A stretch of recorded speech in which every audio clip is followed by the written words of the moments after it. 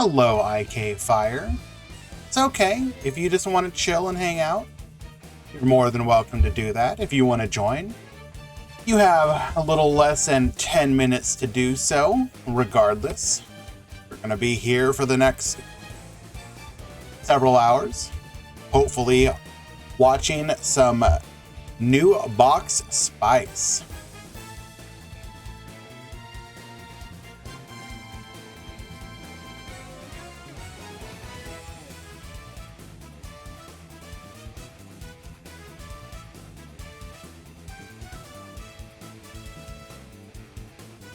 Kirito, yes. The Duel Links Grand Prix is 5 rounds, best of 3, 1 deck, 8 card side into a top 32 single elimination.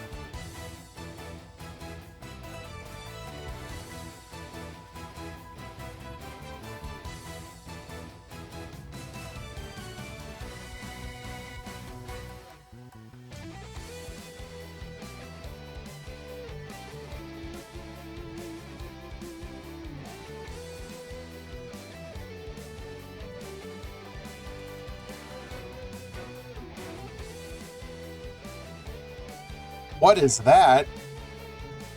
As Sakadetsu said, that right there is perfection. Bandit Keith is the canonical duelist who plays Medolce.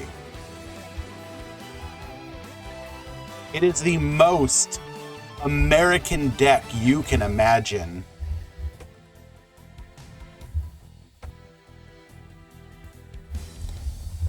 In America!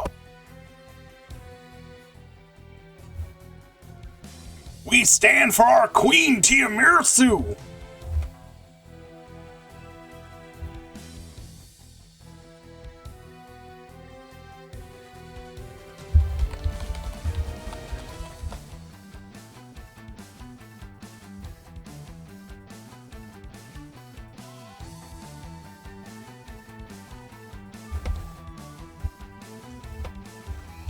Alrighty, we got about 5 minutes until the tournament begins.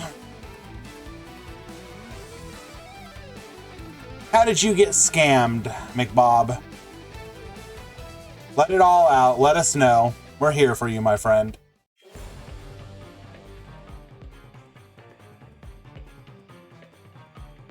I am looking forward to it.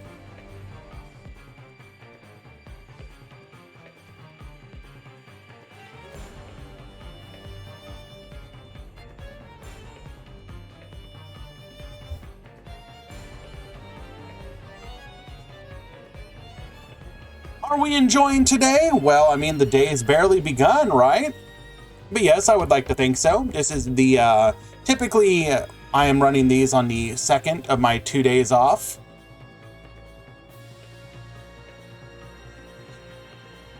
Crazy facts about Jabberwork. He lived in the States from birth to 7. Before moving to Canada, still remembers the Pledge of Allegiance.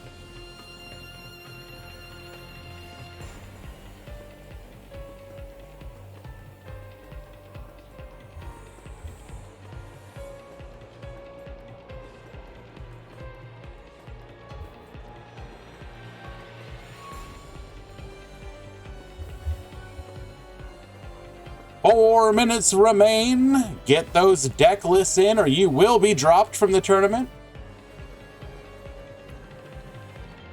Oh, absolutely. Depending on the age that you went to school in the States, it was almost mandatory. You're gonna be patriotic whether you like it or not.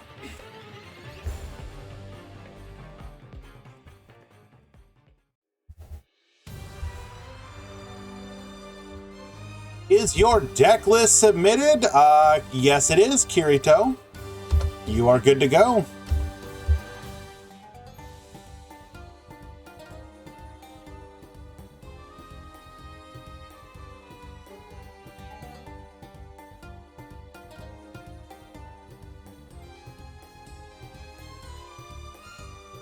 Hello, Aesir. Thank you for the kind words, my friend, and definitely get some sleep. We'll talk later. Appreciate you.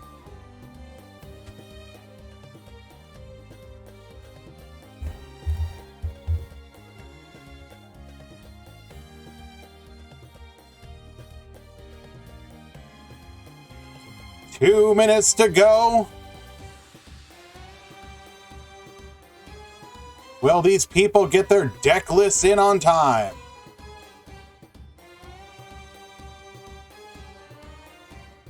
Okay, Safe, why would you message me your deck list? You have like less than a minute. Get borked.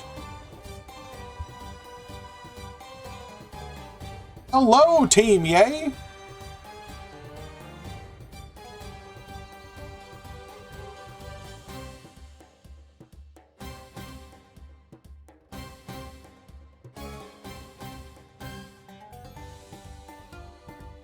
Guys, Colby is correct. I saw his deck list and it is broken.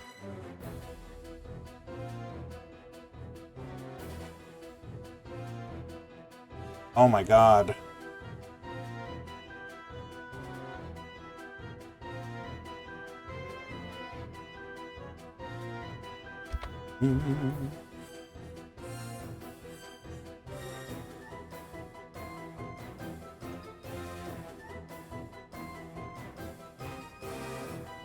You'll not forgive yourself if you lose to Rocket? I don't think anyone would forgive themselves. People still working for the right Rocket build. I personally believe Rose Rocket is still going to be the way to go, but who knows? Obviously, Topologic, Bomber, Code Talker, and Madolche have been the stars of the release so far. Is there any Rose Rocket today? I have no clue what the breakdown is yet, my friend.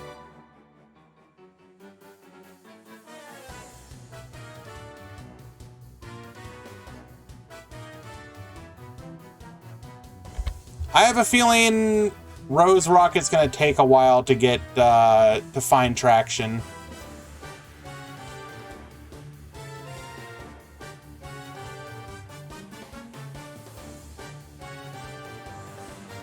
Alrighty. The drops have occurred.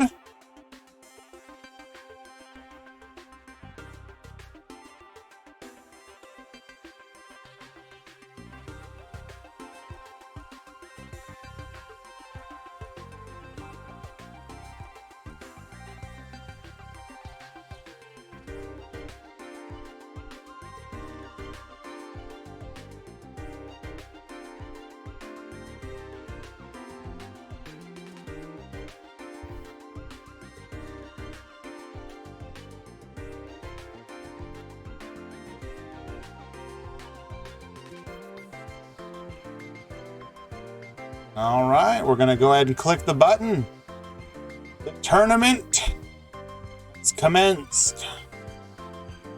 Looking like 121 after drops. Not bad, not bad.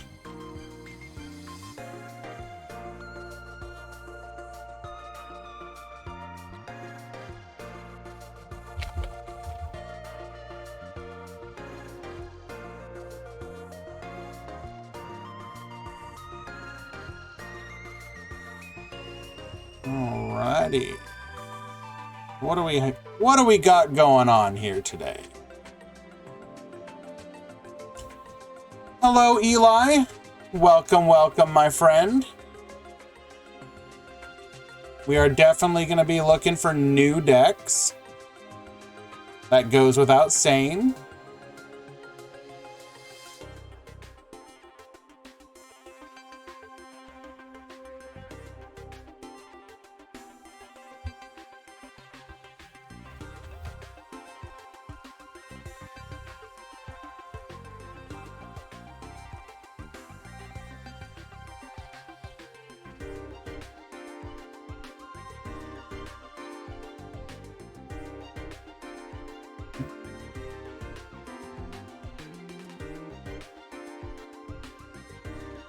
Any Cosmos? No, I think Elmaz tried joining, but I EQ'd him before he had a chance to submit his deck list, so.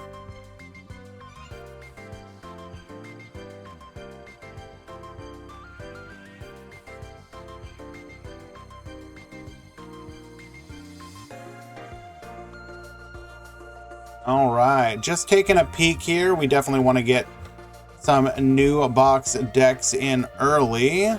I've already identified a couple, but just waiting for the players to show up.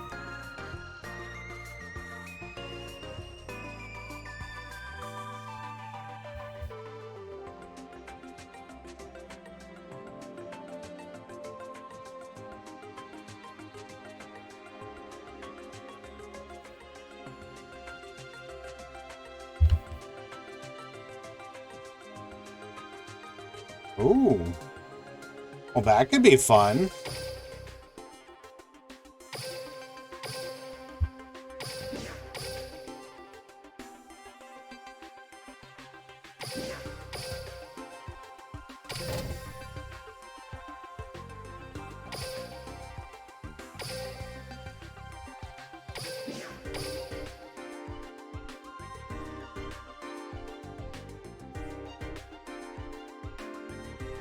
Hello, Jax.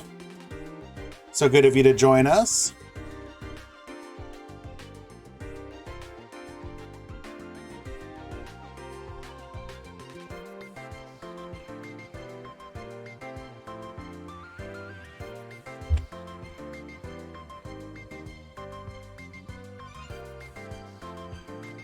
Okay.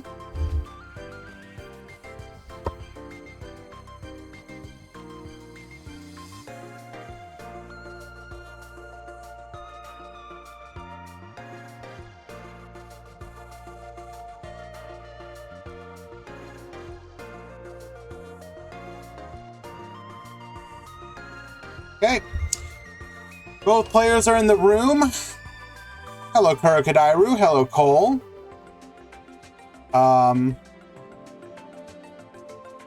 I've seen a couple deck lists. I'm still looking. I have Eli here ready to assist me to do the deck breakdown so we can know exactly what we're working with.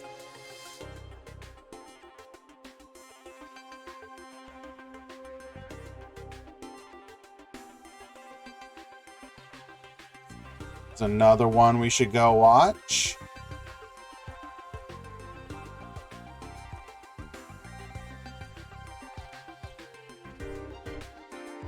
We are in the room waiting to join the table.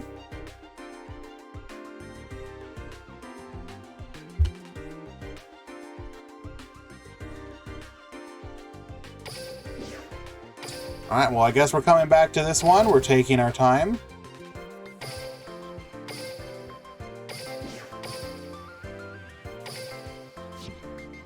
Sorry for the wait, guys.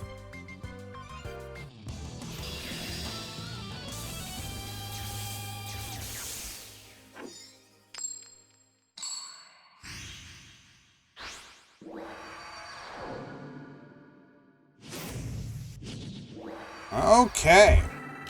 At the bottom, we got Finictum. At the top, we have Alex Diel Roca. We're going to begin with the Madolche combo. Special summoning Petting Successor to bring out the Madolche Pudding Cess, turning Pudding Cess to level 4. We will then go into the Glass Souffle. This is the 1-card combo. We're going to go ahead and detach to make ourselves unaffected, but that don't matter because all we are doing is getting the Petting Successor into the graveyard. Hello, Old Fish Sticks. Thank you so much for the raid. Chocolate a la mode will be ranked up on top of the Glass Souffle. We're going to send that back to the deck, detaching the Glass Souffle to summon the Hoot Cake. Hoot Cake, going to be able to banish the Souffle from the graveyard. Get used to this combo, my friends. You are going to see it a lot. By doing so, we're going to be able to bring out the Messengelato. Messengelato effect activating. It's going to allow us to search for a spell trap of the Madolche variety. We're going to get the Chateau get boostin'. We will then set 1, set 2, set 3. Let's go, baby. So none of these monsters provide interruption, but we do have the back row. Blind Calling the middle. It is a Book of Moon. We probably would have liked to have that. And we are going to take out one more of those back row with the DD Swirl Slime into the High Flame King Genghis. Okay. What are we gonna do here?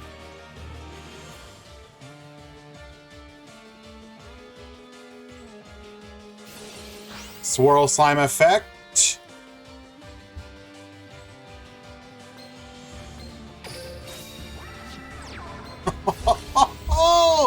Just open the perfect counter hand. We're gonna go ahead and target our Doom King Armageddon with our Abyss King Ragnarok.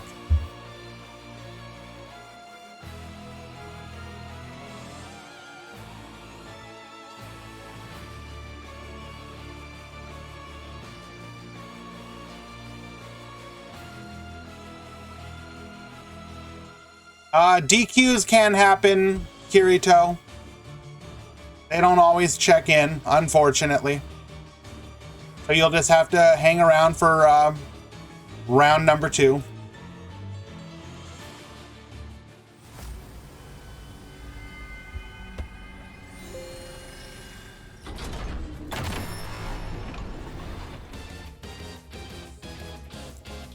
Go Grand are the Code Talkers of the new Tier 0. They're not Tier 0, but they're very good. I've been playtesting and it feels really nice.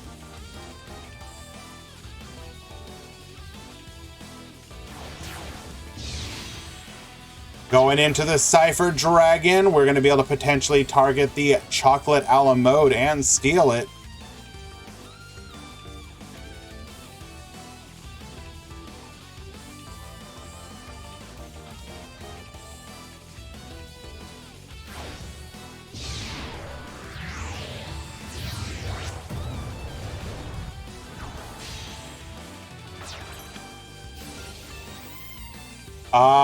We don't. Okay.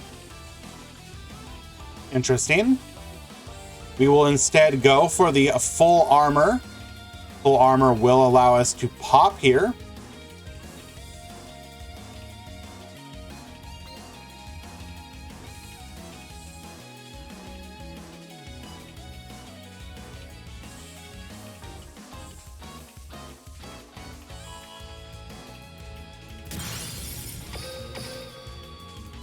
Targeting the Chocolate a la mode. Goodbye. Yo, what up, world? Hello, World Raiders. We are here today, starting round number 1 of the Duel Links Grand Prix. First match of the day, the newly buffed Madolche. The canonical deck of 1, Bandit Keith.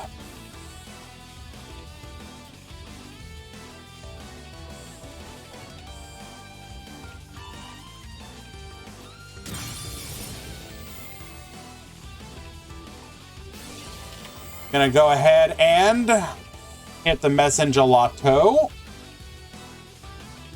We are representing lethal on board right now.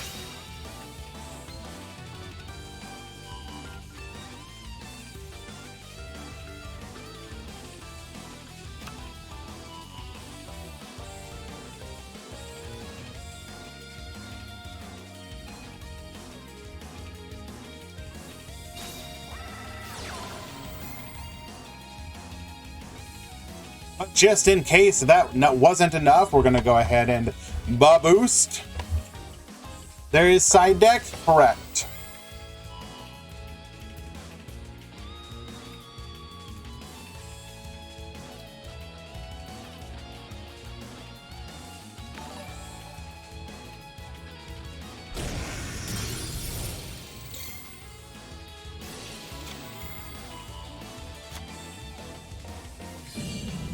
Can we survive? No.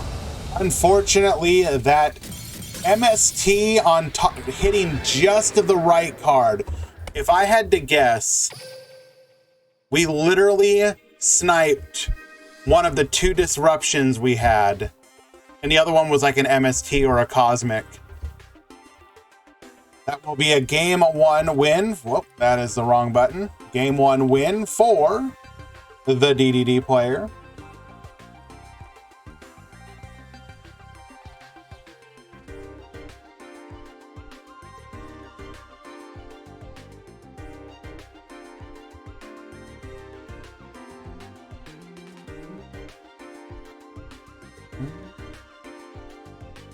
What is that pick? That right there is what it means to be an American.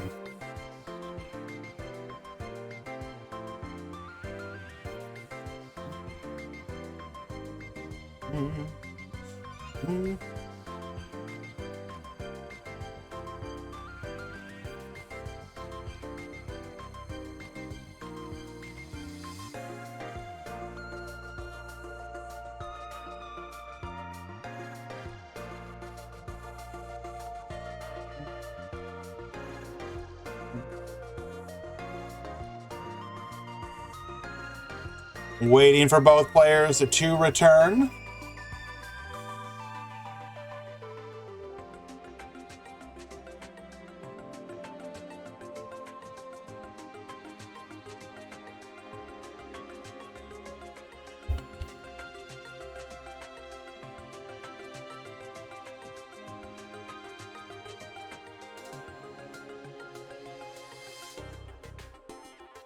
Where's that other deck I wanted to watch?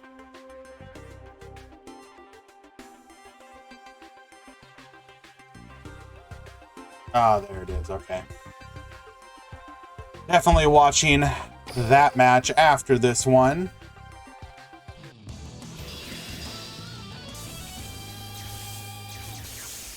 The players have swapped positions. So yeah, if you guys don't know, the battle phase yesterday was won by Topologic Code Talkers, and damn, that deck is good. I mean, go figure. The busted AF Link monster is able to do busted AF stuff, but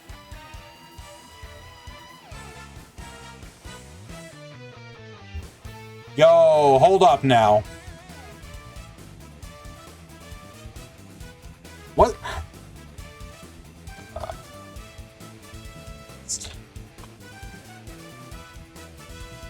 I'm always confused by what exactly is banned or not banned.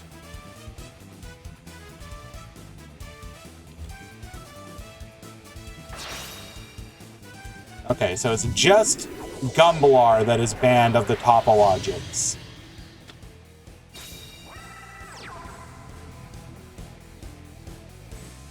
Alright, so one back row can... Medolce should be able to break this board, just saying. We're going to go ahead and Cosmic Cyclone that back row. Our one and only interruption, pop off, King. Switcheroo, sending the brick back to the deck, redrawing the brick.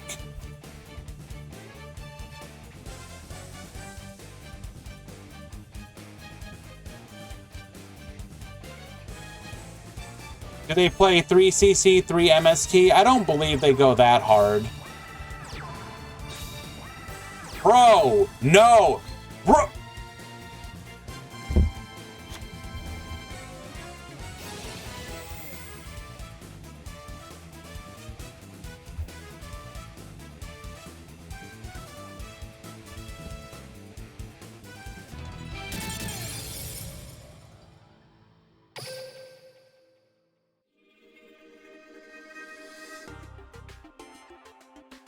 Set 3 against a back row nuke.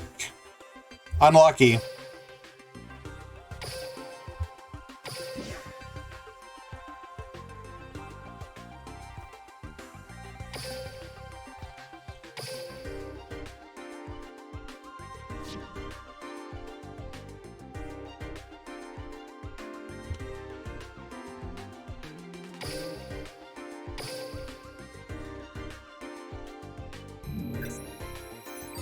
You are correct, Alucardo. That back row, gone.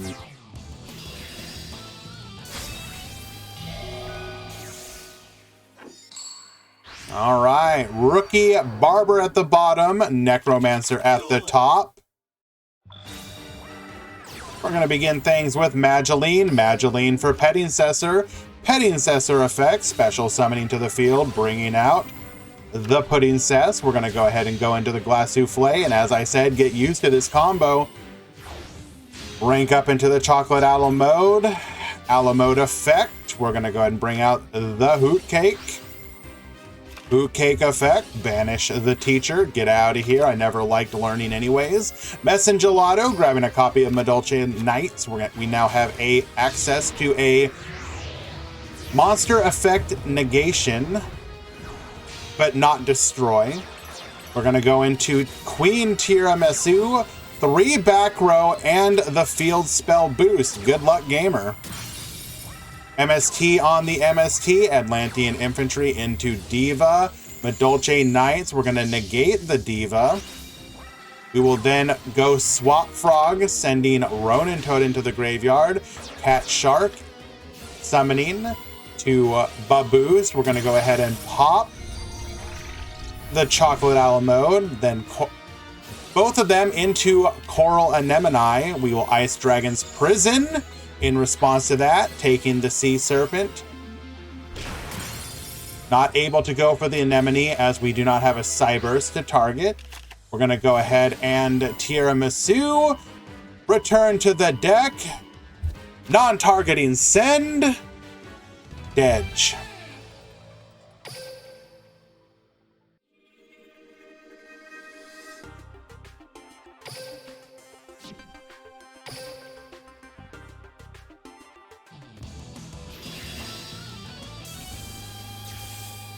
Yeah, unlucky, Finictum. I'm sorry, my friend.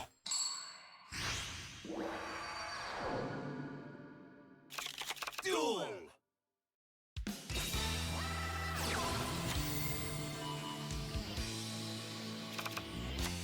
All right, Rookie Barbar going first once again.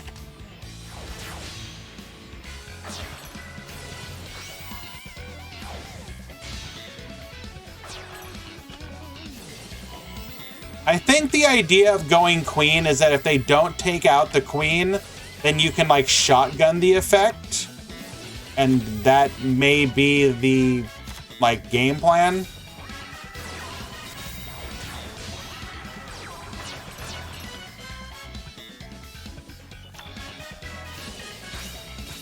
Abystius into Dragoons. This is the best possible combo.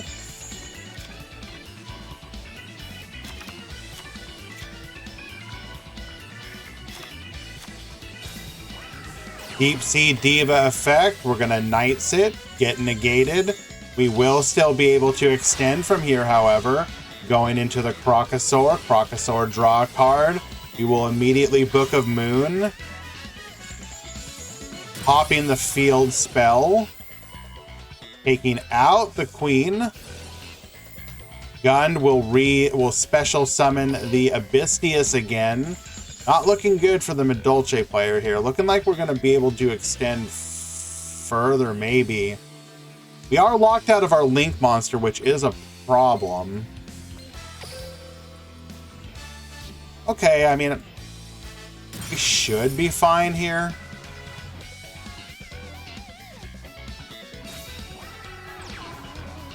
One back row, wall it up.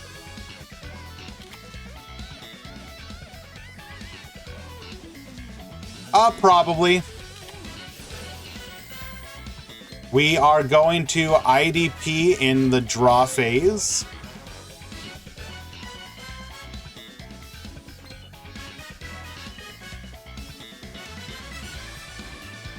Stealing the queen.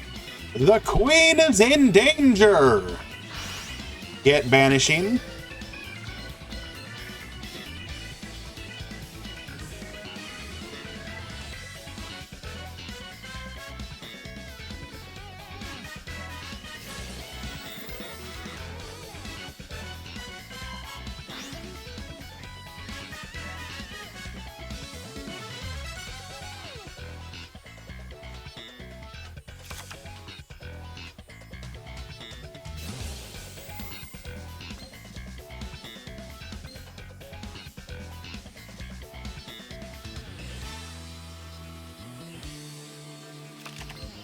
Alrighty.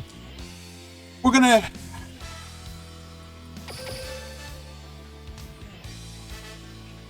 activating Hoot Cake effect, special summoning the Medolce. Wait, did we forget that petting Successor would reduce the level? I don't think we run a level 3 or rank 3 Xyz.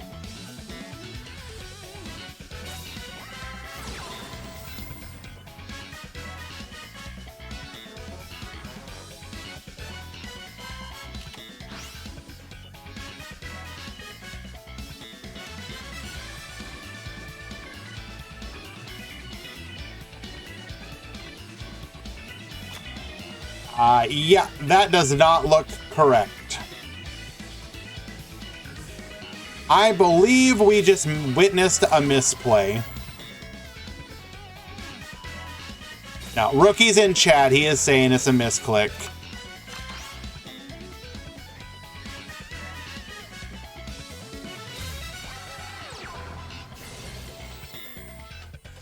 Don't hold them again. Don't hold it against them, guys. It happens.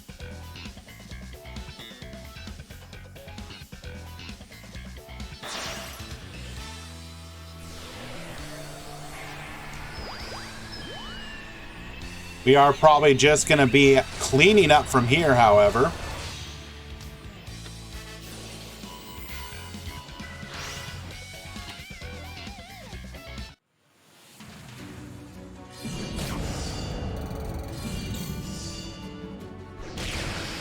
Lethal damage after the Trishula banish. And Necromancer will win game number 2. We are now tied up.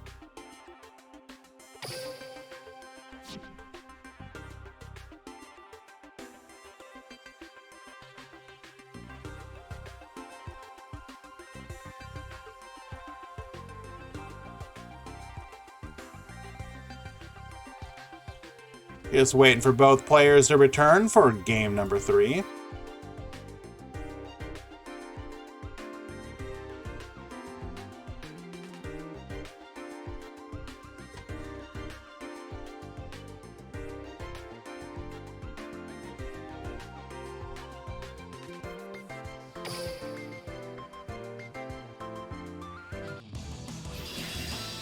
Yeah, as people are discussing in chat, you should always take the first week of deck performances with a grain of salt. People are learning the deck because this may be a surprise to some people, but for some people, Duel Links was their introduction to both the game and certain decks. So on more than one occasion, someone like a deck like Medolce will come out. They've never played at TCG, they didn't play it in Master Duel, etc. And so this is their first experience with it. That's not true for all decks, but it is true for some. On top of that, people are also just straight up learning how to adapt certain decks to the unique metagame of Duel Links itself. So, for example, I think Topologic Code Talker is an example of that, where the interaction between Recoded Alive's the skill and Topologic Bomber Dragon is pretty unique.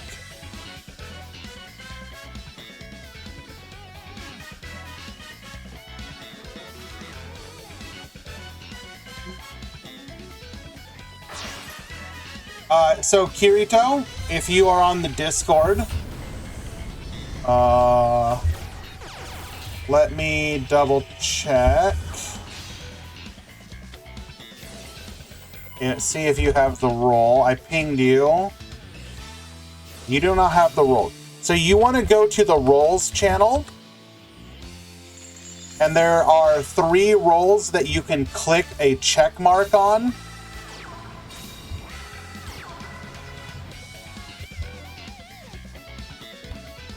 You want to click the check mark for tournament participants.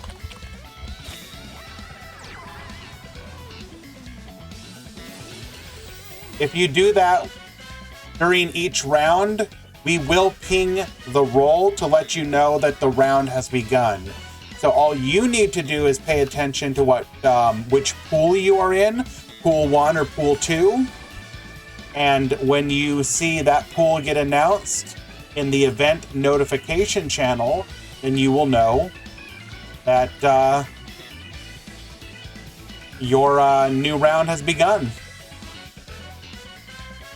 So please go to the Discord, go to the roles channel, click on the appropriate role.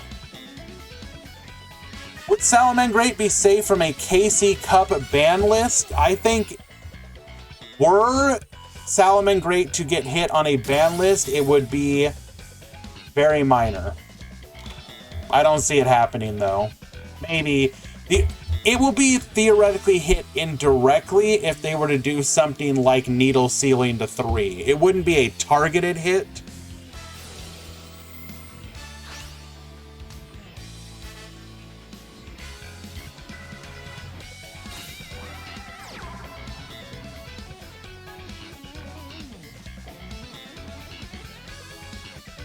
Why is he playing DD Crow and Medolce? So the idea behind DD Crow and Medolce is that you can remove it via like Hoot Cake.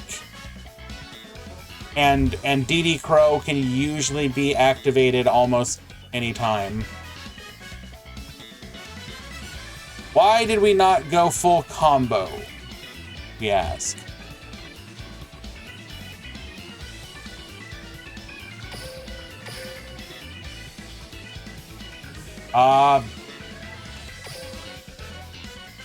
Because we used DD Crow.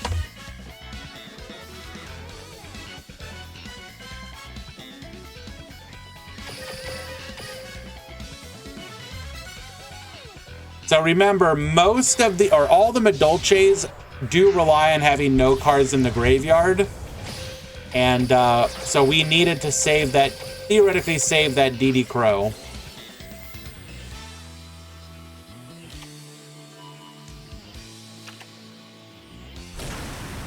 Humongous, that's not necessarily true. There are a fair number of decks that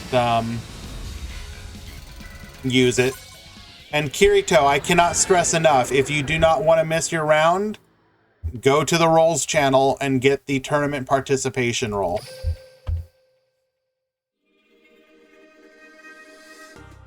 Alrighty. We will keep an eye on you going forward, rookie.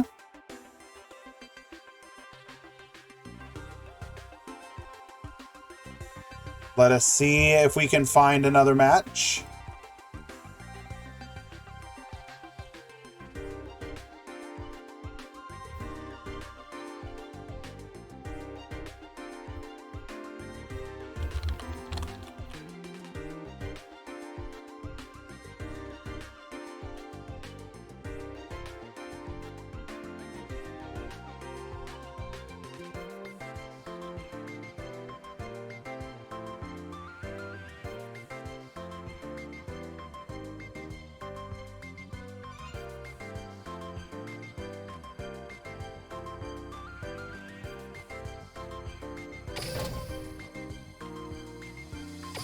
believe in Colby. Colby will make top cut. All right, guys, so we are going to watch a couple replays, but I think you will enjoy it.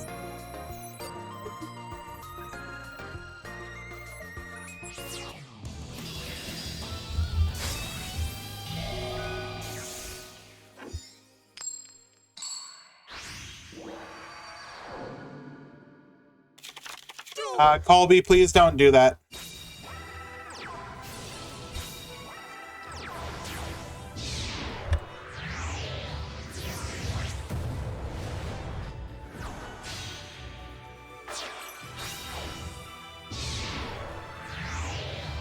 Yeah, try and not dox people like that, please.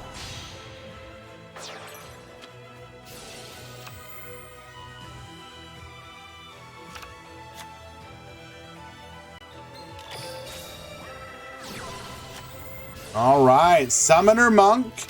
We're going to go ahead and activate Farfa. We're going to activate Fiendish Rhino. Hello, Sean. Math Mech Addition. We're going to go ahead and go into our Code Talker. Microcoder effect, grabbing Cynet Mining. Cynet Mining, discarding the Dotscaper. Let's go! Dotscaper effect. Going to resummon itself. All three of them are...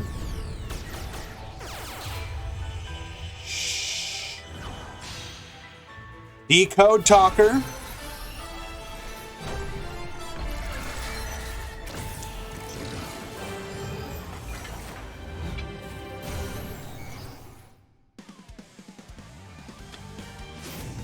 We're going to activate Code Talker Alive. We're then going to special summon to backup Secretary. Into Firewall Dragon. Not even going with Topologic here. But understandably so, as we do not want to let the Beatrice float here. Firewall Bounce. We're going to get the myriad of effects from the materials that go to the graveyard. Scarm. We're going to take them out, go into Cynet Backdoor, grabbing a...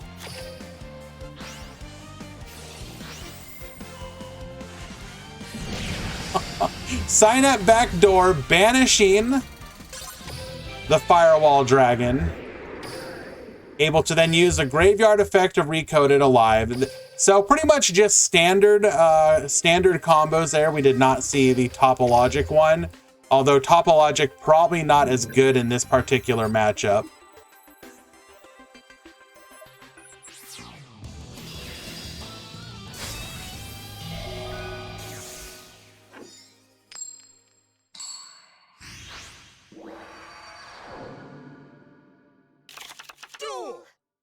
Hello, Reagan. I was going to watch your match. I will definitely try and watch it round 2. You have to have no you have to have no monster in the extra monster zone, Deathroy.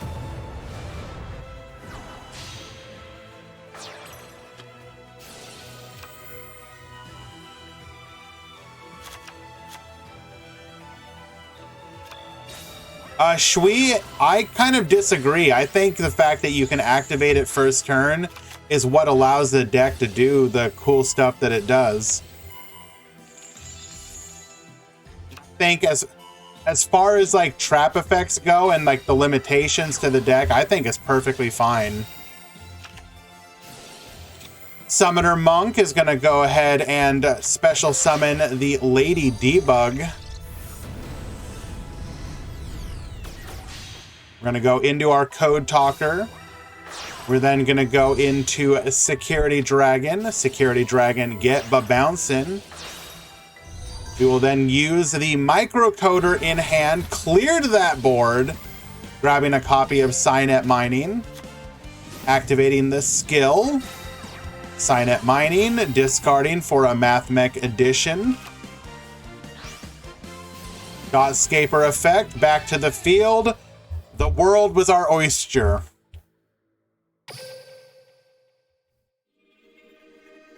Very well done, King.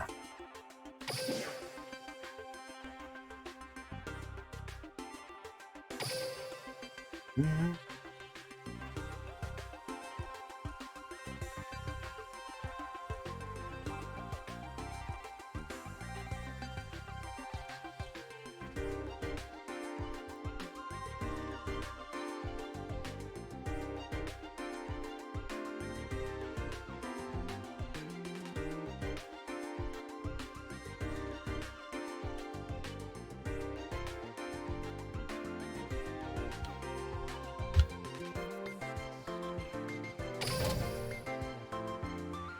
Yeah, I have a lot of hope for Code Talker.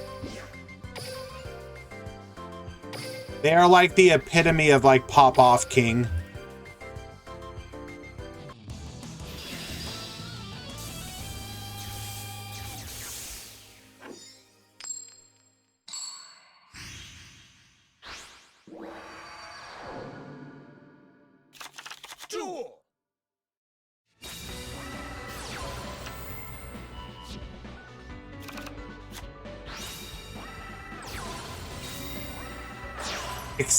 Excuse me? Are we calling it Cope Talker?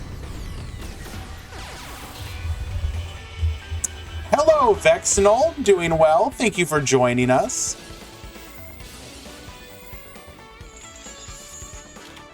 Out here trying to preach to these people who don't believe in the tier 1 status of Topologic Code Talker. Oh, but they're gonna believe. You better trust they're gonna believe. I'll make them believe.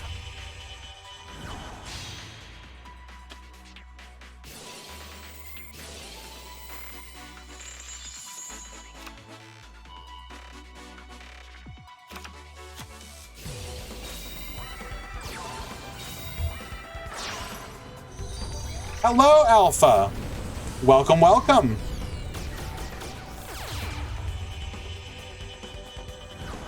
Mancer, I agree. They probably could have easily released Vendread Charge and the deck would probably still just be good.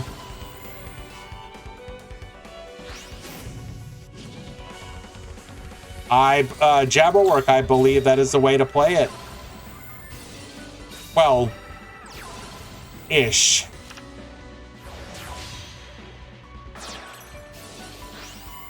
Glass Souffle effect, going into Chocolate a la mode, Chocolate a la mode. Hoot Cake effect, the DD Crow. Cake, banishing the Crow. We're gonna go ahead and negate.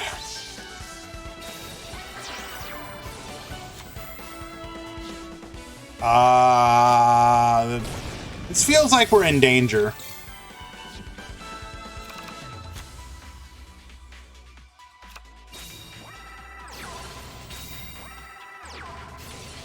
Salad's getting a Link 1.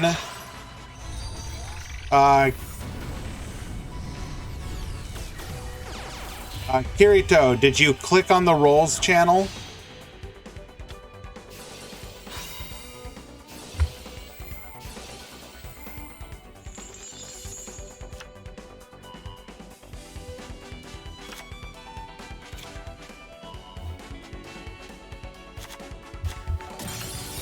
Let me show you what it will look like.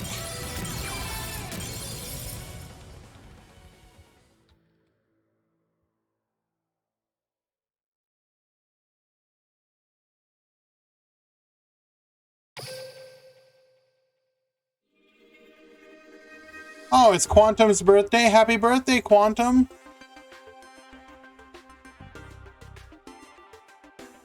Hey, you click on the Rolls channel. Do you see right there the check marks?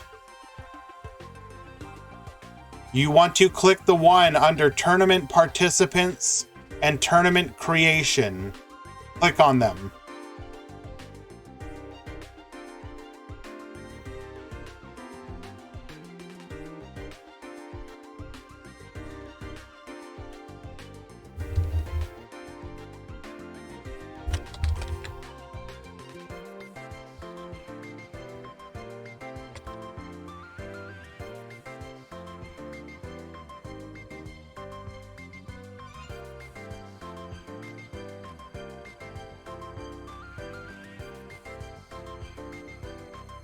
Okay, you should now get notifications. I see that you have the role.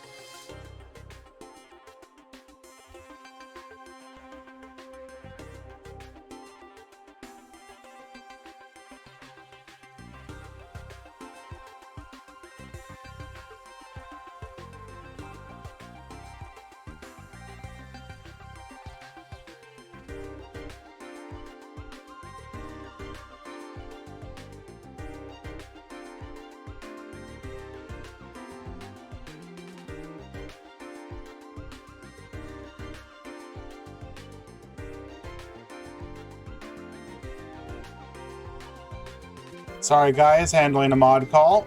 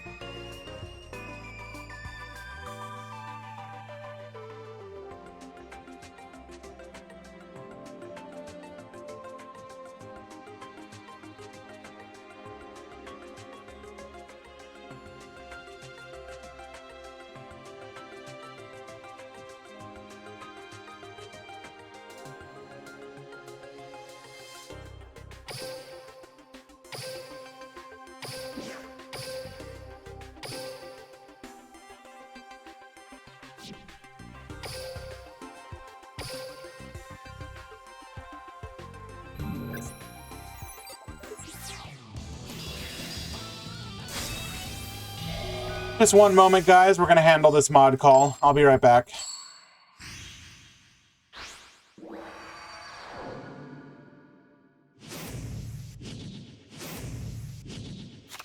Duel!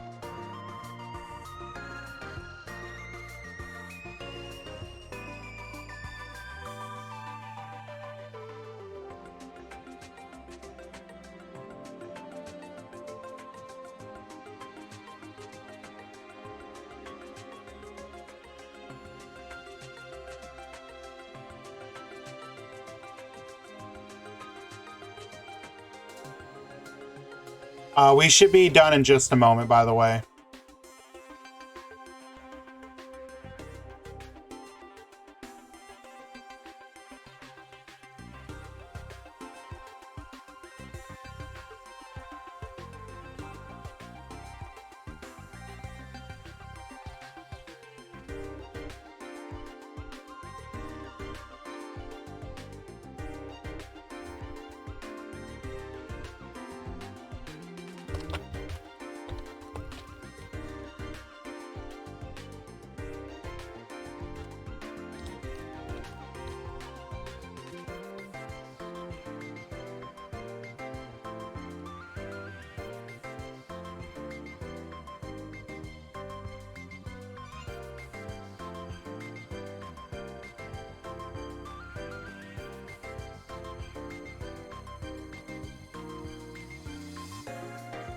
Alrighty.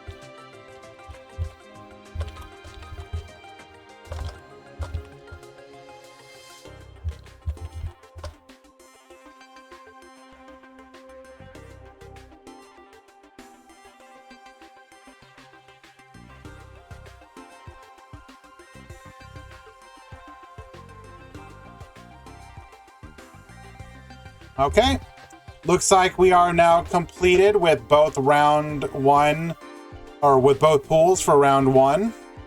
We will be going on to round two. Round two for pools 1 and 2 has begun. Sorry about the wait, guys. I wanted to take the mod call seriously.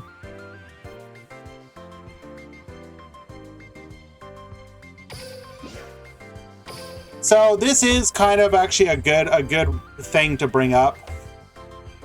Is X1 guaranteed to top? Absolutely. We always guarantee X1.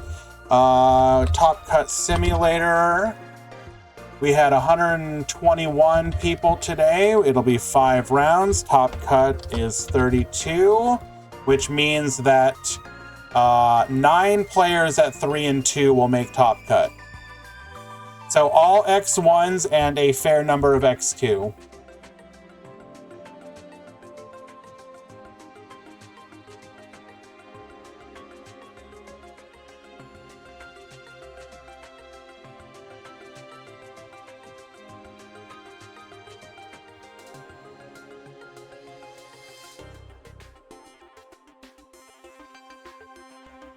Thank you for your patience, guys. Hello, Country Reb. How you doing?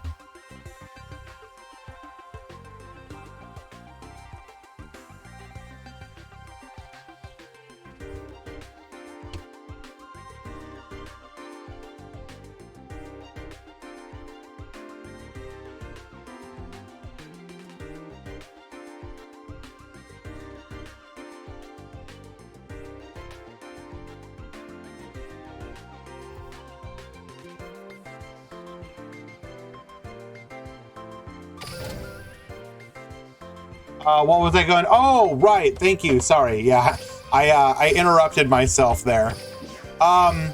So when you play in a Duel Links tournament, whether you play on phone or on PC on Steam, I always recommend recording your gameplay. So on phone, for example, there's a ton of different ones of these.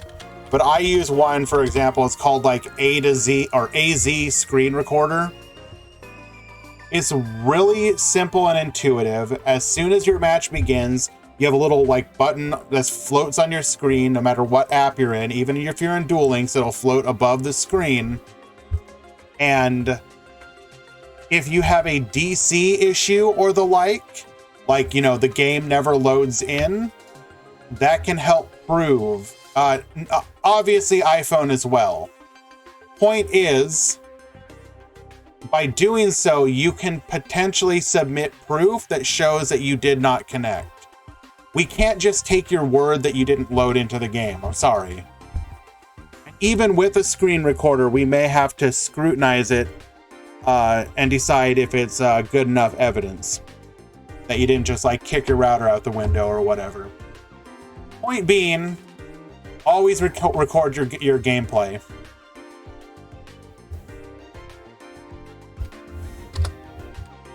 We are always going to err on the side of caution and go with what Konami... Like, if Konami's servers literally say, we don't want you to win today, then we're going to go with Konami servers. I hate that that happens, but I definitely want to try and give people the benefit of the doubt when possible. Jedi Overwatch, thank you so much for the subscription, my friend. I appreciate you. It's very kind of you. Besides the limited but growing number of emotes that we have, being a subbed member of this Discord or of the channel will always ensure that you can join our events even after the cap happens. And in addition to that, yes, Duel Links Potato. In addition to that, all the subs and donos and all that, it all goes right back into the prize pool. So it supports the community 100%. And I appreciate that. Thank you.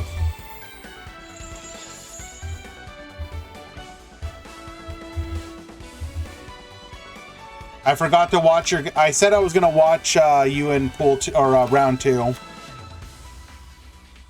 I do apologize.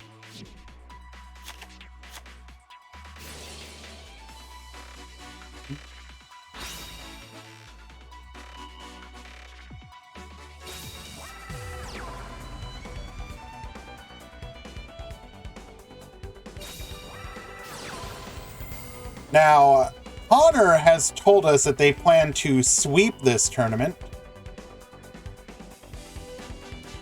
I do want to give them the benefit of the doubt here. But we will be going up against a negate.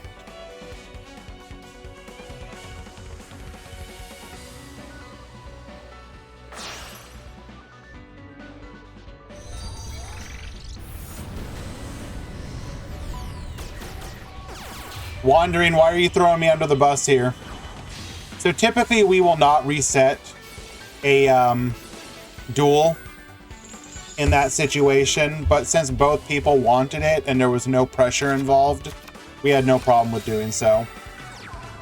I understand people, the entire point of having a tournament is to get to play some cool games and potentially, oh, no, I understand Wandering, but specifically, you want to be careful about people potentially expecting that kind of kindness, because you have your two different kinds of players. You have the player who wants to get their wins, get to the top cut, and they'll do it by any means necessary. Then you have the people that are like, man, I'm probably going to go 2 and 3 today, but that's fine. I just want to play people. Show up, please.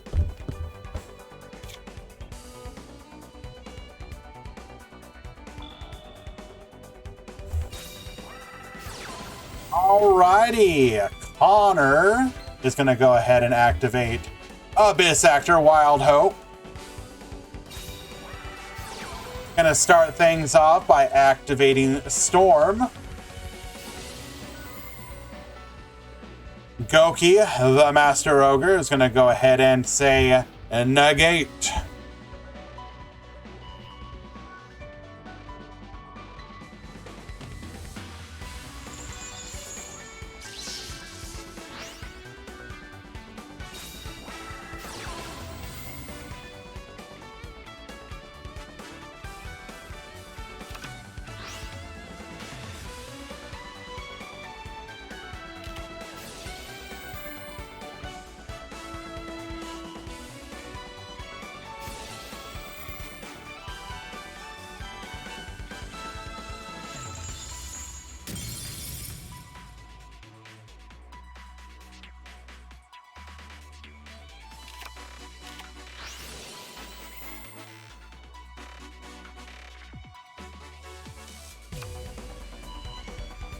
All right, what did I miss?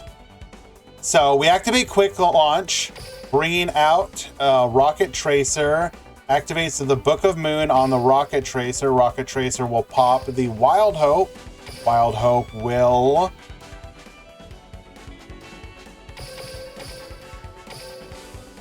add the copy of Mellow Madonna to hand. Okay, we are caught up. So we have used up all of our interruptions besides Twist Cobra here.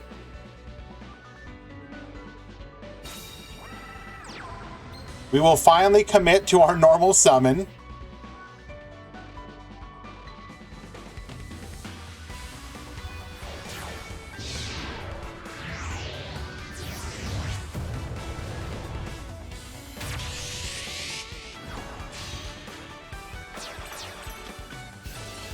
Malevolent Sin, get Vanishing. That will just force out the Twist Cobra, if I'm not mistaken.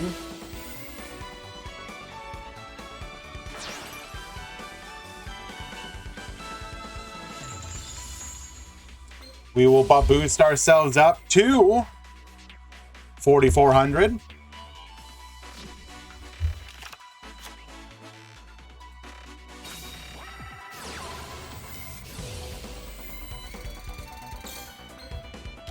Finally activating Mellow Madonna. Activating a Funky Comedian.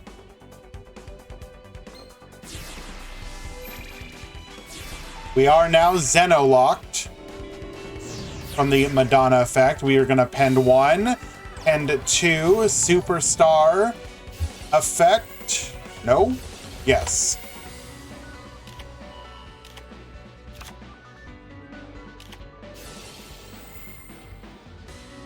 We're going to activate the Abyss script. Get poppin'. The tombs have been sealed. There will be no returning from the graveyard. This isn't over yet, though, guys. Remember, we did use 3 effects.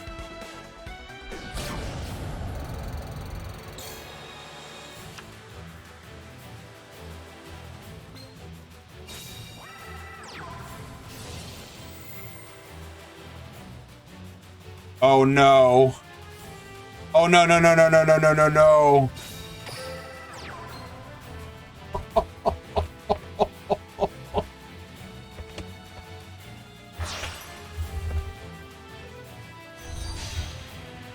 Unlucky.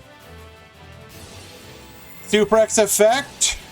Octo Stretch effect.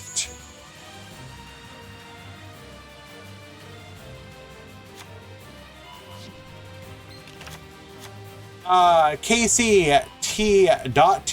Is the Grand Prix and the Meta Weekly different? Yes. So the Meta Weekly is still tied to Decade and DLM. To be able to join the Meta Weekly, you need to be a sub member to Decade's Twitch channel.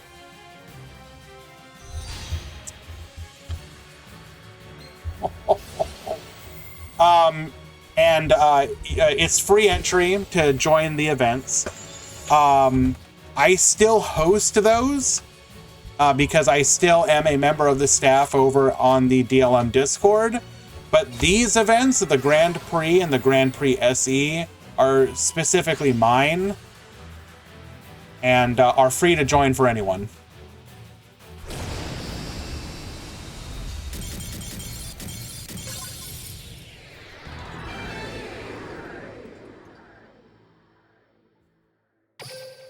So,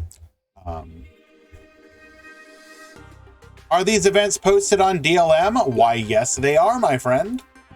I will share an example link to one of our tournament articles. We kind of go all out to make sure that they look real good. I commission Easy Mick to do the artwork for them. So if you click here, you will see, for example, that we have really nice looking breakdowns.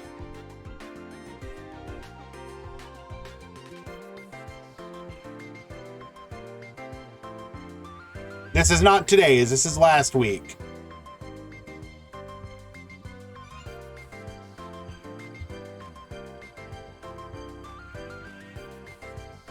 But point is, we do go the extra mile, I'd like to think, to make it look nice.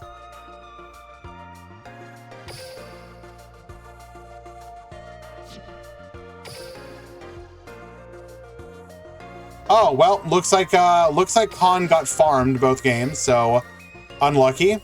We're gonna go ahead and find another match.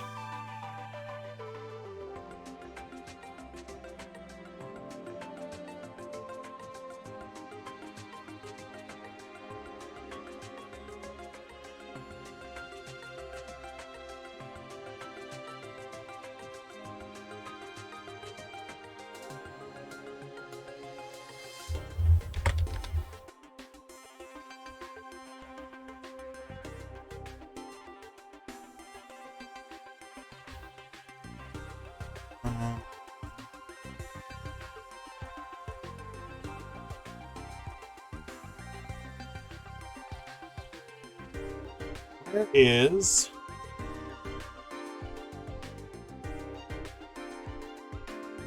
Rockets may have lost there, but that was a damn good turn. He was literally 100 off after the opponent used, was at like 7,000 life points. So it's kind of hard to be mad at them when they did so well. Why can't I? What am I looking for? Why am I drawing a blank here?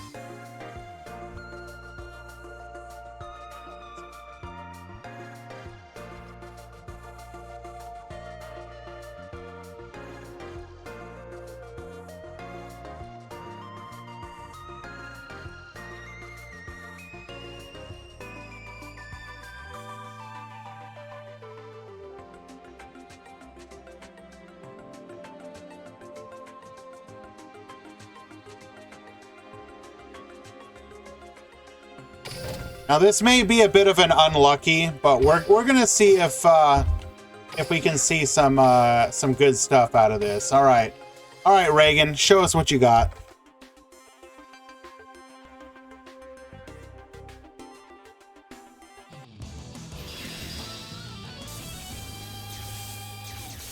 This is a game 2.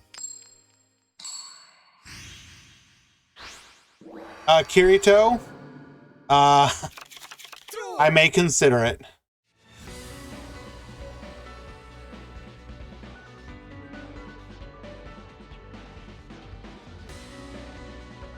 Yo, what up, Pimp Jr.? You got it.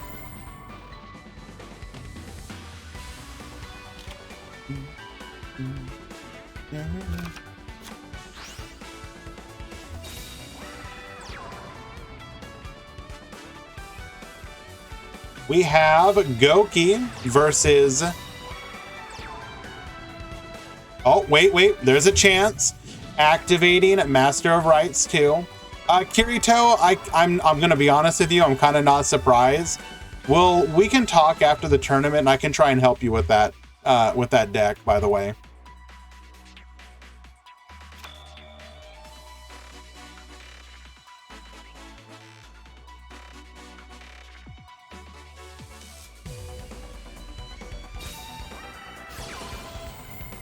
Activating Vendread Knights.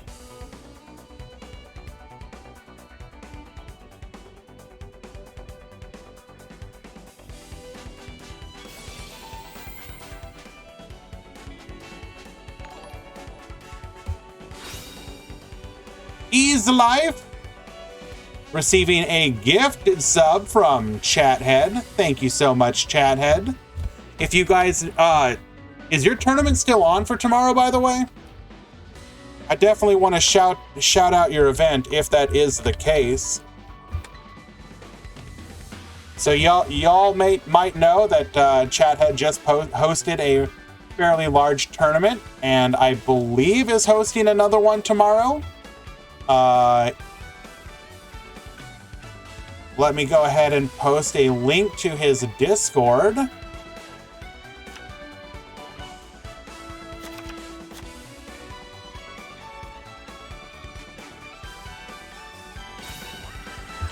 Here is the Discord link that will lead to Chathead's Discord. Can we see Rockets? Metaz? We watched Abyss Actor Rockets, and they did some crazy cool combos. They did end up losing, but if you go back in the VOD, you can see the one game we watched them. It was pretty good. We will definitely try and watch more Rockets, though. I don't think a ton of Rockets signed up today, though, because the deck is... Of the 3 decks, Code Talker, Rocket, and... Code Talker, Rocket, and Medolce, it is the one getting the least attention.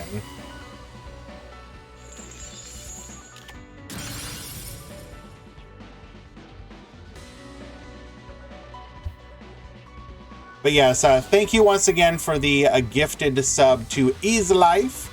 Appreciate you, Chathead. Big fan.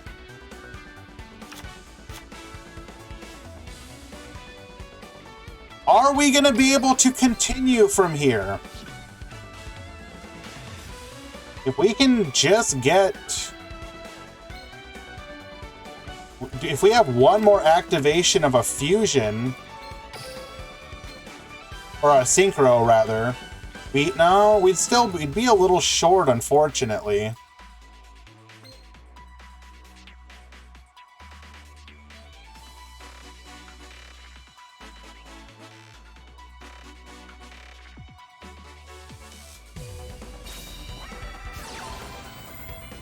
Then Dread Origin.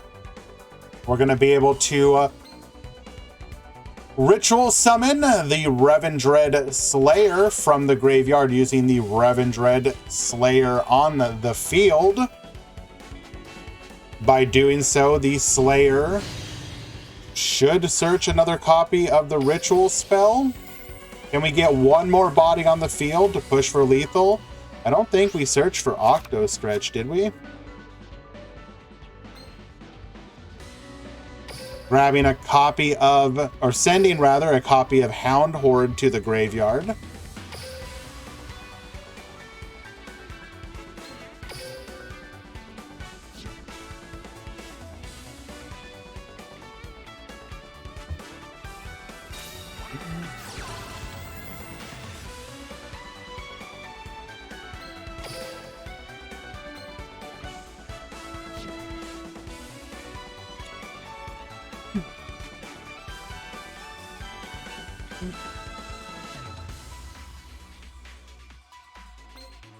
Are we just looping the Revendread here, or do we actually have one in hand we can use?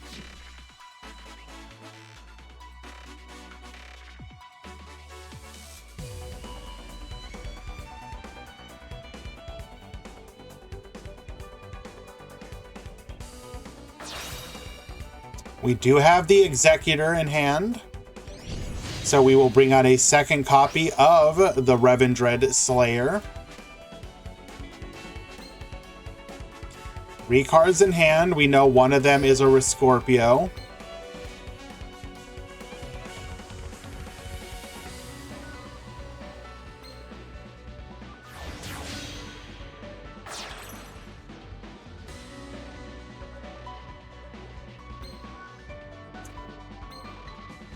Nope.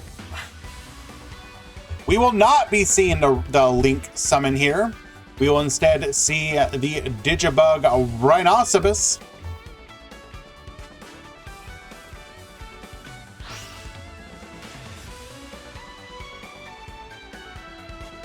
Probably the smarter play, but not as cool. This is threatening lethal damage.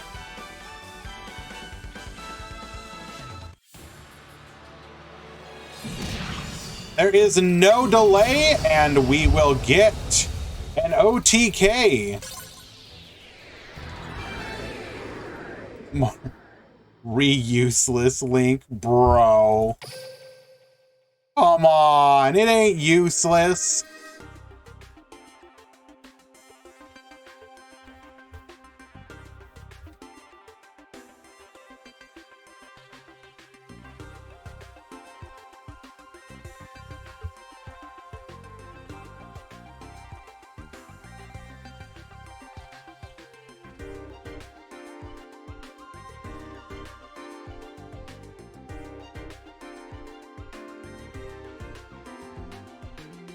Refuse to believe it is useless.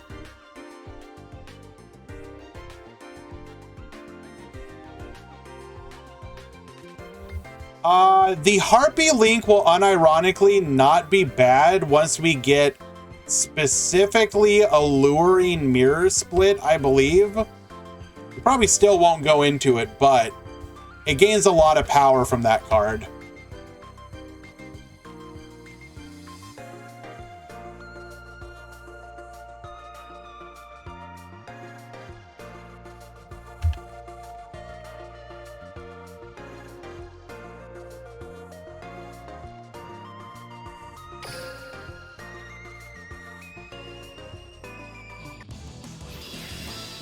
Why Vendreads have Vendread, Revendread, and now a Vendread?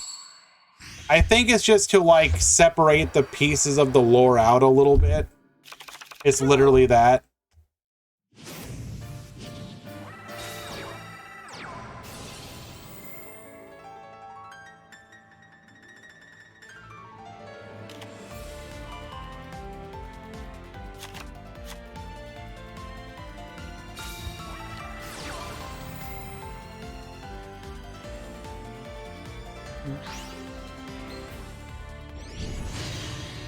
Alrighty, going for the Slayer here. Activating the Origin. We're gonna renew the Slayer from the graveyard.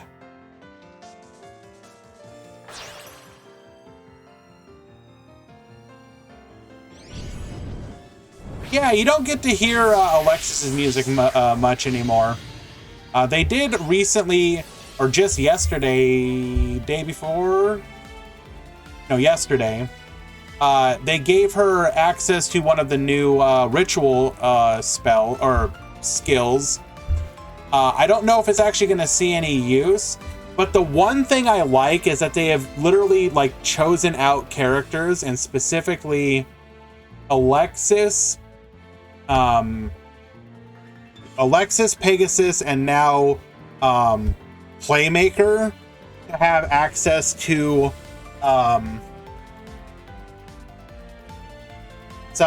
they're like, how to put this? They're basically identifying Playmaker. They're identifying characters as being like tied to certain summoning mechanics and giving them they're continuing to release skills. So the thing that makes me hopeful for is that going on into the future, it can mean that we can see them continue to give potentially generic skills like that to more characters. Yes, Cole.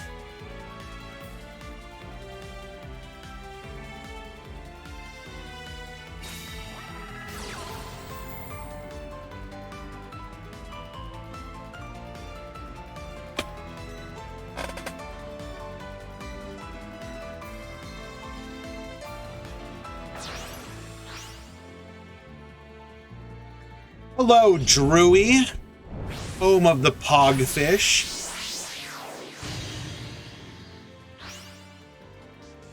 Well, I mean, Sakadetsu, yeah, just because a character used a ritual like one time, it should probably not get labeled as like I mean, okay, technically that would apply to Pegasus as well, because technically he only used a ritual the one time.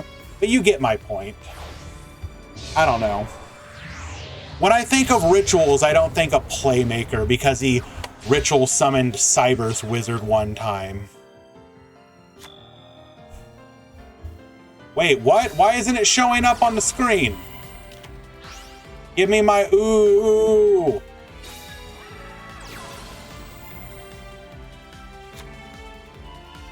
What in the hell?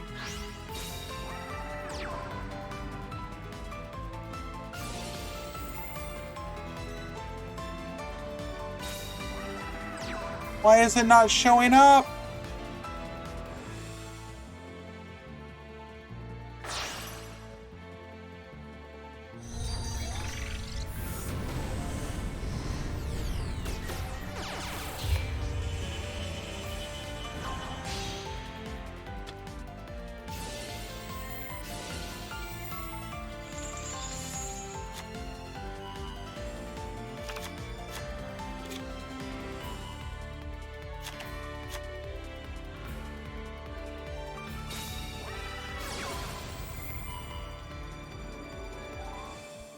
Oh my God, why is it not?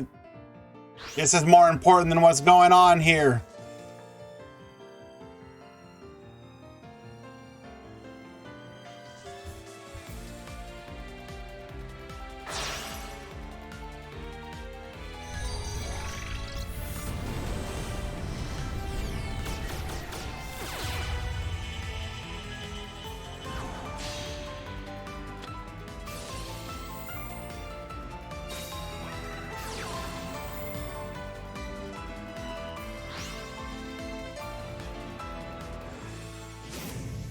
Well, apparently they just don't want us to have it. Casually gaining 7,300 life points.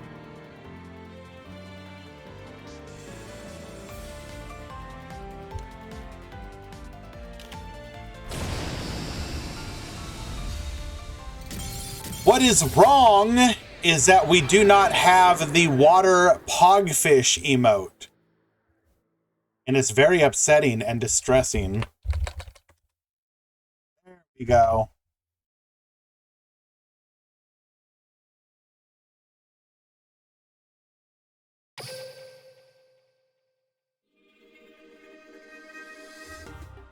Unlucky, Reagan, but we do thank you for trying to show it off for us. Appreciate you very much.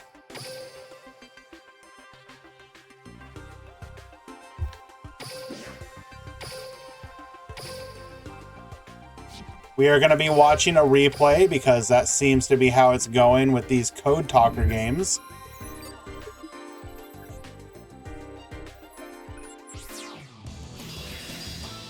What is Bandit Keith doing? Showing his devotion to his as a Queen Tiramisu stan, as any red-blooded American would.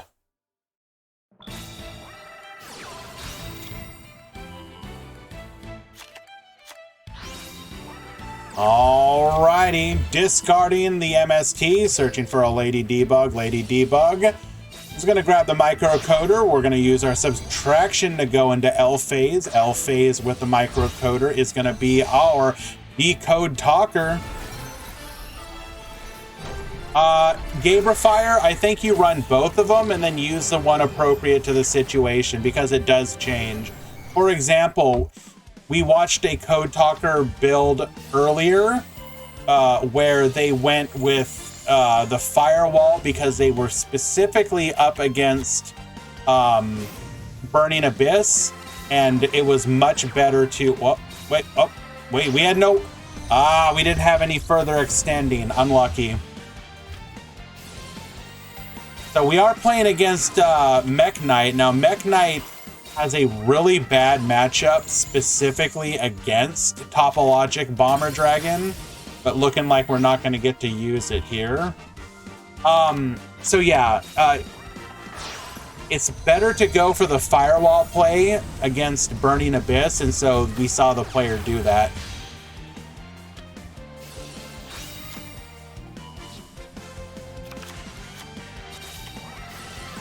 Rack down, get stealing, yoinky yoinky.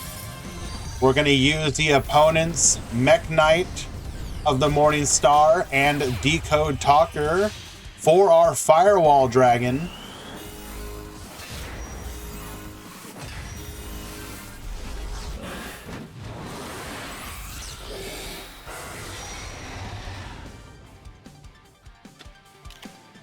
Activating Recoded Alive.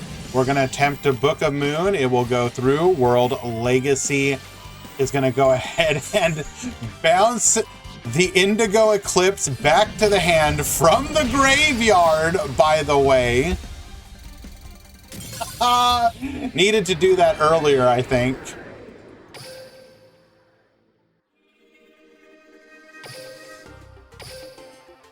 So we needed to activate and bring it out in response to our opponent activating Recoded Alive.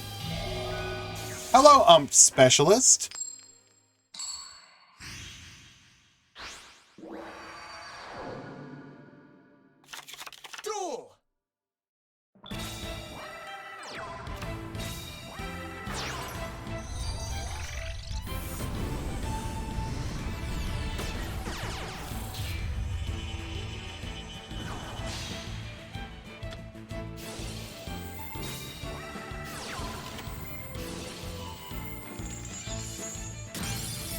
MST to get rid of the column. Droll Lockbird is going to lock down the opponent. All right. Mech Knight, attempt to take out the C Archiver. We can't. We're going to Link Disciple. Normal summon the Lady Debug. The World Legacy Secrets is going to go ahead and negate that. We will go into the L phase. The Archiver effect, Crackdown. We're going to backdoor in response to the Crackdown. Don't think so, not today. L phase effect, bringing back the Lady Debug. Microcoder plus Link Disciple is going to be, or rather, the C Archiver, Link Disciple, and Microcoder is going to be our Decode Talker, searching for a copy of Crosswipe. Going to get the skill. We're going to go ahead and take out the opponent's back row, or rather monster, Recoded Alive after using the not keep up there. After using the Signet Crosswipe to take out the Mech Knight Morningstar, we're going to then attack for 1700, activate the Recoded Alive from the graveyard, bring out the Encode Talker, and go for lethal. Well done. Played through a brick. Very nice.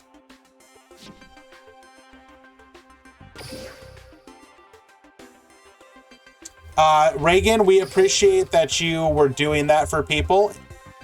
Making sure they don't waste their time and energy on the deck until we get more support like Vendread Charge.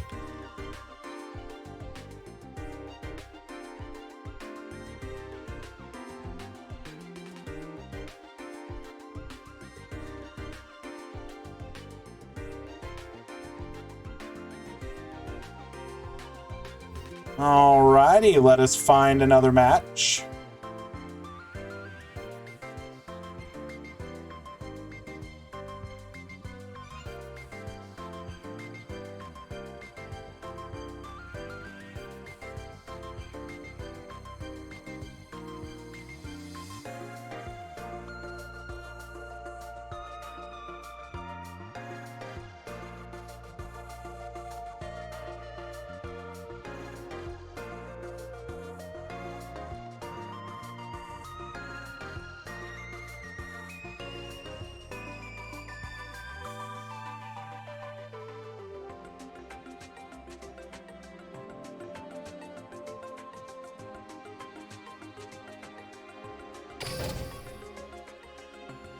How many matches are left? Like 6. Is the new Nephthys Link monster any good? Potentially in like 1 or 2 builds, and specifically, so Quantum has been exploring, as other people have, Nephthys mixed with Cosmo because of the obvious synergy between the 2 decks. And there might be something there. All right, we're going to watch a couple replays because this is a deck we have not seen this tournament. Will it be top tier? Probably not. Will it make the deck viable? Probably.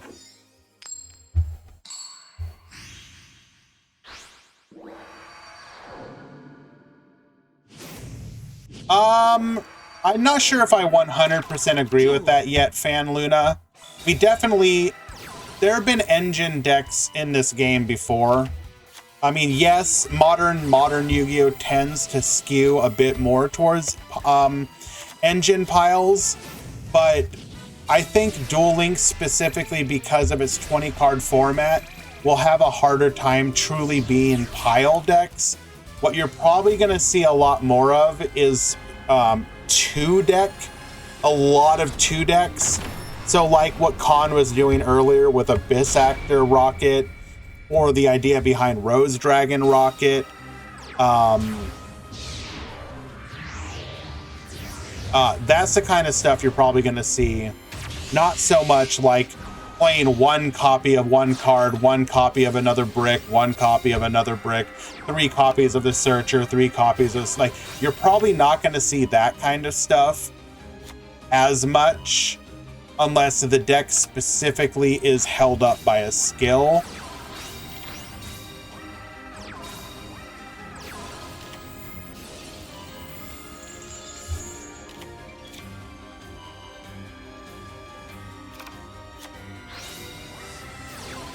Alrighty. So we're going to go ahead and be watching Onomats here.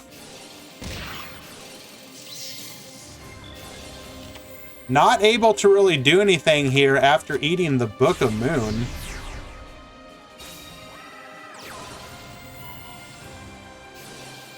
Activating the Sky Prison. We're going to go for the Cypher Dragon plays, and this should just be lethal. And sure enough, Alex Del Roca will win game number 1.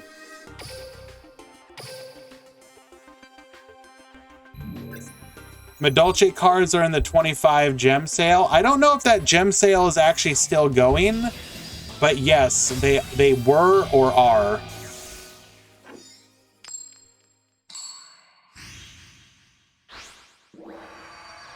It is still going? Then yes.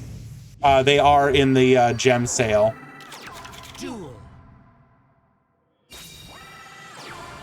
Ah, yes, set 1 into a cosmic. Just scoop. Dodo Dwarf, Go Glove into the Zubaba Bancho. Except we're not able to get lethal, unlucky. Activating Swirl Slime, High Flame High King Genghis. Treacherous Trap Hole, we're gonna negate the negate. Wipe the field, and this will just be OTK.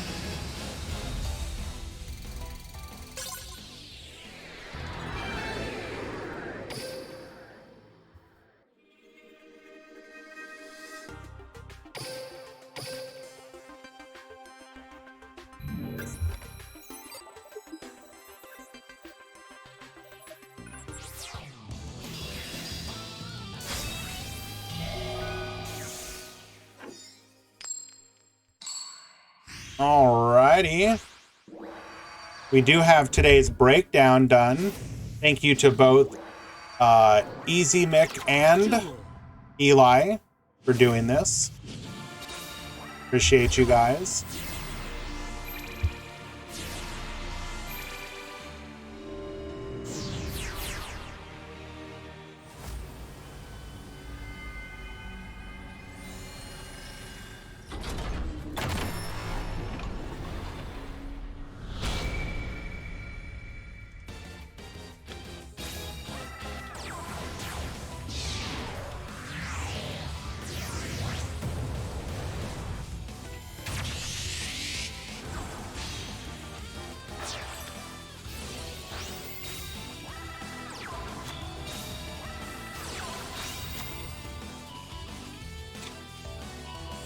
Okay, so after drops, we had 121 players today.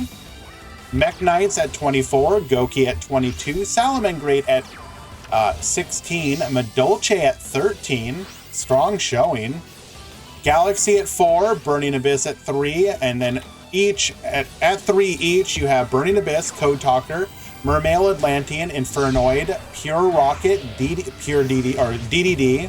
Then 2 each, you have or also Trickstar, 2 each at Odd Eyes, Poker Knight, then 1 each of Phantom Knight, 6 Samurai, Trap Stall, Infernity, Vendread, Necroz, Onomat, Mech Lord, Starry Knight, Ritual Beast, Favorite Duel Hero, Clock Destiny Hero, Blue Eyes, Draco Slayer, Trains, Fish, and Abyss Actor Rockets. It's like the Odeon traps and whatnot, Jabberwork. It's like the monster deck. Or the trap monster deck.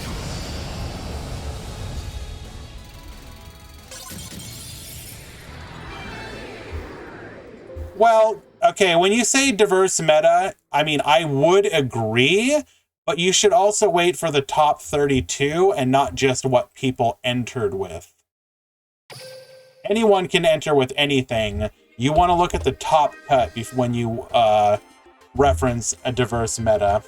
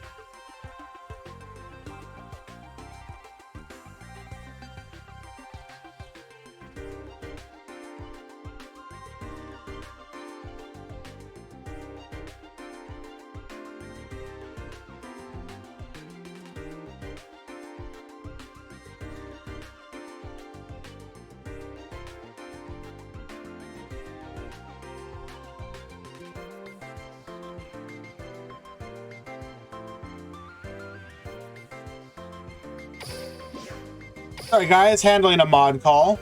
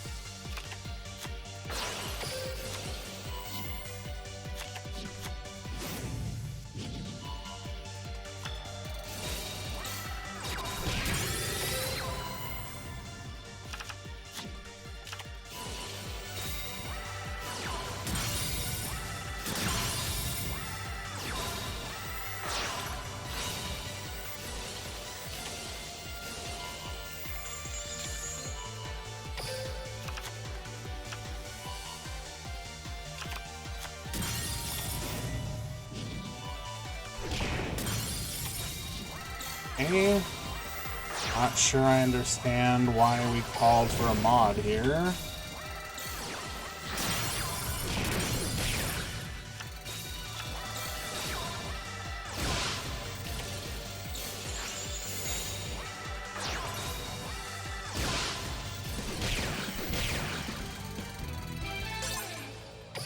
Okay.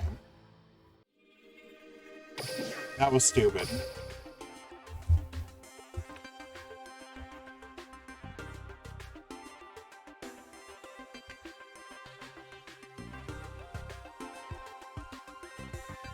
I don't know why we have a mod call for this. Why are you mod calling for 3 IDP? You saw 2 IDP and a crackdown. Do you think they're somehow breaking it? So stupid. Excuse me.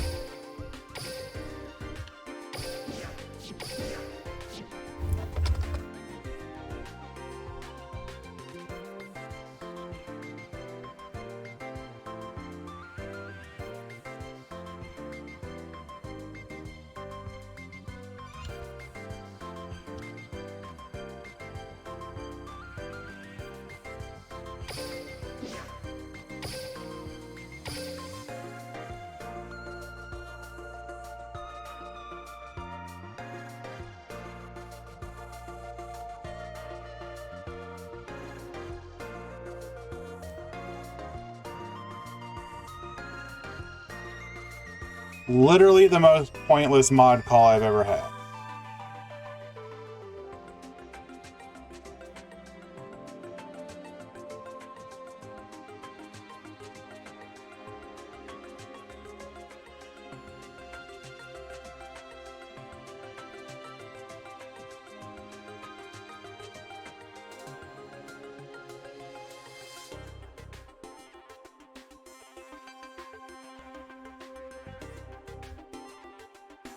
Okay.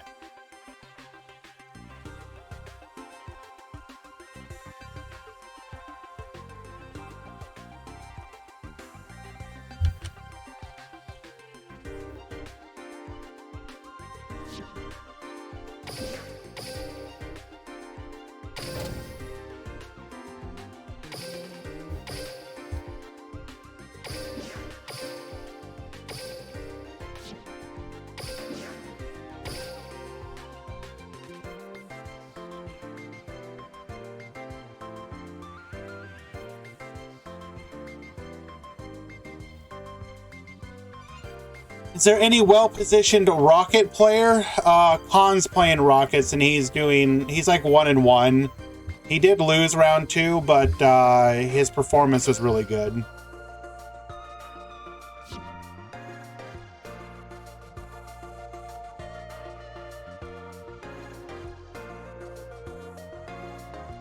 Trooper, I'll give you my thoughts on the box in a moment. Sorry, I'm just making sure everything goes through smoothly here.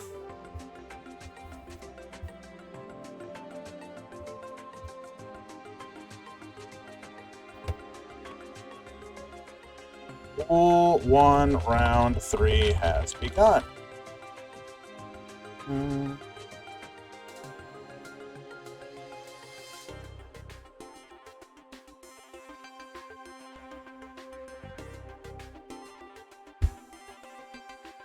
I'm down to watch Khan again.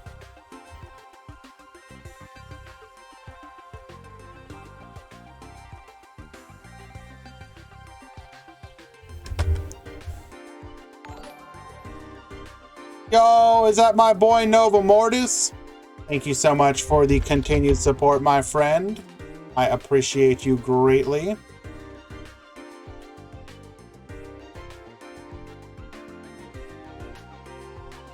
Looks like Khan already won.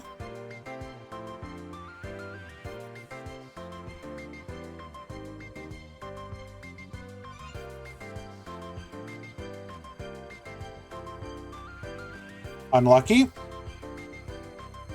was a DQ win. Their opponent randomly didn't show up, so there's nothing to watch.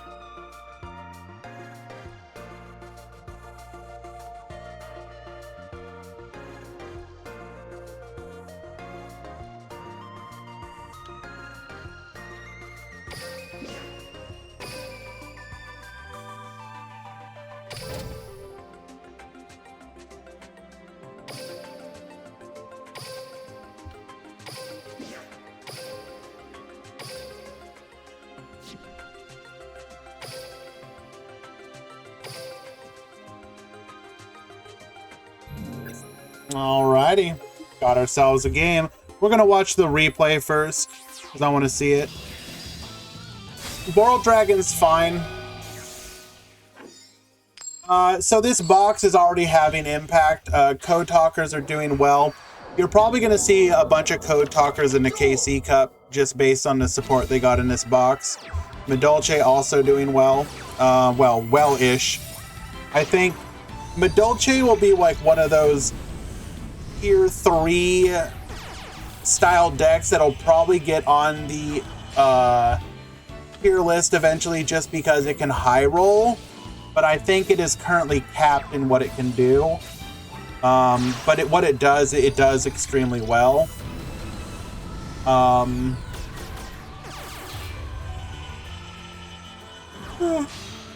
Excuse me. Rockets need to be explored. Like, the rocket engine, I think people just need to figure out how to properly slot it into decks and take advantage of it. But it's like a really good engine, so like taking out the Crackdown, we go in for lethal. Our opponent had nothing. Nice.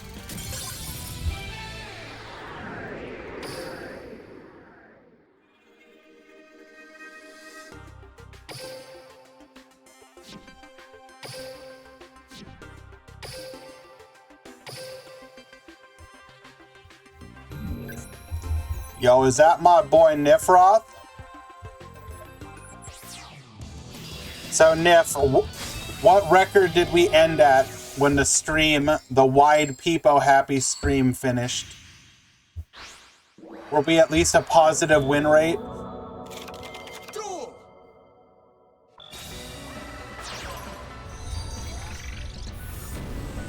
Do you think it is possible? You lost your rank up to Legend 3 into a D rank. Unlucky. Yo, what up, Mango? But yes, thank you all Nifrothians for joining today.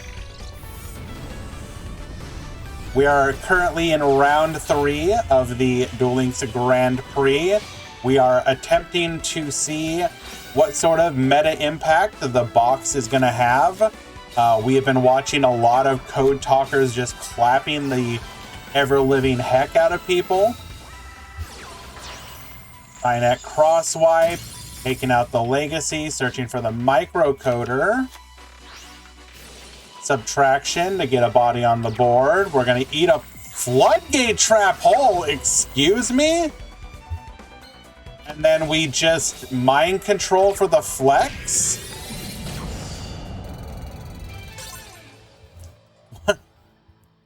Unlucky. That would have been a heck of a game if we'd actually been able to. Who plays Floodgate anymore?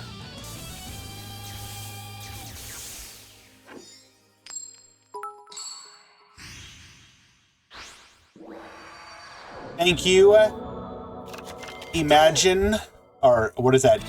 Imagine Shun, for the gifted sub to my boy Nifroth. Appreciate you. Chathead with the 100 biddies. Appreciate that as well. Very kind of you. Now, does giving Ibly to the opponent...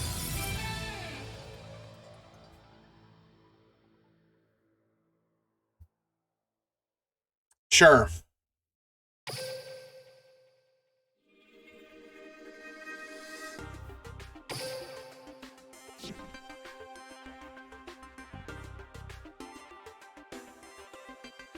Don't know what that was about, but sure.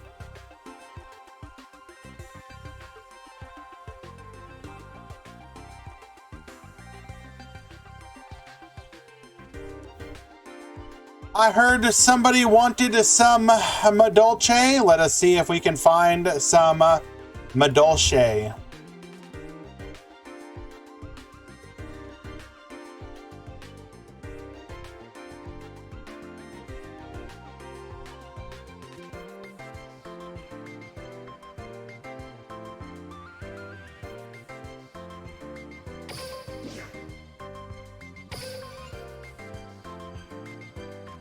Yes, easy. What can I do for you? What happened to the Ibly emote?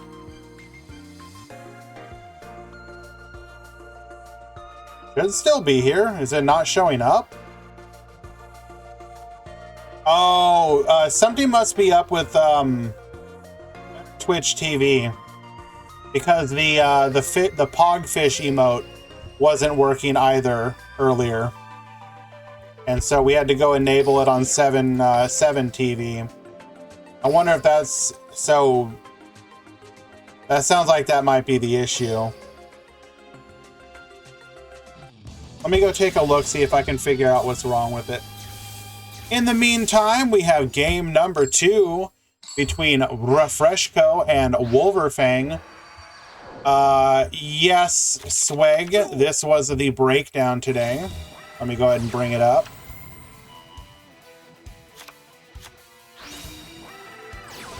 You will see Madolche is the 4th most entered deck. Barox, yes, but the issue is that specifically in this instance, Better Twitch TV allows you to, well, wait, we can upload to... Can I upload that to... There we go. We'll just add it to 7 TV. What am I doing? Smug Ibly. Where are you at? Where's Smug Ibly?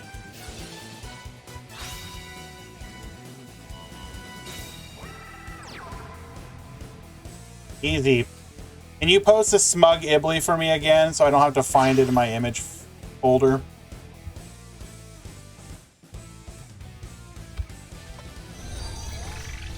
I do not organize very well.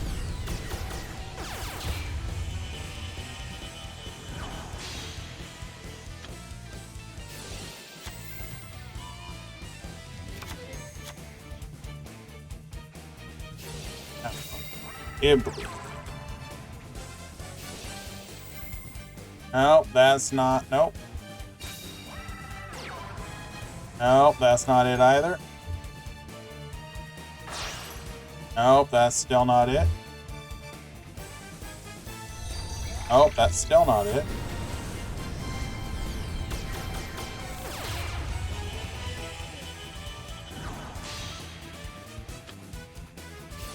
Thank you, Ezekiel.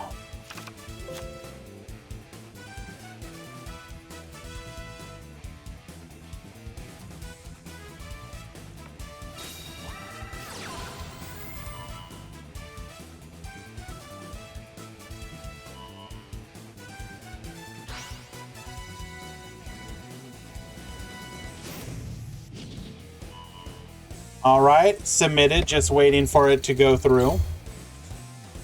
All right, so here is one of the problems with Medolce. How do you deal with Goki the Master Ogre and the OTK that's going to be coming to you on the following turn? A bit of a problem. Like, Medolce's been handling a lot of decks decently, but this exact scenario right here is a problem.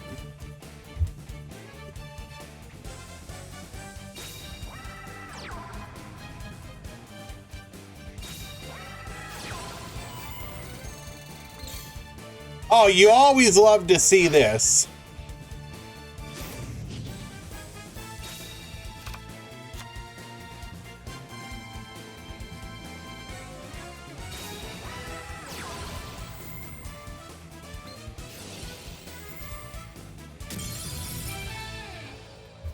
It's just that easy. It does make you wonder if maybe you're gonna have to, like, I don't know, run a kaiju or something. Unlucky. I mean, yes, obviously he also bricked there. But I have noticed Goki specifically is one of the matchups they do have trouble with.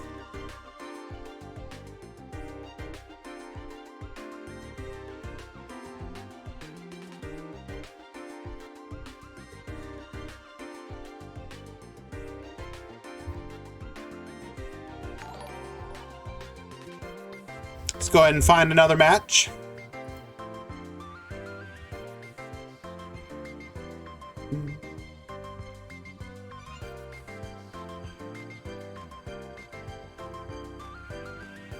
Bolt 45, thank you so much for the follow. Appreciate you.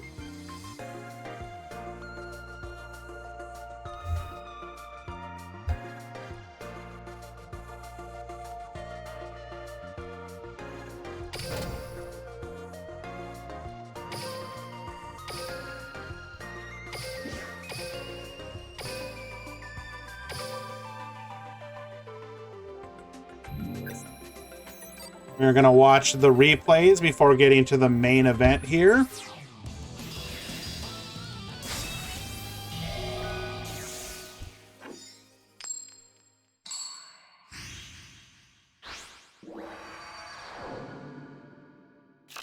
Duel.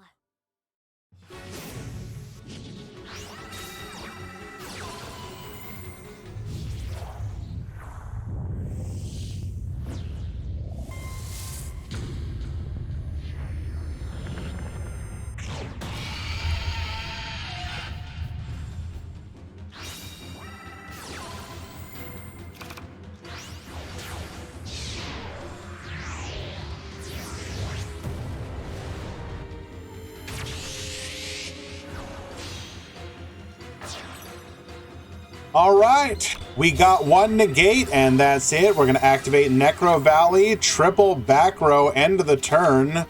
Allow our opponent to go. Full armor Photon Dragon hitting the field. Crackdown, we're going to steal it. Wait, you have 4 cards in hand, and that's literally it. Your turn ends.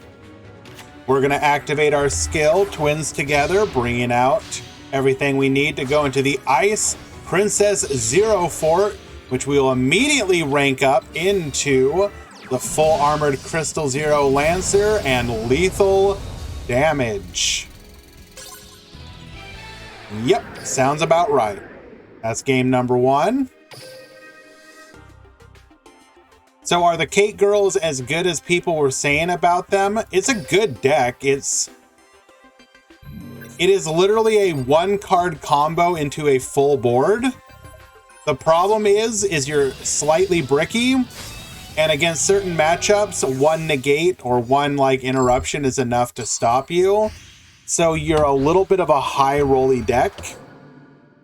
But when it pops off, you feel like you have built the most unstoppable, I mean, not really, but you build like a full board, and your opponent has to basically deal with a bunch of back row, and then the potential ability for you to crack back OTK them on your next go. I wouldn't say that there's no follow-up. The follow-up is weak, though. And no, it's not. It is by no means Infernity 2.0.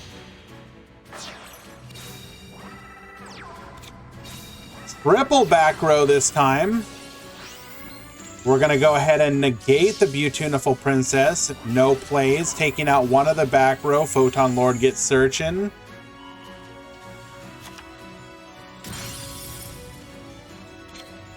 Ice Dragon Prison, MST off of the top. We're going to go ahead and steal the Photon Dragon. Not able to take out the Photon Lord, though, because it is a warrior.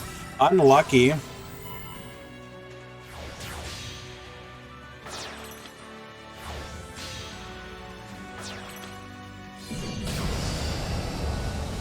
All right, so we are going to game number 3.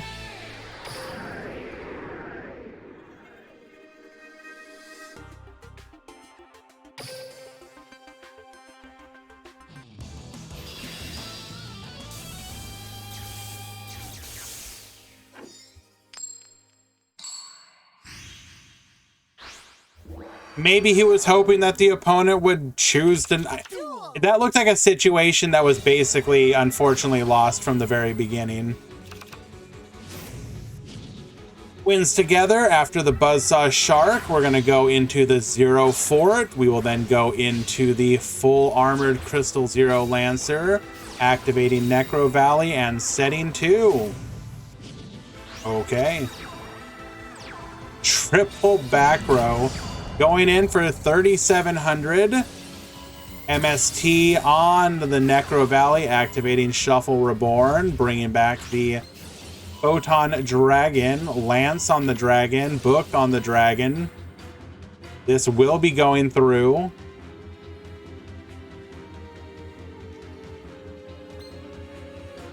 We activated our effect yet? No, we have not.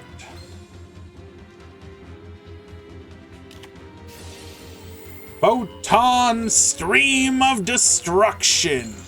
Gonna go ahead and take out the full armored Crystal Zero Lancer. And we are big yikesing right now.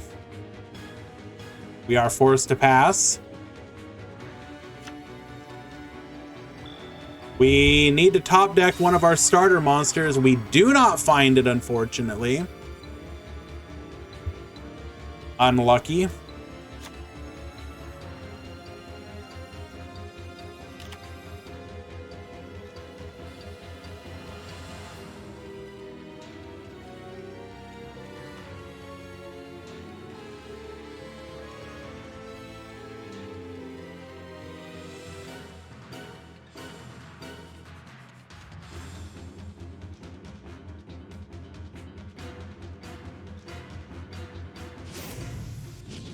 Activating our second version of the skill.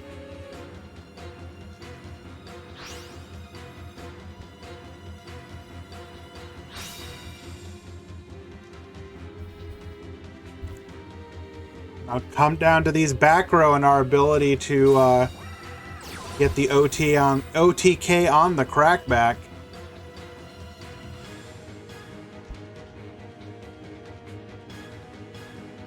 We can put 2 big beaters on the board here. One can rank up by itself, and then the other 2 can go into another incarnation.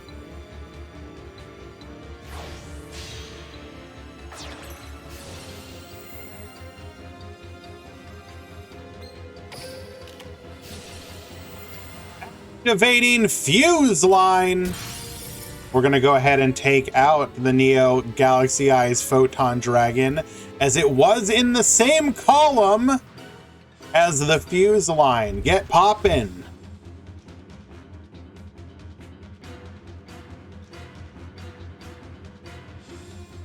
Why weren't we over here? Because who would have expected the Fuse line? Can anyone explain in what way Fuse line is actually good? I don't know. It's a 1-for-1 pop right now. So if you want my honest take on it, Fuse line is an absolutely fantastic free-to-play trap. It is not limited in any way. If you're going into this box for any reason, you're gonna pick up copies of it. And as a 1-for-1 trade, it is not bad. You may disagree, but sometimes you have to think about the ability for just your average person to have access to World Legacy Clash greater than Fuse line. Not sure I agree there, but sure.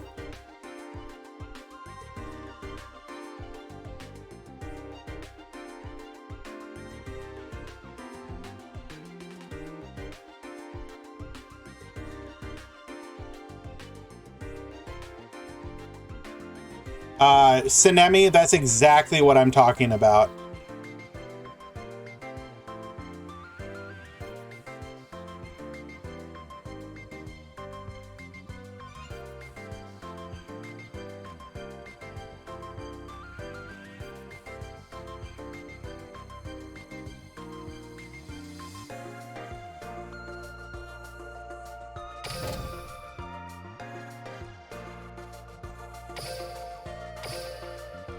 Fuse line also does benefit from the fact... What do we got going on here? Okay, well, we're gonna watch some replays because of the decks. This is a warning point for you. You're about to reach my fuse line. 4 out of 10. Could have shopped that one better.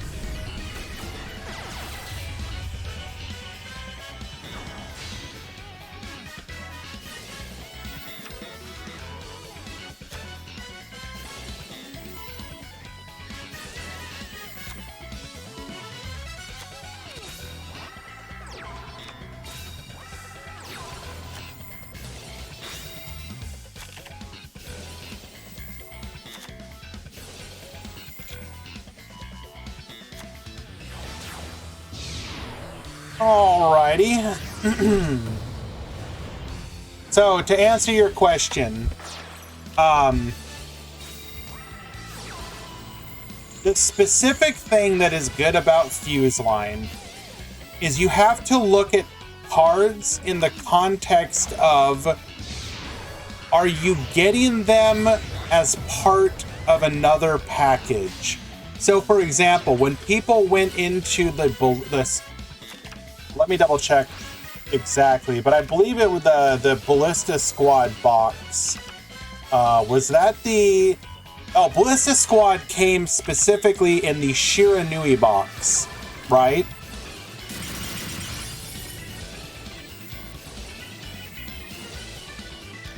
What is happening here? So Ballista Squad came in the Shiranui box. So a bunch of people that went in for Shiranui bought Ballista Squad. Oh, no, you're right. Sorry, yeah, Goki box. What? Wait. What came in the Shiranui box? Was there another one in the Shiranui box? Yeah, no, I realized once in Nifroth. Raigeki Break. Okay, there we go. Yeah, Raigeki Break. Thank you. So Raigeki Break, correction, was the card that you picked up. And so a lot of people had access to that card specifically because they went into that box. Now, is Raigeki Break by itself, was it an amazing trap? Of course not. It's a 2-for-1. But 1 is versatile, can hit back row or monsters, and a lot of people had it when they may not otherwise have gone for it. 2-for-2 with Blue Eyes. True. So Fuse Line very much feels the same kind of thing. You're going into this box for Rocket or for Madolche or something of that nature. You pick up Fuse Line along the way. You're not necessarily the type of person that's going in for, like, 3 IDP. It's a 3-for-2. Also true. And so, I just feel like, yes, is it the most top tier of trap? No, but you can do some pretty good things with it. You can lock down an extra monster zone, put your monster in one extra monster zone, put the Fuse Line under the other one, and you will be able to guarantee a 1-for-1 trade on whatever monster they put in the extra monster zone. That's not awful, by any stretch of the imagination.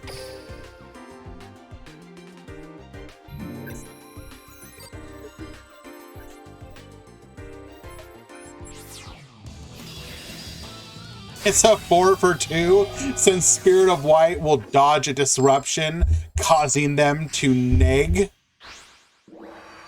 Absolutely, Reliant. I appreciate your understanding. Players have switched sides here. We're going to speed through this.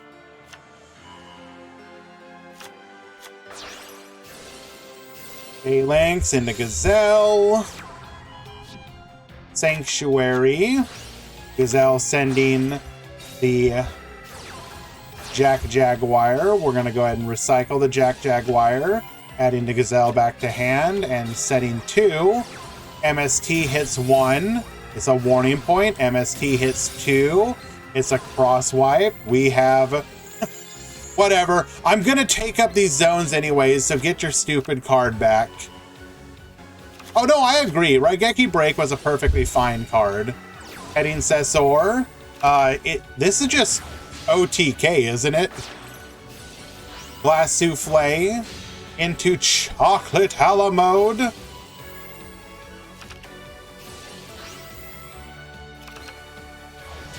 Going into the Queen herself. Queen Tiramisu effect. Get out of here. Summon again, and yep, death.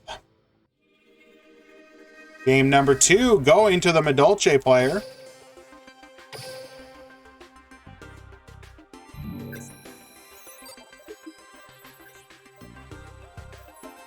It's a 5-for-2 as Stone will add back Blue Eyes next turn. It's actually a 6-for-2 because the Blue Eyes that you add back next turn will be used as part of alternative to pop a card on the field.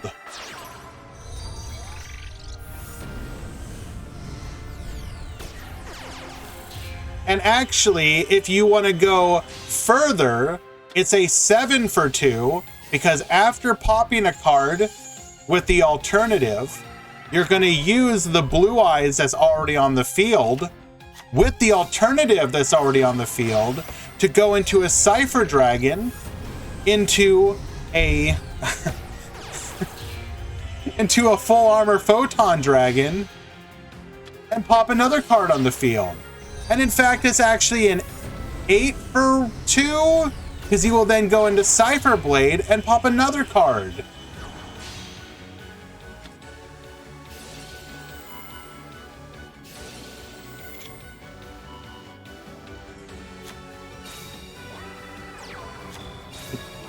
And y'all shut up. Oh. Warning Point is going to neg us. And we just have to pass. Unlucky. Taking out the back row. Compulse to get rid of the Sunlight Wolf. So we have Mageline. And that's it. Our opponent's going to Jack Jaguar. Go into Sunlight Wolf. Just pass. Okay, well, Mageline searching for Petting Successor. Go into the Glass Souffle. Petting Successor effect, and yep, that is OTK. That is a 2-1 victory.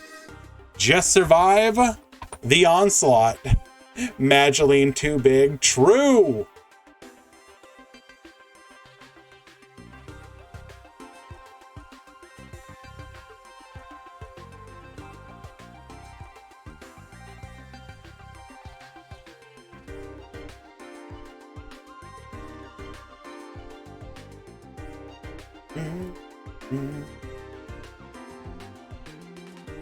Looking for another match.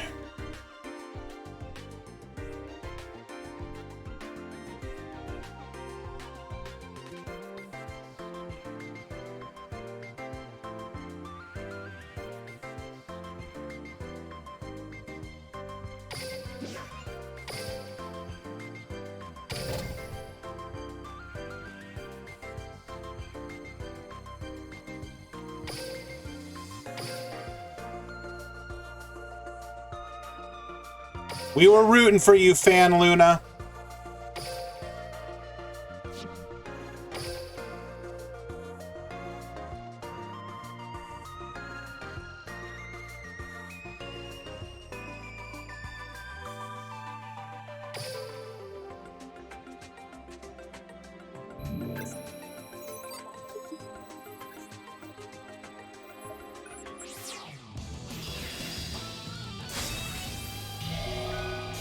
You were, in fact, on stream.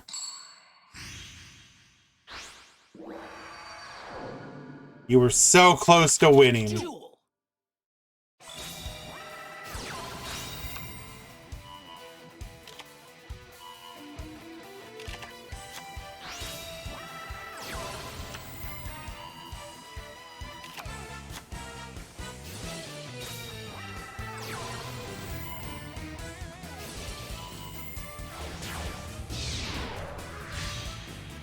Alrighty, we're gonna go Exabeetle into Rhinoceros.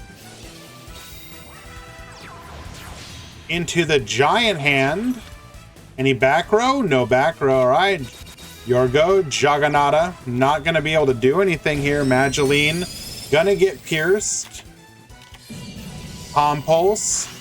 Get out of here. We're gonna activate Switcheroo, searching and drawing. Gonna get Mageline. Mageline effect into the Petting Successor. Petting Successor into the Pudding Cess. We're gonna go for the Glass Souffle. Souffle effect. Rhinoceros is gonna say no. Tributing for the Gaga head. We're gonna bring back both copies of the Bolt is going to hit the Mageline. Back row. They're all dead. Okay. If you could relive a meta from the start of Duel Links until now, which would you pick? Like, just straight relive? Well, I don't know. That's kind of a bait question, in my opinion.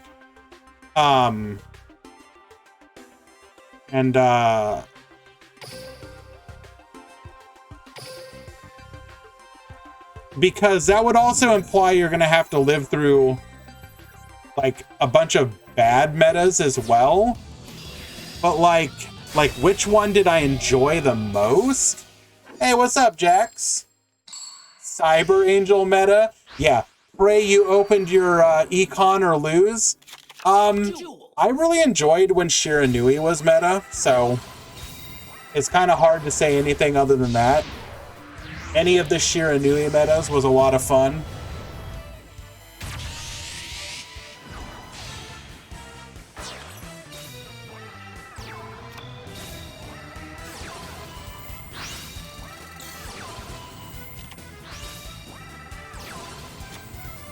Okay, well, we took out the back row, we took out the disruption, and okay, pop off. What made them fun to me? So if I had to describe what it is about Duel Links specifically that I enjoy, like, you know, I own a TCG deck, or I own several. I've played the TCG. I play Master Duel on occasion, but there is something about the fact that throughout the vast majority of Duel Links' history, decks have been a fairly good mix of monsters, spells, and traps. Each one of them had their place and was useful. Shiranui was kind of one of those very interesting decks that was like, it basically ignored spells, which is highly unusual, and went almost half and half on monsters and traps. There are very few decks, in my opinion, throughout the history of Yu-Gi-Oh! That have done that. You'll have monster mash decks, you'll have monsters and spells and a couple traps, but to have an almost equal amount of monsters and traps and all of them work together is like, I don't know, I really like. I'm the type of person who enjoys back row decks. Like, not necessarily the like, I'm gonna flip all the different floodgates on you, but like actual back row decks. Like, and those don't get a chance to really shine all that often. So that was a period of time. The other part that I would say that was so cool about it is that Shiranui was one of those decks that actually had legitimately different builds. You played, you had combo Shira, which wanted to, when both decks existed at the same time, you had combo Shira that was going to try and high roll off of grass, right? Get your flame, the trap in the graveyard to be able to use your monster effects from the graveyard by banishing them, etc. You were playing the spell to summon extra Shiranui from the deck, and it felt completely different from the I am gonna build a wall back row Shiranui. The decks played completely differently, even though they had a lot of things in common because they are the same deck. And I think it's cool when a deck can do that. You do not often see, Mech Knights would be an example. Was Ghost Meat Girl out before Grass was banned? There was a period of time where, actually, I don't know if that specifically was, I'd have to remember now. I don't, no, because you were using like Gold Sark, so no. Sorry, I'm thinking of Gold Sark, not Ghost Meat Girl. You would play like Heart of the Light Brigade and Ghost Meets Girl, or not Ghost Meets Girl, Gold Sark and whatnot. Like, if I remember correctly, there was the version of the deck, the Spell Specialist, that would run like the 5 spells, and you were hoping you'd run like 3 grass, one or like, Charge of the Light Brigade, Gold Sark, and like 1 or 2 other spells to try and high roll the grass. One of the few times I was okay with a grass deck, even though it felt very frustrating to go up against at times.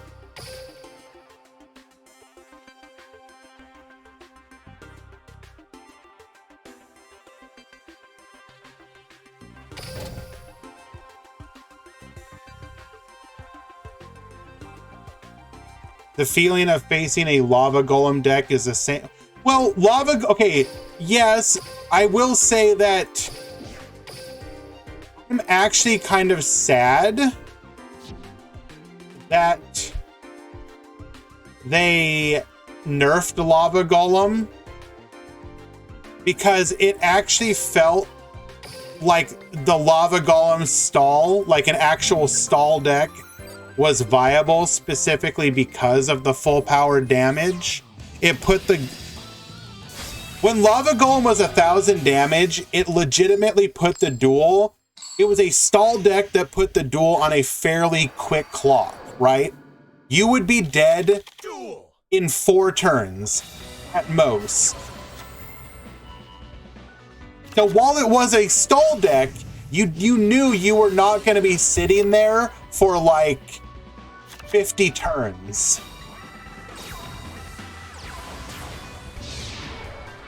So the fact that it's gone is a little unfortunate. Hiranui was your intro into competitive, and that was a great competitive deck.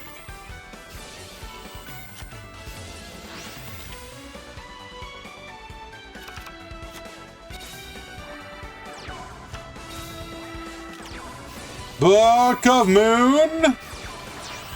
Cross swipe. Only 1 back row remains. We're going to activate Subtraction. Get Reducing. Activate Addition. Doesn't really do anything for us here.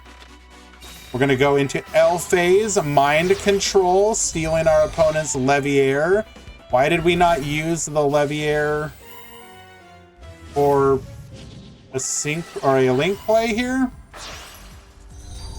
You can use... Okay, there we go. Not quite lethal. Activating Fog Blade. Chose to not negate it. MST on the back row. We're going to take out the Recoded Alive. Interesting that we did not choose to use it.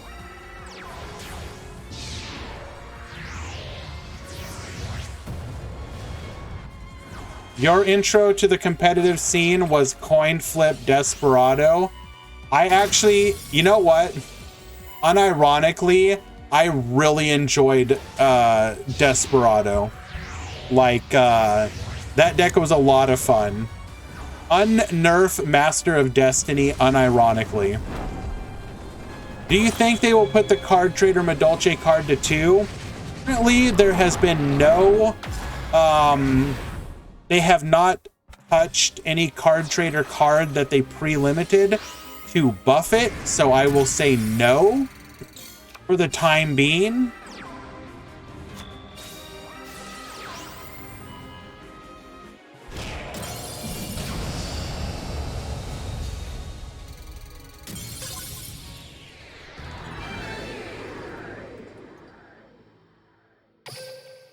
So basically what I would say is that it is the equivalent of, at one point, they never had hit an SR until they did.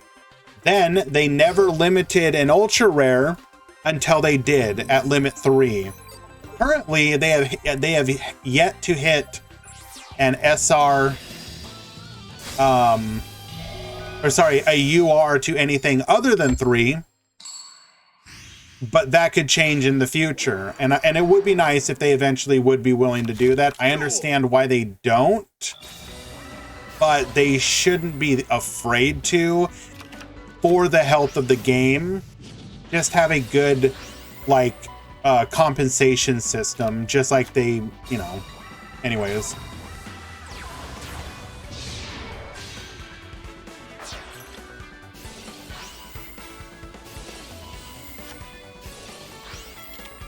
Are we watching the same match?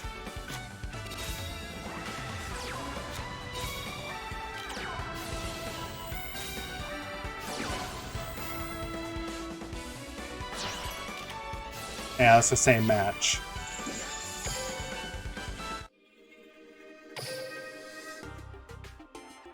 Did I just click the wrong one?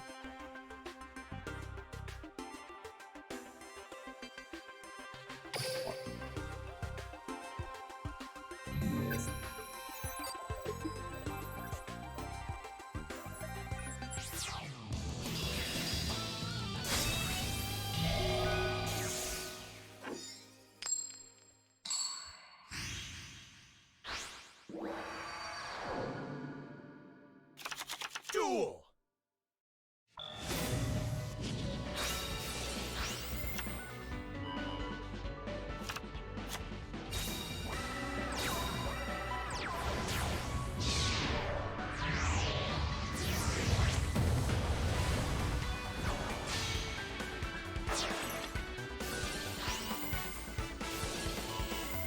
Sorry guys, I forgot the ping, so I'm making sure everything's good.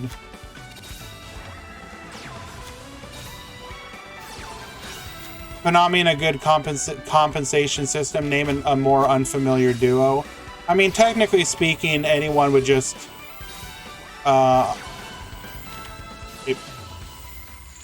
Pool 1? Pool 1 also is live.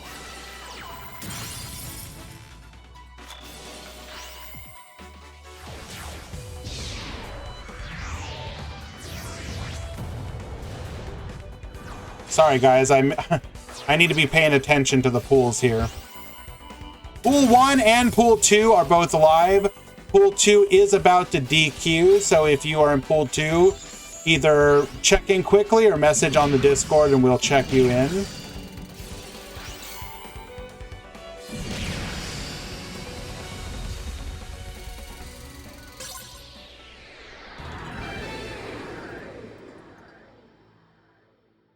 There's no compensation in real life for bans. Well, the counterpoint you're going to get to that is that you can sell your cards in real life. You can't do that with your gacha cards. So while I technically agree with you, you do need to consider that. And especially for a game, well, yes, you can do that Jabberwork, but you're never going to get what you put into it by any stretch of the imagination. So that's more of a, I'm doing this because I want to, like, fully remove myself from the temptation of getting back into the game, as opposed to, I want to make my money back. You're never going to do that, my friend. In many respects, I would rather... right, you're correct, Rydnix, or Rydnix, excuse me. But on a more basic level, I would rather not do that. Just because, I don't know, I would rather, like, burn it or something. Like, if I was ever to the point where I no longer wanted to be part of a game... I want to go through, I mean, I would go through and, like, murder the account.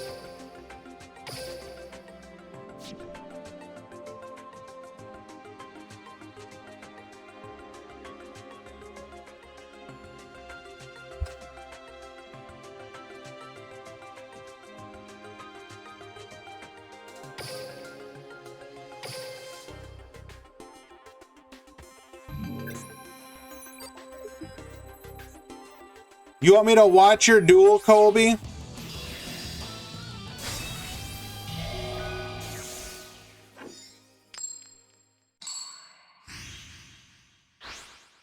Why do I need to watch your duel, Colby?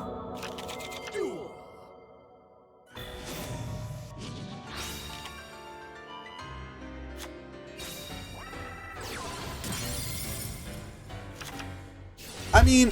Yo, what's up, Last Awful? How you doing? Oh, excuse me. Incognito, not Last Awful.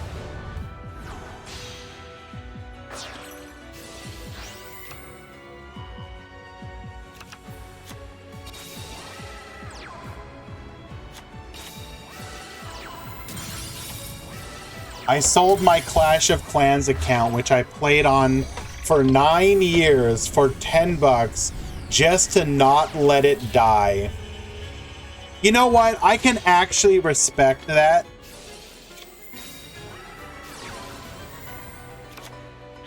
I could also see giving away an account. Like, for example, I'm sure, I don't know if everyone has had something like this. But, so I actually met a very good friend of mine. I mean, I've met a bunch of really nice people, obviously, right? ZY, thank you so much for the follow. But I met a very good and dear friend, specifically through Duel Links. Many years ago, this person barely spoke any English, okay? Keep that in mind. Barely spoke any English. And it was during, I believe, the Bones Unlock event, okay? He comes to me, asks for help. Confused Toast, thank you so much for the follow.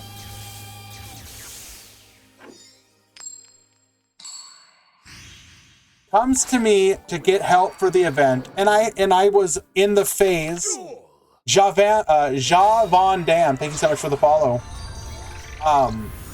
So I helped them because I enjoyed helping people, and they came back and they helped me more, and then this repeated for a while. They eventually became one of my fellow moderators, and I basically started to like mentor them in many respects. I helped them through school. It's not you, Easy. I would never help you through school. I'd rather see you fail.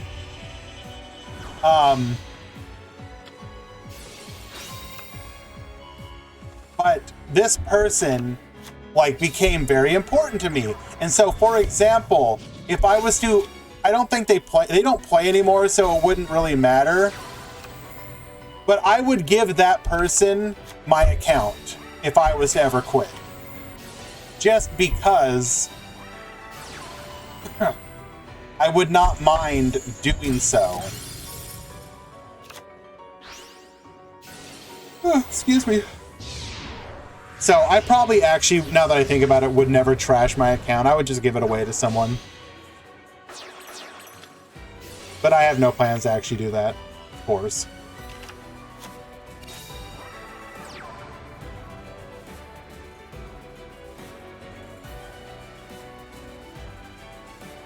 Oh, there's no love. It's like tolerate/hate.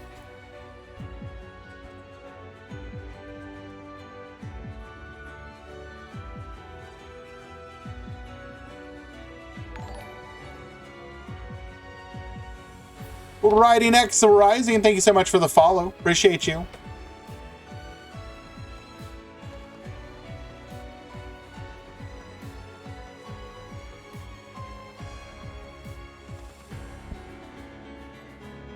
What if Konami freed Salad and gave them more support?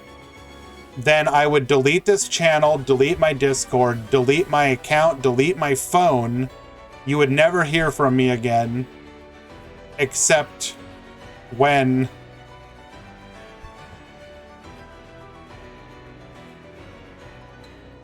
you just gotta raffle it, $100 a ticket. You might get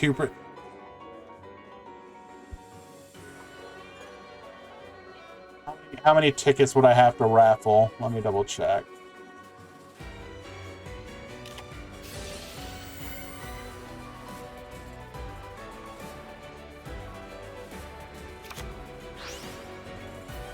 Well, first of all, $100 a ticket.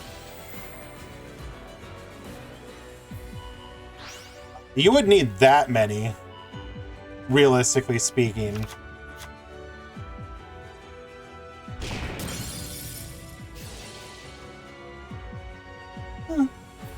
But that would be a funny way to do it, I suppose. You wouldn't actually get that many people doing it, though.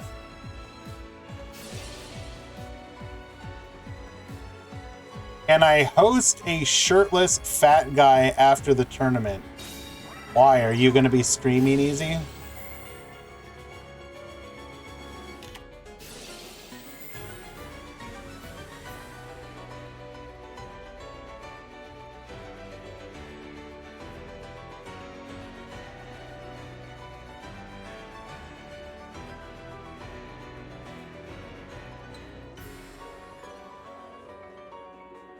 Easy, I have been told by you specifically that you're getting a new internet provider and that art streams may return.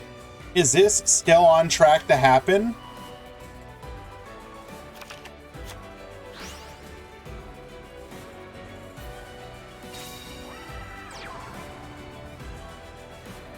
What do you mean might?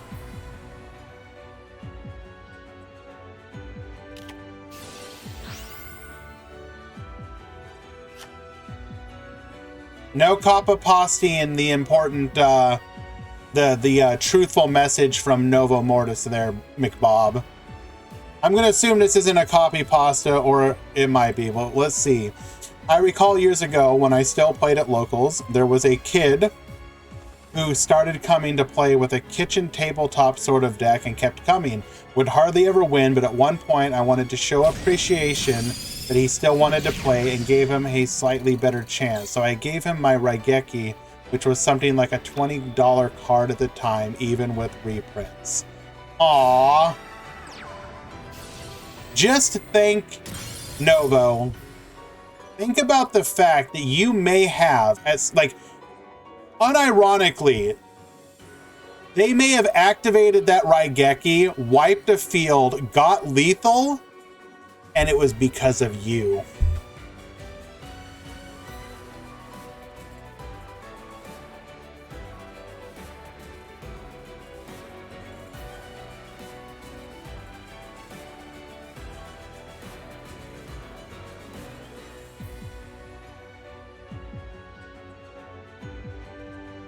Probably used against some hero. No. Or the Raigeki was at the bottom of the deck. True. Are the new cards any good? Benet? Or Benext? I always want to say Benet. Benext, yes. In order, Code Talker support in the form of Topologic Bomber Dragon, although we're not seeing it used as much this tournament, is a significant boost to the deck. Medolce, and then Rockets.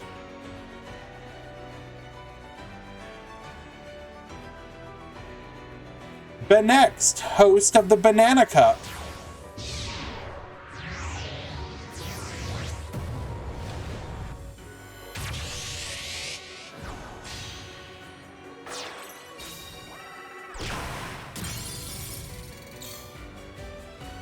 Hello, Murata. Hope you are doing well.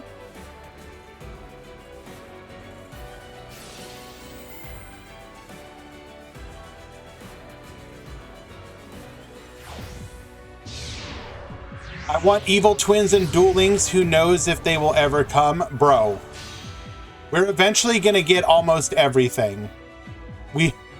There is nothing about evil twins that is an unfair deck, as long as they don't give us like Trouble Sunny.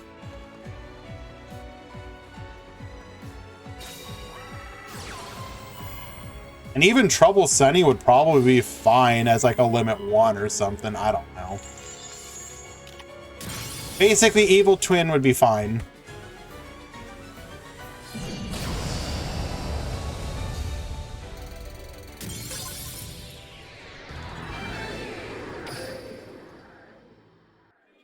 Like, a Duel Links Evil Twin deck would do what exactly? It would, like, consistent... It would get a card draw. Well, no.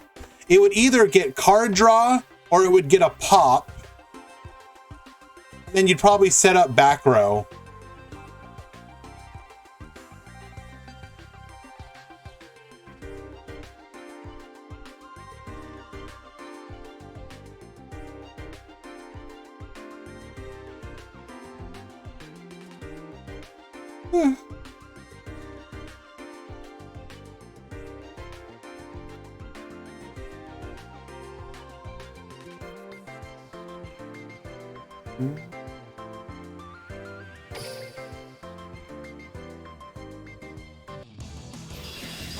Is Live Twin and Evil Twin the same thing? Yes. It's their VTuber persona and then their like evil Cat Thief persona.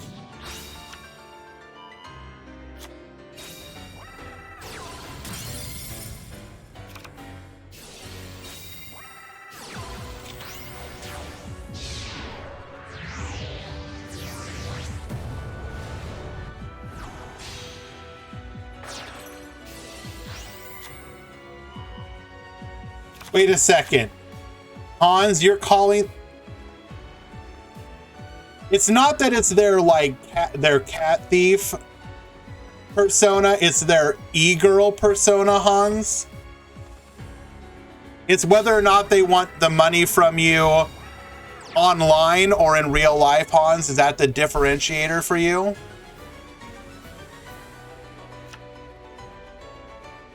Benext, do you own any of these decks? The old Medolce cards, Code Talker cards, or Rose Dragon?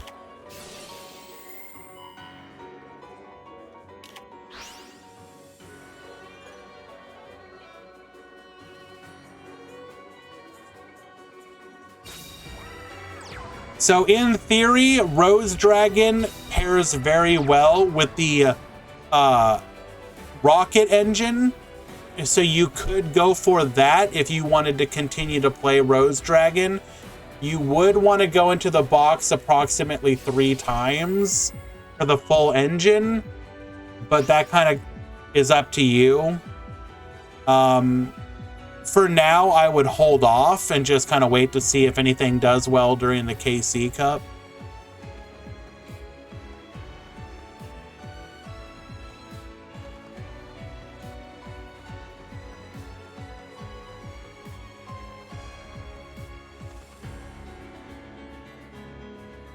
Do you think Summoner Monk will break something in Duel Links? I mean, we're already seeing it used in a bunch of, or a couple different decks. Some Medolce builds are using it. Some Code Talker decks are using it. It could absolutely work in a deck like Witchcrafter. So once Witchcrafter gets more support, it'll be really good in that one. Like Summoner Monk in Duel Links will be probably a bit of an evergreen card just because of its ability to synergize with certain decks extremely well.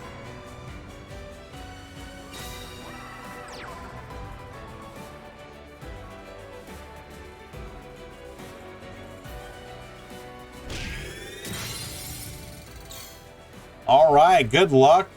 Triple back row to play with here. Or play through, rather.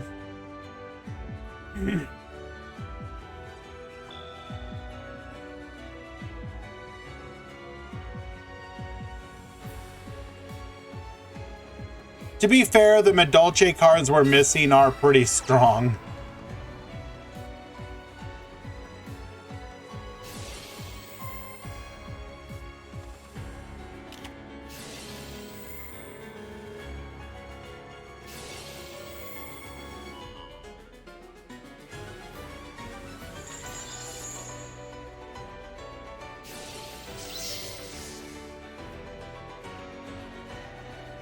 No! How did you lose?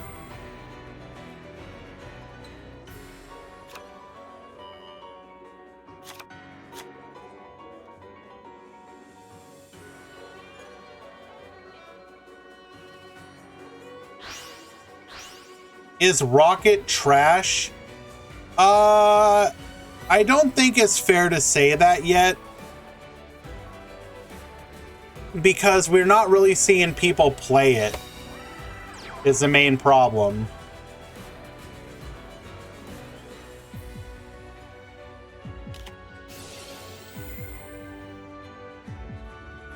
Like, as an engine, it will eventually be exceptionally strong. Oh, people just aren't trying it out yet.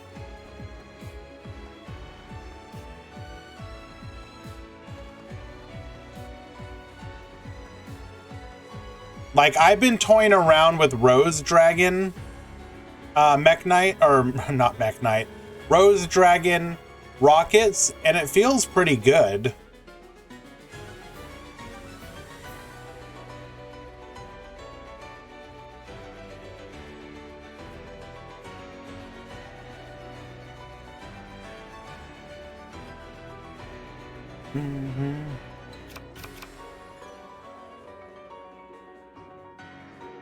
I don't know, Malcolm, that's not a good way to look at it. I don't think it's an issue of quote-unquote hate.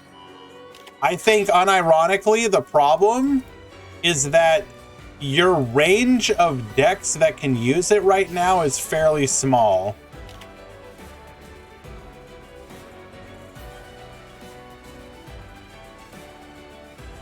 But it will only grow over time.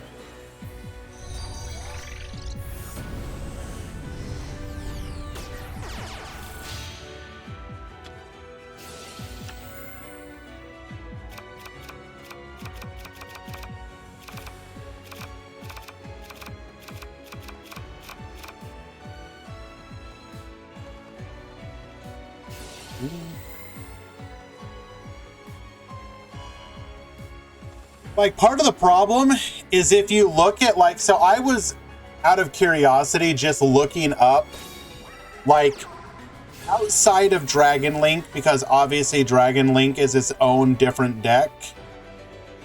I was like, okay, what did Rocket ever do in the TCG outside of Dragon Link? And so you look at these lists, right? And like what the things that we're missing to make them like actually viable would be like specifically, I think we would need either to get seals or Romulus or another powerful level 8 synchro like Berserker of the Tenyi.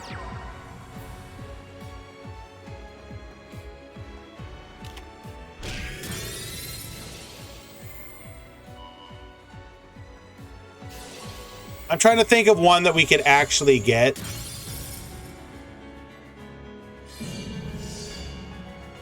Seals is too strong for Duel Links non-targeting. Maybe.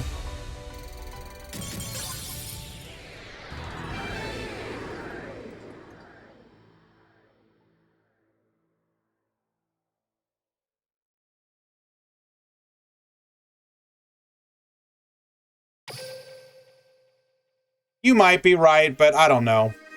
I'm not the one on the balance team trying to make the game. Berserker is broken. I mean, is it broken? Void Ogre Dragon? What is that one? So it is level 8.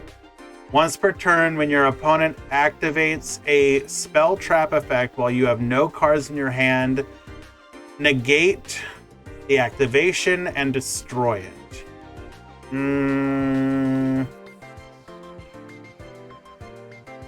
I guess. It requires a dark tuner, so it's fairly limited. Realistically, by the time you put this out, you would probably have to do something about Infernity. Berserker is a turn 1 that is already a finisher on table. Maybe.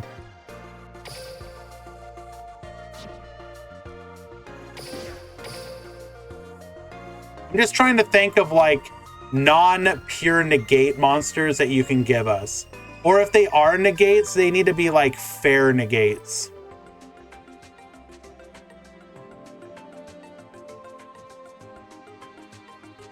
Like, you don't have to completely shut down negates. They just can't be like Omni-Destroy. Scarlight, is that the one that just like negates the effect but doesn't destroy? Am I remembering that correctly?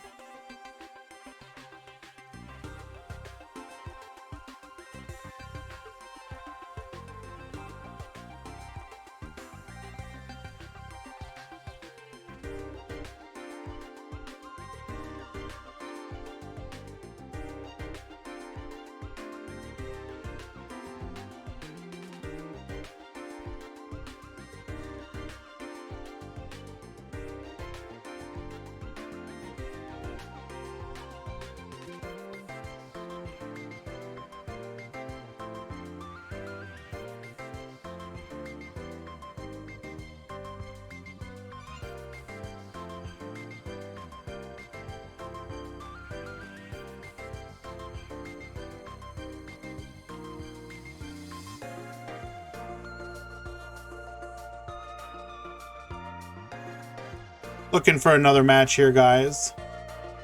Scarlight destroys all special and then burns. That's probably fine.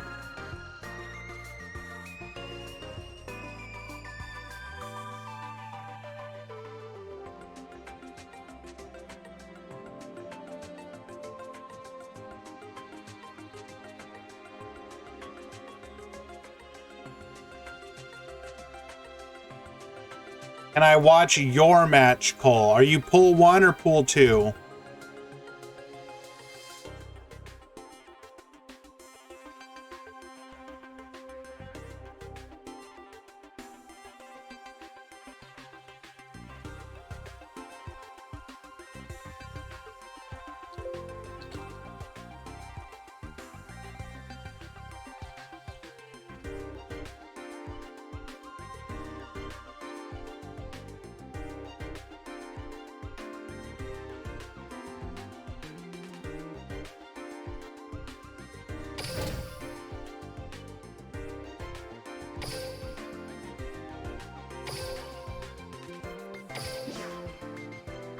Reliant Rumble, thank you so much. I do hope to see you again. You have a good night. Rest well.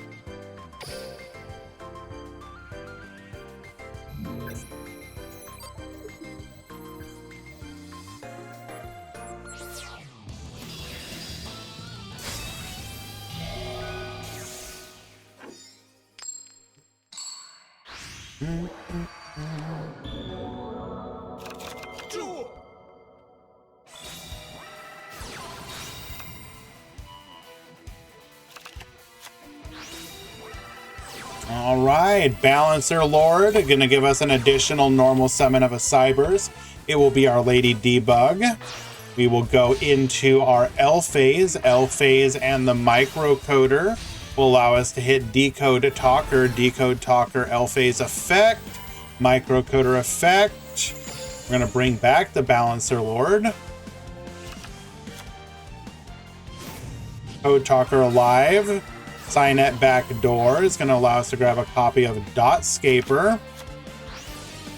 Balancer Lord effect, bring out the Dotscaper, bring out the Decode Talker. We're going to go into the Topologic Bomber Dragon. We're then going to go into the Cerberus. Cerberus is going to be co-linked. Oh, okay, so we are... Wait a second.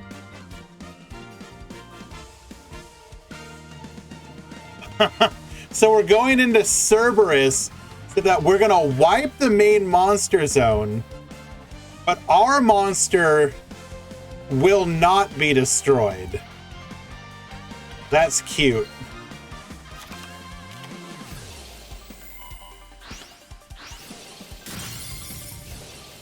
Gonna wipe the field.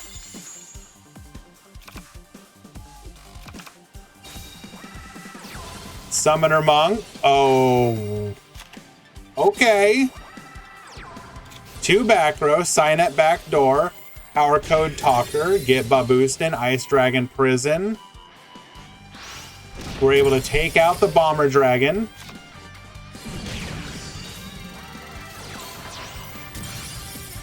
Why did the Bomber Dragon effect not trigger there? I guess it has to do with the timing of Ice Dragon's Prison.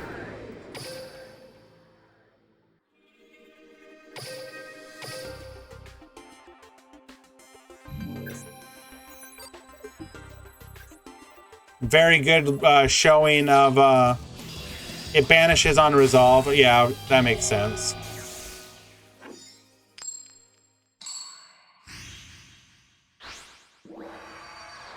I know, but just in my head, it just seems like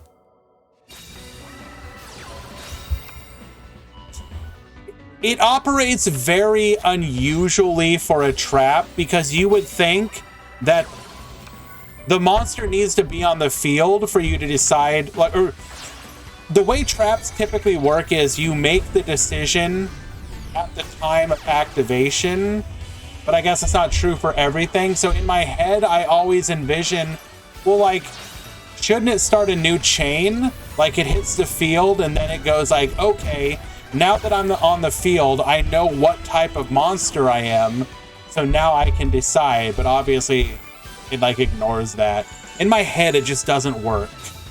I don't know. I understand that it works, but in my head, it doesn't work.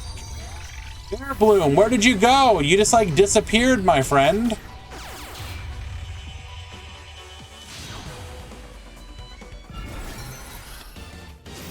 Code Talker alive. We're gonna go into the Bomber Dragon.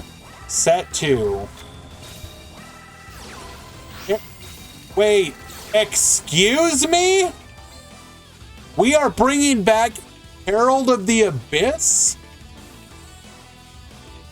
Okay, so not only do we trigger our effect here, but we're able to just be like, yeah, problem card, get out of here. Old school tech coming back. All right.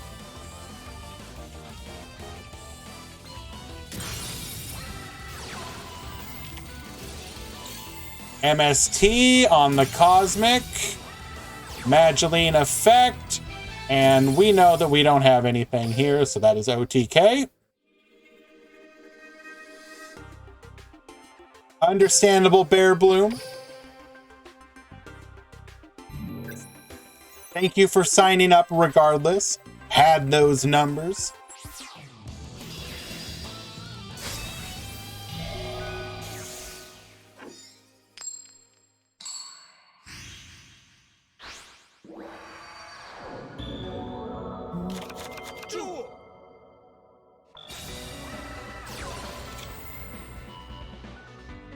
Okay, we're gonna start things off here. We have the full uninterrupted combo.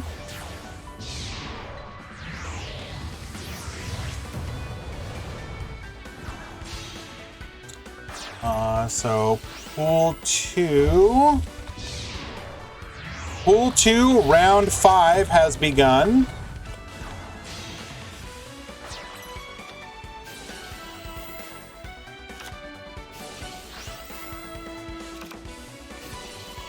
Hello, Zero. So we're going to search for a copy of the Medolce Knights. It is a counter trap negate for a monster effect. However, it does not destroy, unlike the one for Salamangreat. So quote unquote, it's fair. So what do we got here? We got, well, we revealed one of them. So we got Warning Point. We know that we have another monster negate. We have the ability to protect our Medolce monsters from effects other than the Medolce cards. And then we have follow-up for the next turn. So we're going to start off by Warning Point on the Balancer Lord. That means we will not be able to use it as part of a Link summon, and we cannot use the effect to then get an additional normal summon. Special summoning the backup Secretary, setting 2. That will be the end of the turn. And yeah, 1 card against Medolce Field. We are not surviving here.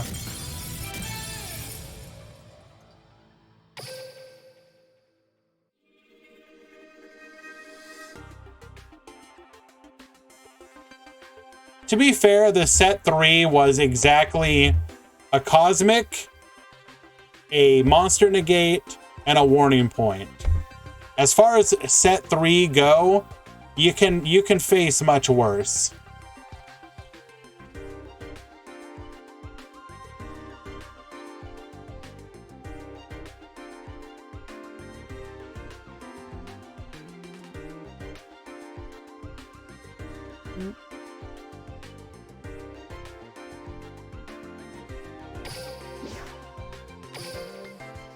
Bandit Keith is the Medolce chosen one. So far, yeah. The basic idea is that you're running stuff like Cosmic, and then, as you saw from Cole there, anything that spends your life points to shuffle the brick back into your deck. Any Team Rocket grunts, I believe Khan was on Abyss Actor Rocket, but there was only like 4 total Rocket players, one of whom was Colby, one of whom was on, and I did not see the other 2.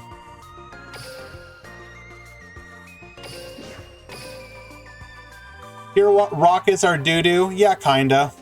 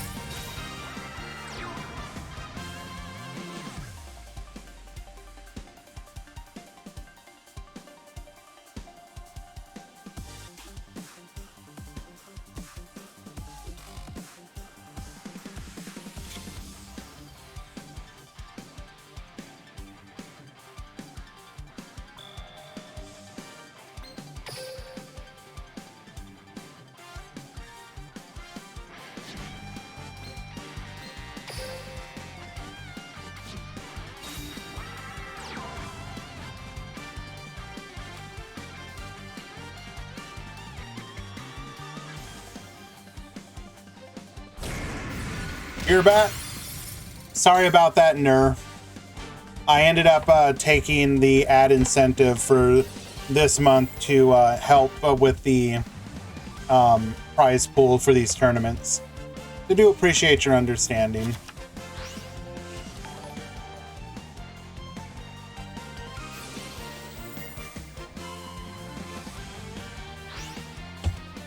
Yaragarasu, thank you so much for the follow.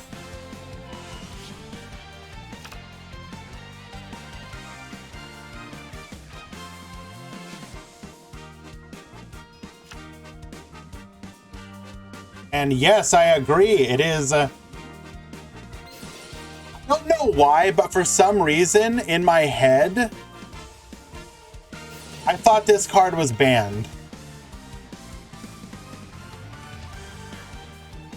I understand that it's not, but in my head, this card was banned. I know it's Gumblar that is, but I don't know why. Just for Master Duel standards, it kind of sucks. I mean, yeah.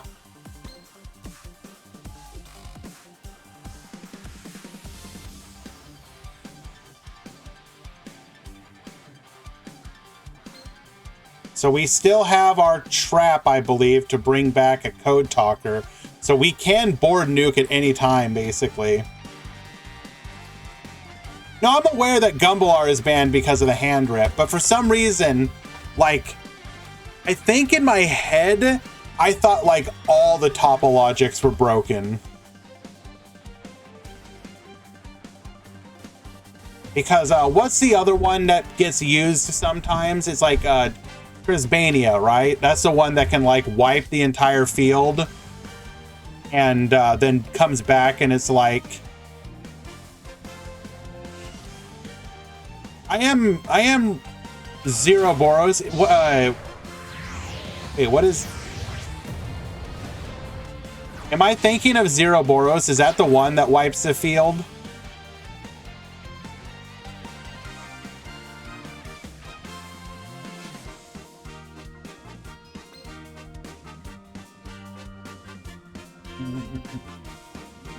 Okay. Chris wipes back row. Okay. Gotcha. Alright, now's the time to activate. Does not act... Do we... Can we not? Why are we letting this go through? Bro? Hello?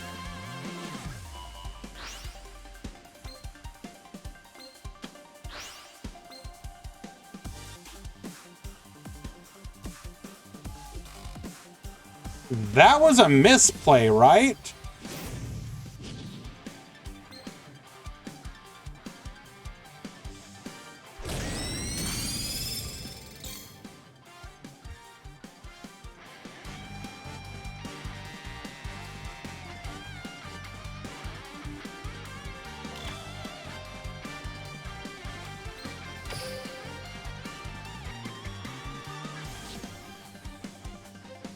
Unlucky.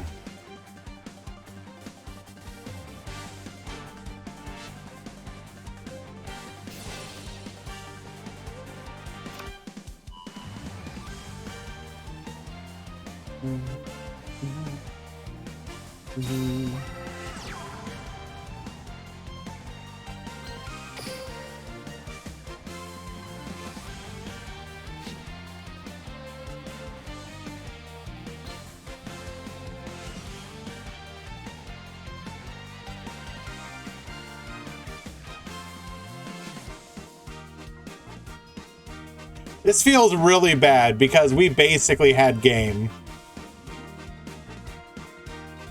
We know that that card is dead.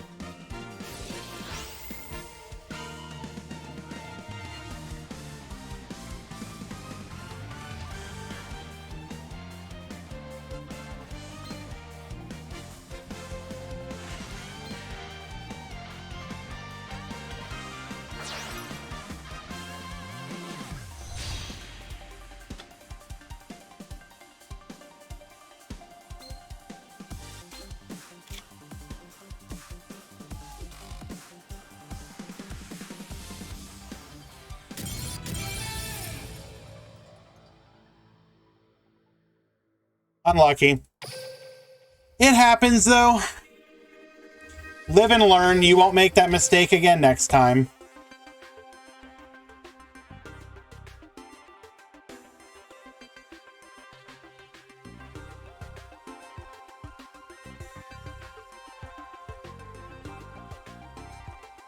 CM Schofield is undefeated, as is Zoo, so he is almost assuredly going to make top cut. Don't apologize, it happens.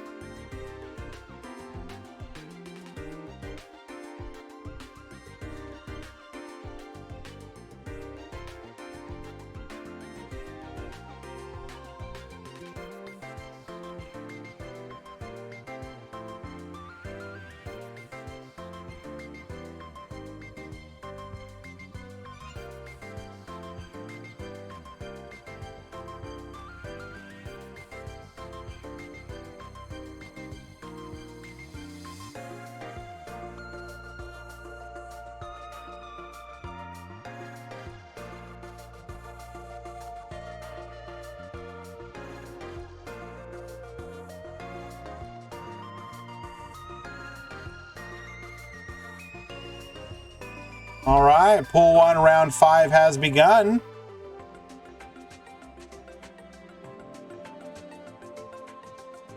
Be right back, guys.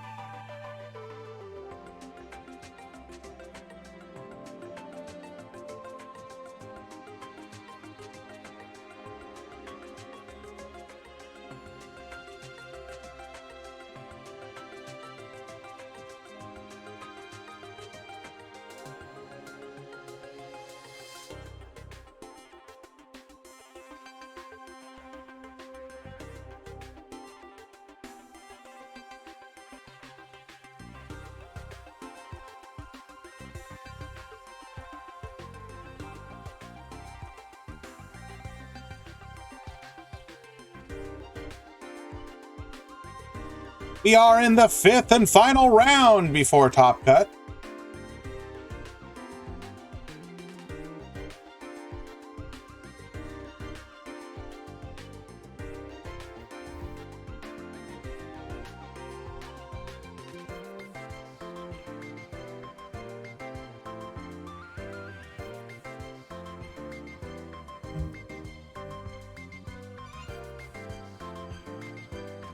Because you didn't capitalize it correctly, Elmaz. Get it right. Oh no! Wait a second. We lost Peepo and Chicken as well. Oh my god.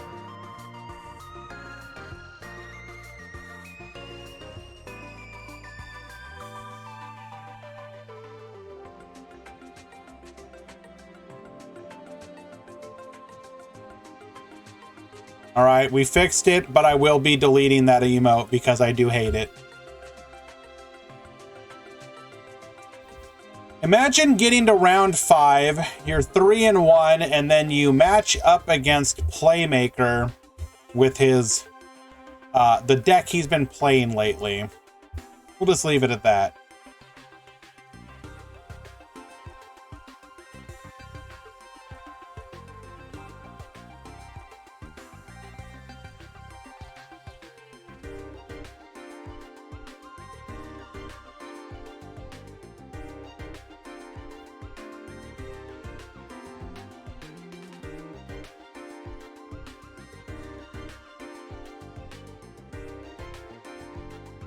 No, not YouTube Playmaker, a different Playmaker. I would love if YouTube Playmaker joined one of our events someday. Unfortunately, we're too small time for him.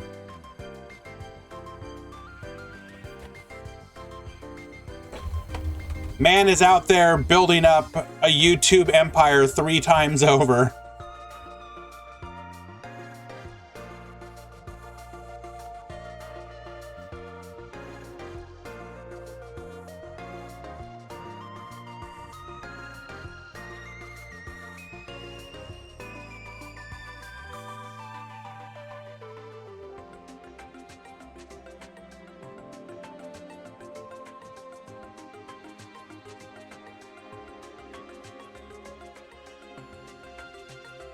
Yeah, Playmaker on YouTube got banned twice.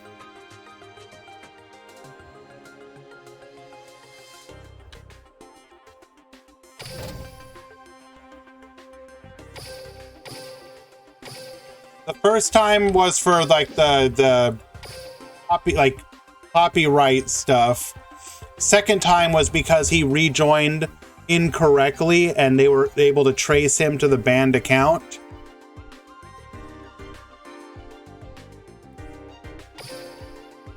And then now he's on his 3rd time where it's like, yes, I am not Playmaker.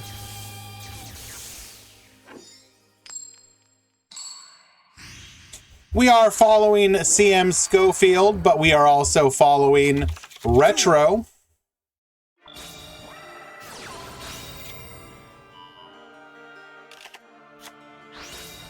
Ignis controls the YouTube algorithm. True!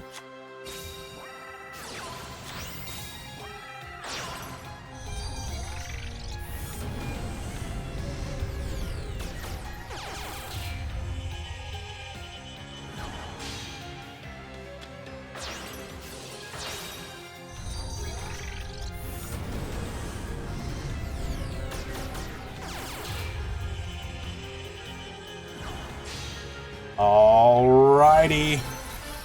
Decode Talker taking away the cool music for still also cool music.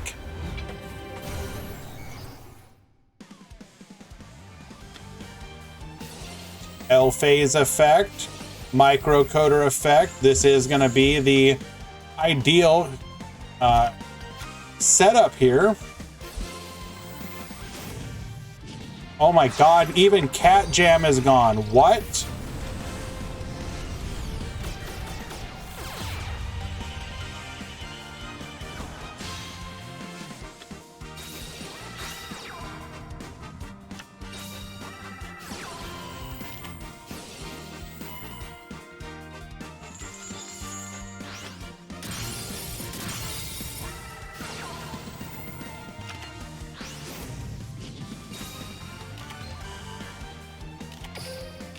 MST.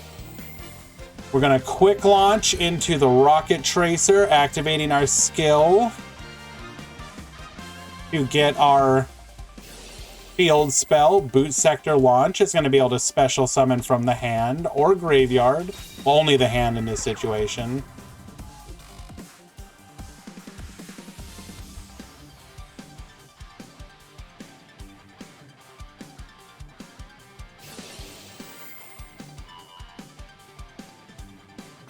We're going to pop the Silver Rocket.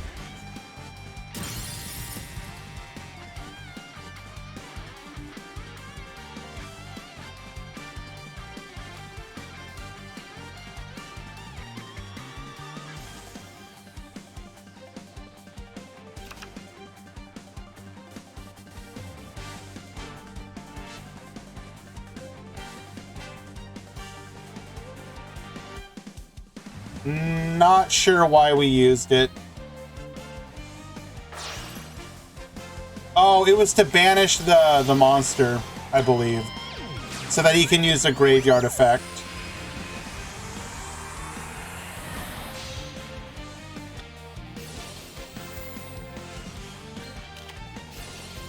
Red Dragon Archfiend effect activates.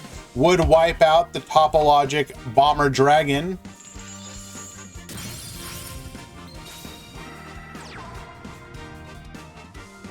We have simplified the game state. We are going to get a float off of the Silver Rocket.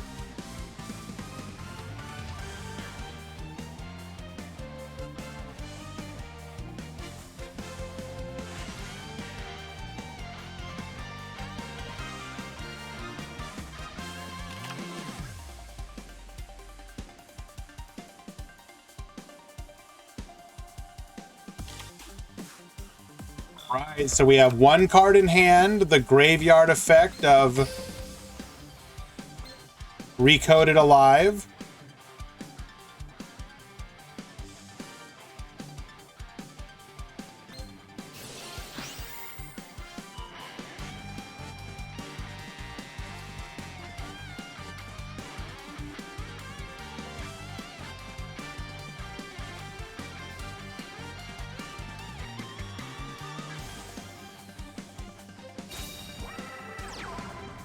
Setting a back row, we are now threatening the Rocket Tracer.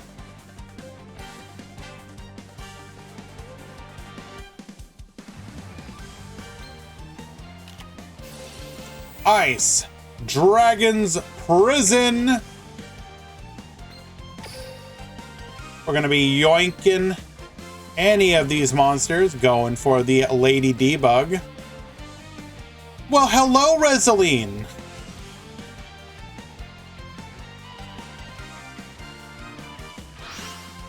Get banishing. Goodbye to Decode Talker and Lady Debug, leaving a Rocket Tracer as the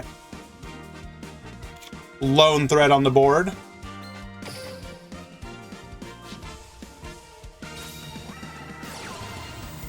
And off of the top, Dragon's Mirror. Will we also... Oh, no, we didn't. We could have theoretically activated our Rocket Tracer in response to that to pop the Dragon's Mirror for a search, but we seem okay with not doing so. We have the Borreload Furious Dragon, DPE at home.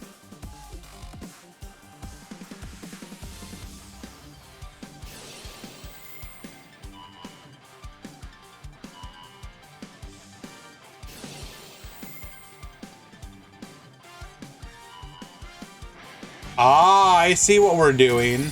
So we're gonna pop the back row, but then pop ourselves for the search in response. Taking out the Cynet back door, and we have lethal on board.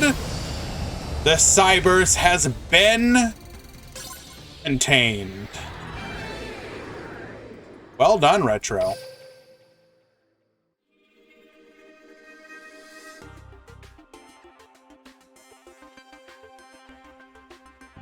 Elmaz, I'm pretty sure that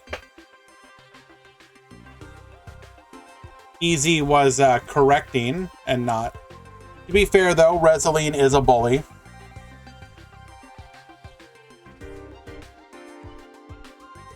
Oh, nice.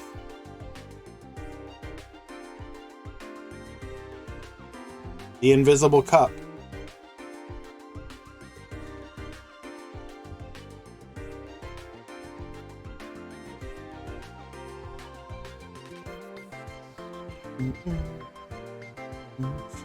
Like you're drinking the cosmos.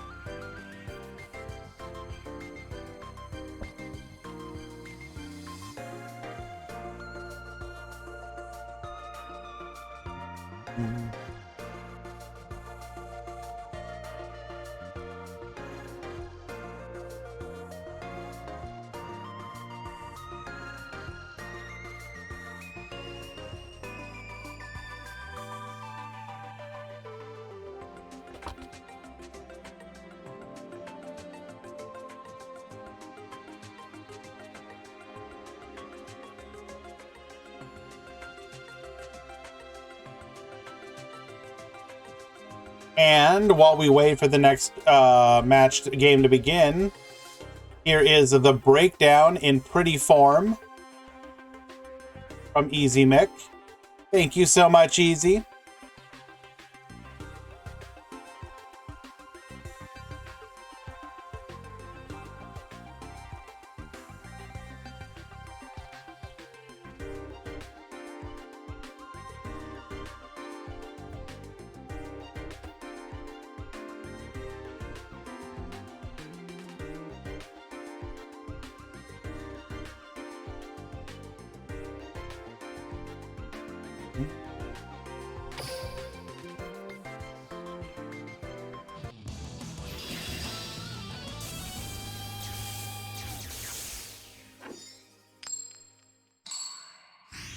You had to Photoshop the top of Indigo. Duel. What, if anything, is undefeated? Let me go take a look.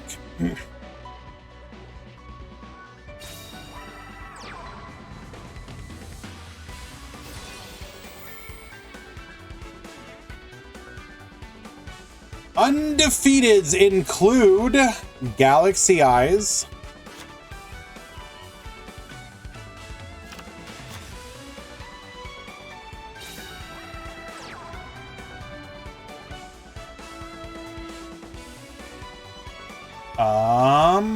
most of the matches haven't completed yet, so I can't actually say for sure. We will have either an undefeated Mech Knight or an undefeated Goki.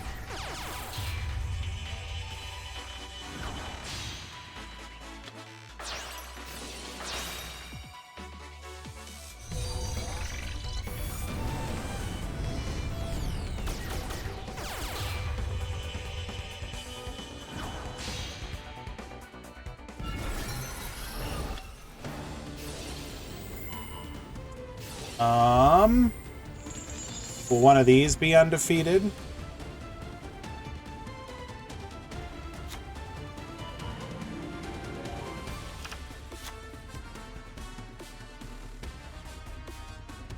So that's the potential undefeateds in pool number 1. Let's check pool 2.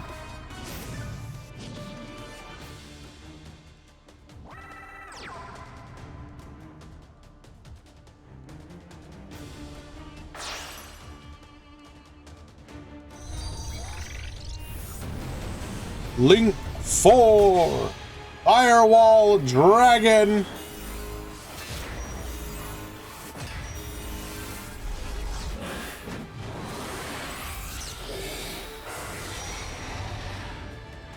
We have undefeated Goki.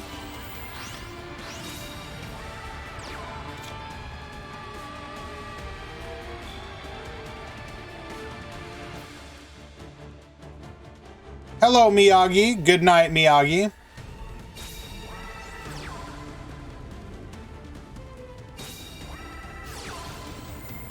Activating quick launch. We have undefeated Goki.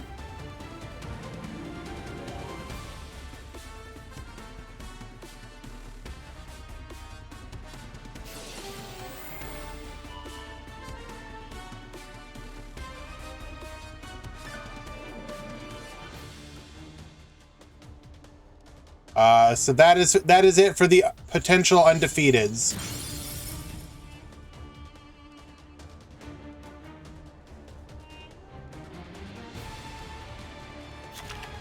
Galaxy Eyes, then either Goki or Mech Knight, and 2 Goki.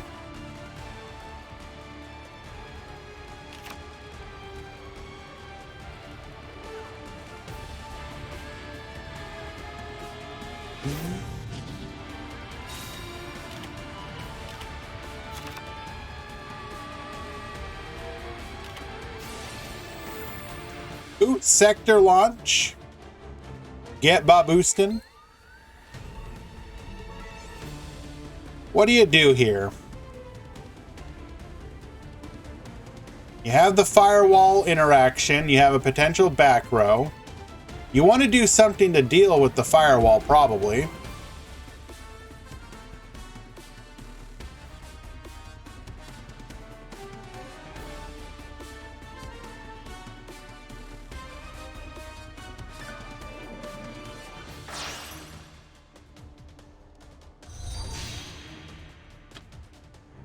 We're gonna go for the booster dragon.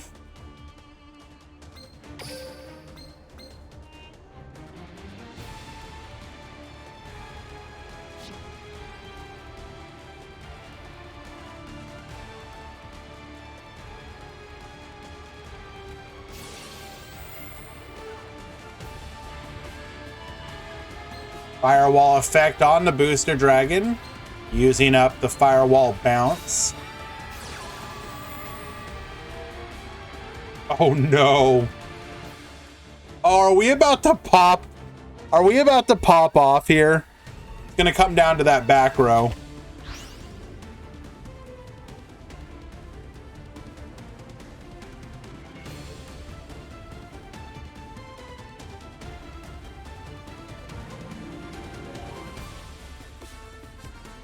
Did we search cross wipe? We did. So we're going for the hot red dragon archfiend.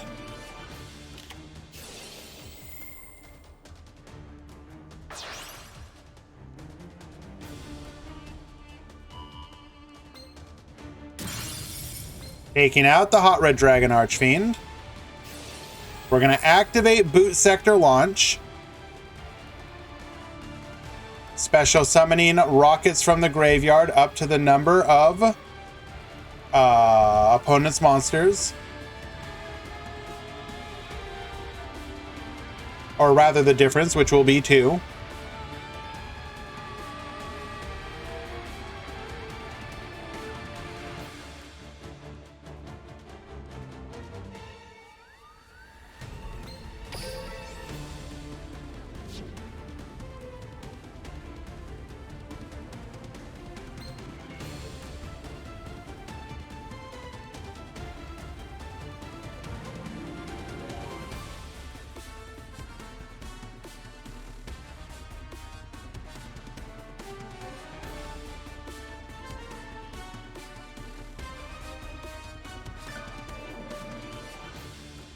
We have another potential synchro play.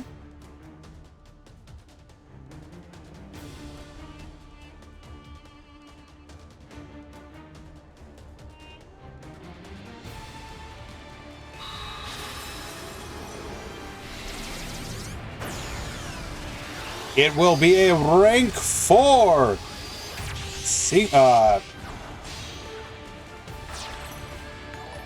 Excuse me. Brain farted there for a moment. A rank 4 Xyz play. Oh, is that the correct move there? Guess.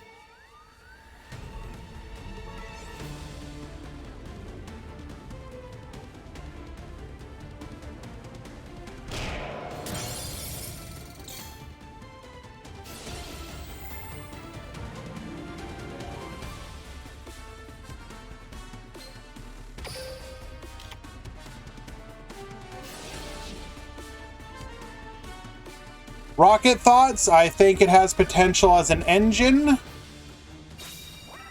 We need to wait and see.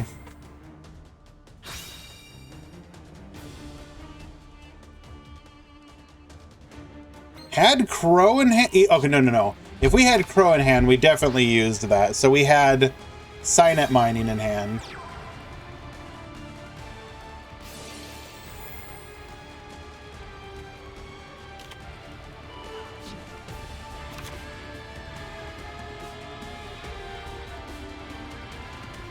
Oh no, bro.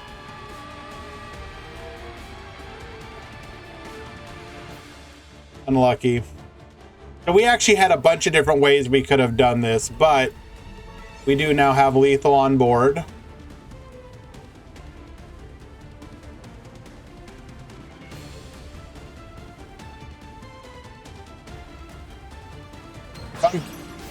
Not mistaken, we also technically have the bounce from Firewall Dragon live again. Hello, Metal Overdrive.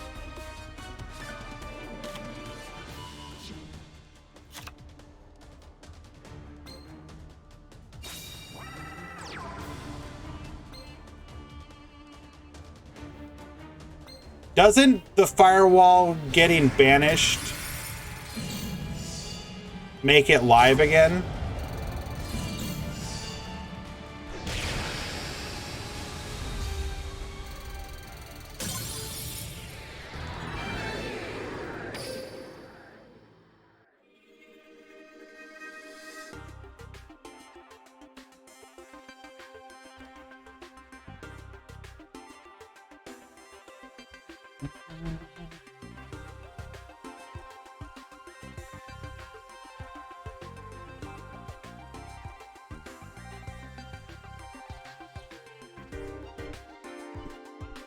Ah, the Graveyard Reborn doesn't target. Okay, gotcha.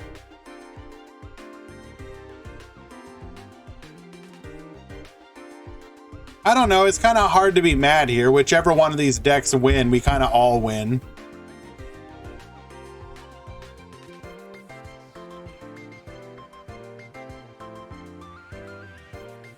Take care, Vexnull. Thank you for stopping by and hanging out. We appreciate you.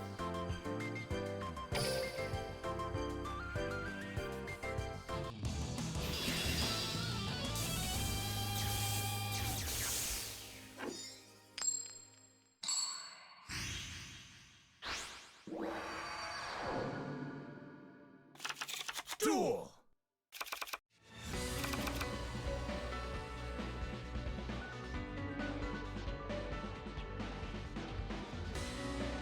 Alrighty, Code Talker going first once again. Normal summoning the Summoner Monk. It'll switch to defense. We're going to discard the MST. This is going to allow us to get the Lady Debug directly from the deck. Lady Debug should get unlimited, agree? No. Limit 2 is fine. Lady Debug is a very powerful card for the archetypes it supports. It's fine at 2.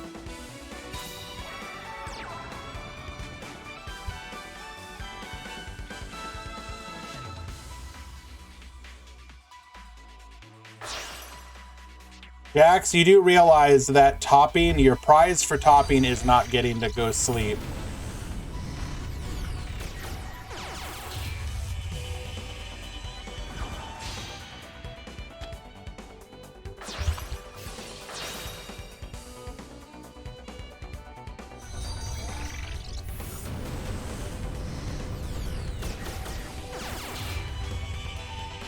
I feel like I have to add this for Jax.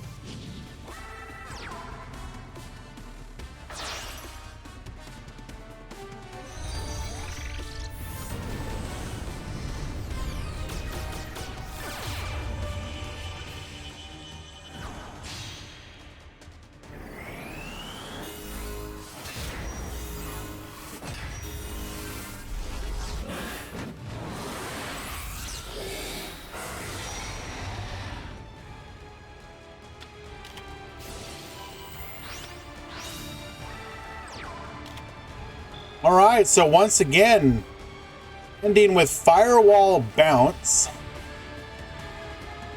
It is nice that the deck has the versatility to either go Firewall or Topologic, depending on which is going to be better against what deck. Obviously, a deck like Rockets is probably not a good idea to be like blowing everything up, since they do float off of that. So the ability to pivot into Firewall Dragon is actually very nice.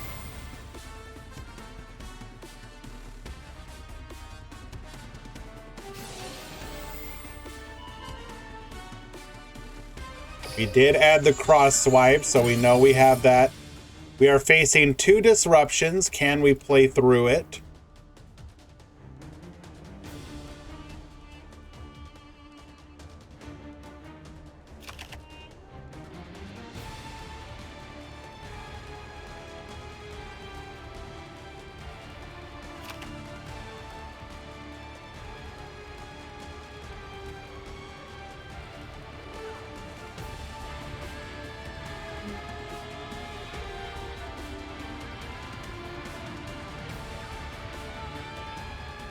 am late, just add me the tournament when it's finals. I got you, pilot.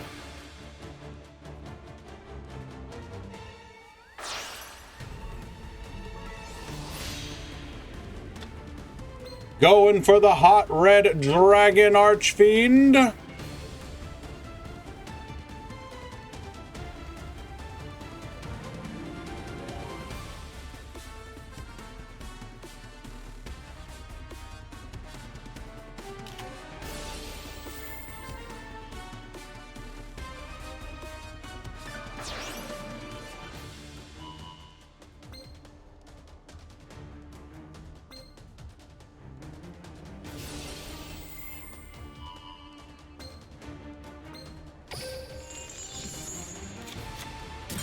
Electing to both bounce the metal rocket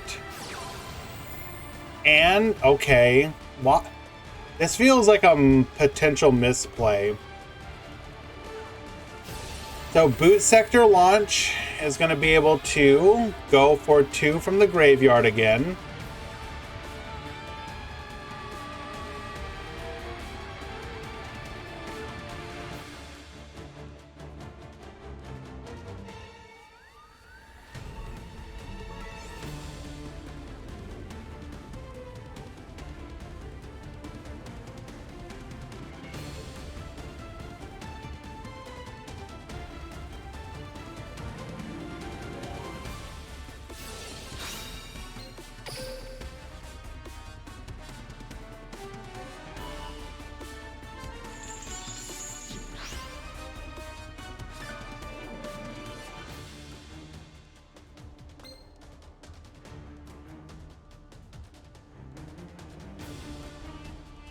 We had the crow once again. Anybody on the field is lethal.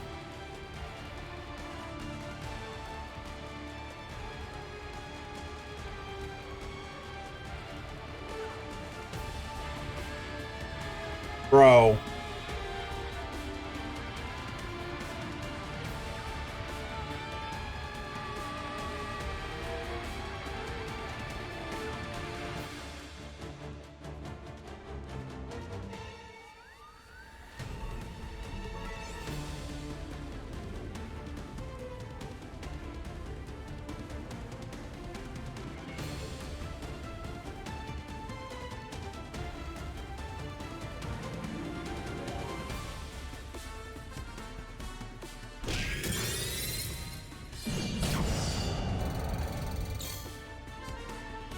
Going in for 2,500.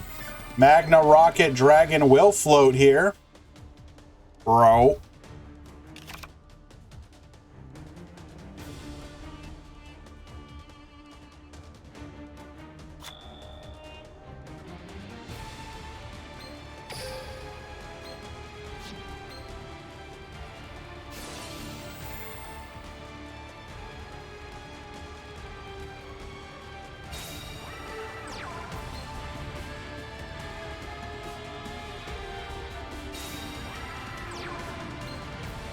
Summoning a Metal Rocket and a Magna Rocket from the deck. Or from the hand, rather.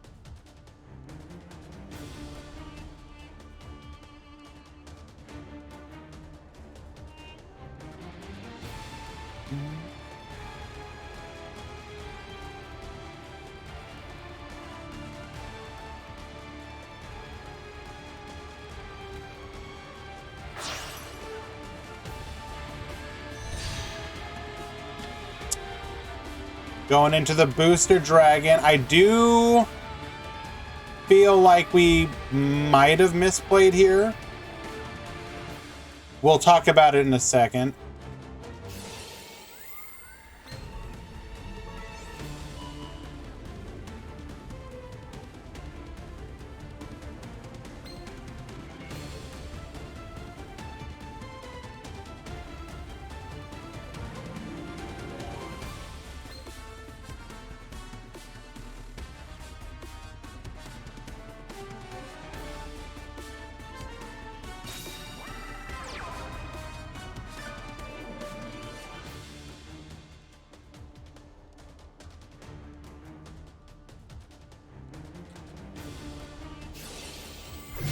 He is unaware!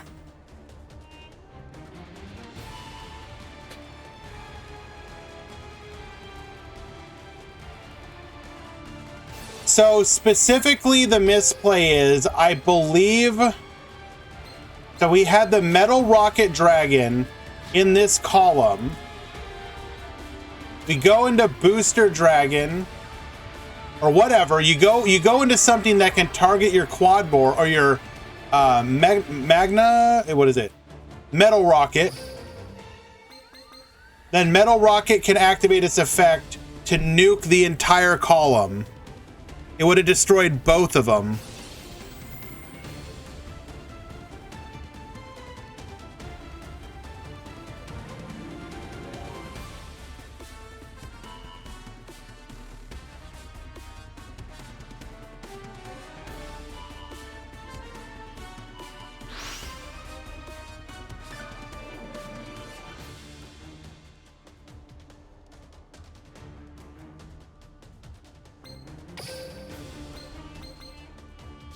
When a Link monster's effect is activated that targets this card, you can destroy this card, then destroy all of your opponents in the column this card was in.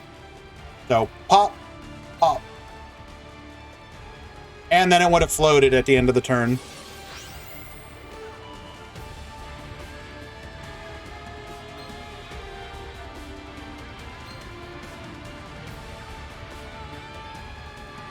Oh, of course, this isn't criticism. Just commenting. We're gonna take out the Silver Rocket Dragon. We will then take out the Booster Dragon.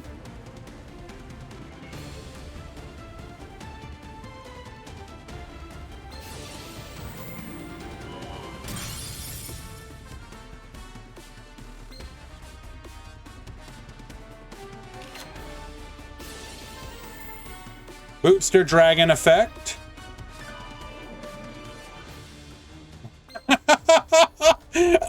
Excuse me? Bringing back the Hot Red Dragon Archfiend.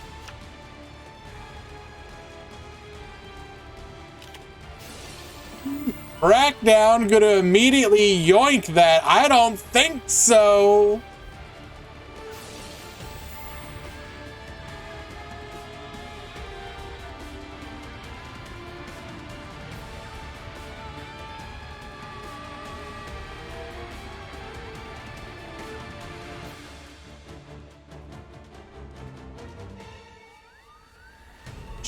Chat, you have to believe. Don't worry about it.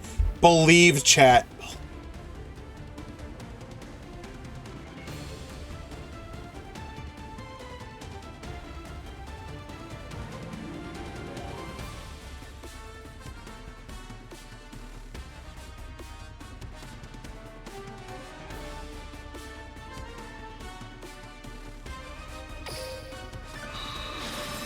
No! Misplay again!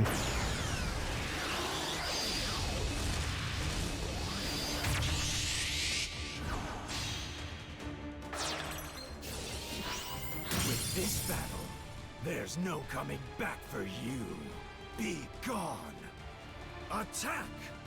I activate even if I'm down to one life point. I've I'm already still linked the favored to circuit win. to victory. It's It's my my turn. turn. I draw.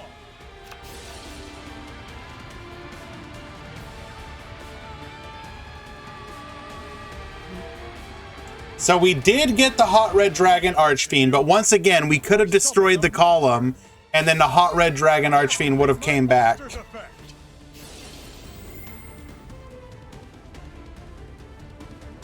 We may be low on time. You do have to keep that in mind.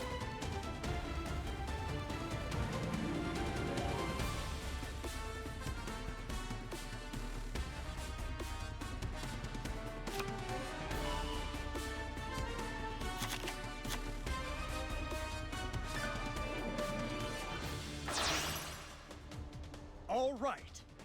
I link summon a monster.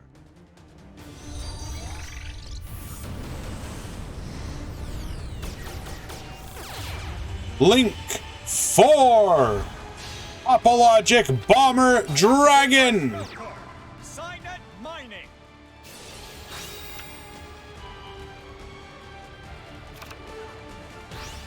Dotscaper's effect activates. Dotscaper! I activate my monster's effect. Battle. Take this. My monster attacks. I activate my monster's effect.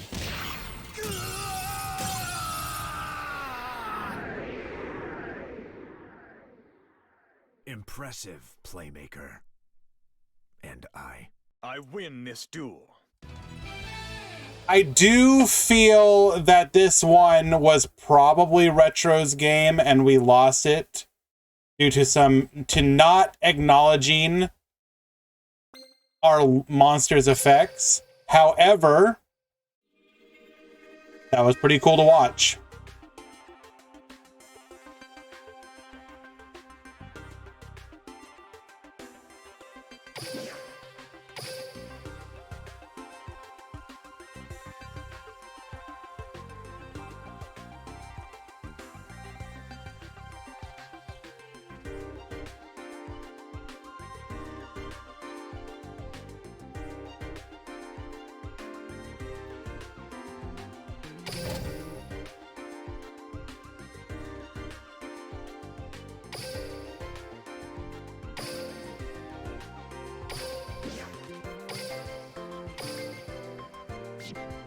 All right, last game of the last match of the round. It's gonna be boring, but just is who topping? The Rocket player? No, unfortunately not. Flame and I are bringing the heat.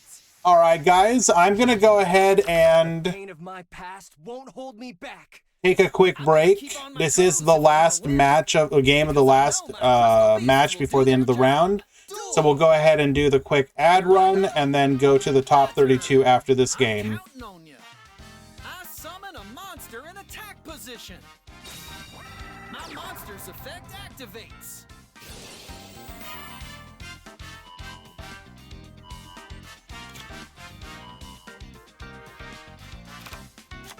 From my hand, I activate a quick play spell.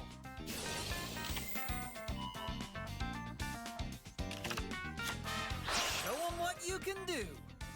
I link summon a monster.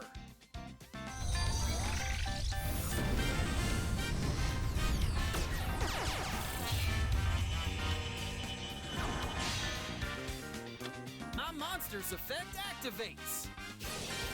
My monster's effect activates. Come on! I special summon a monster.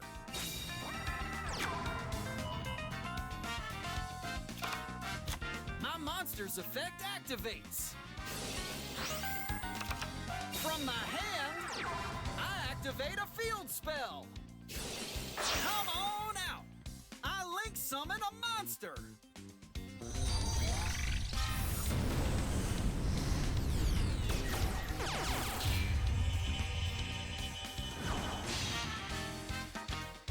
My monster's effect activates. Show 'em what you can do. I special summon a monster. My monster's effect activates.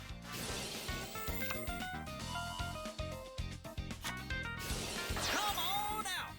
I link summon a monster.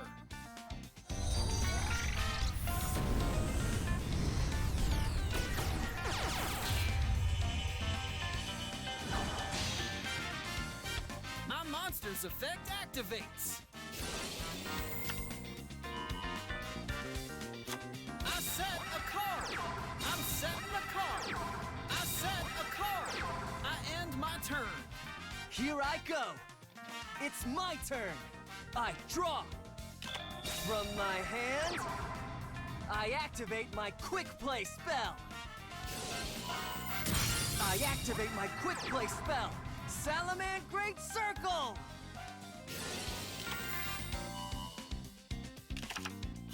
Salaman Great Jack Jaguar. Now's the time. Check out my face down card. My trap activates. I set a card. I set a card. Surprise! Check out my face down card.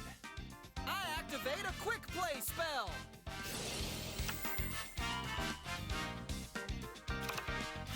I end my turn.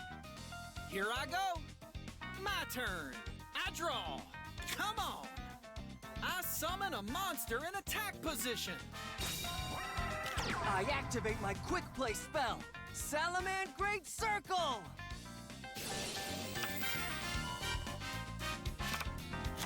My monster's effect activates. I don't think so. This is the card I set. I activate my trap.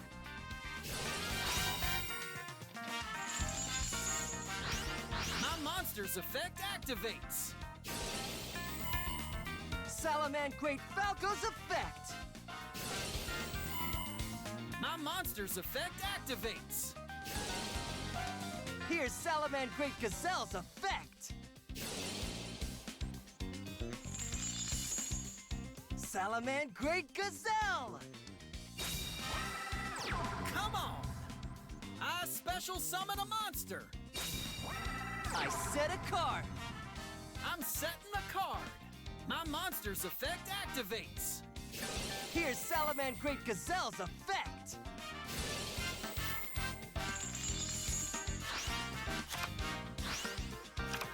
I'm going all out. Okay, let's battle. Strike him down. My monster attacks. Strike him down. My monster attacks you directly. Ha! Can't let that happen again. Time to shut you down. My monster attacks you directly.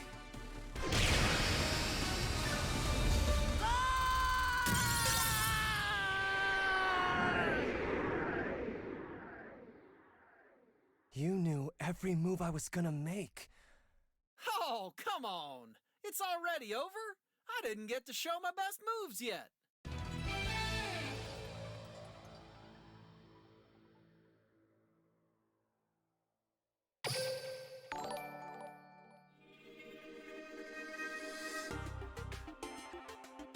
E1 Paolo, thank you so much for the follow. If you guys are unawares,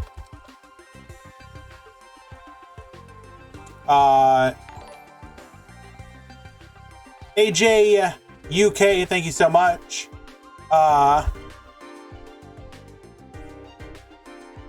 E1 Paolo.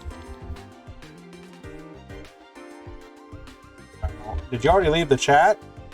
Yeah. They just hosted their first event. You guys should go support them. They feel so inclined to continue to do tournaments. Okay, we are in the top 32, just waiting for the players to show up.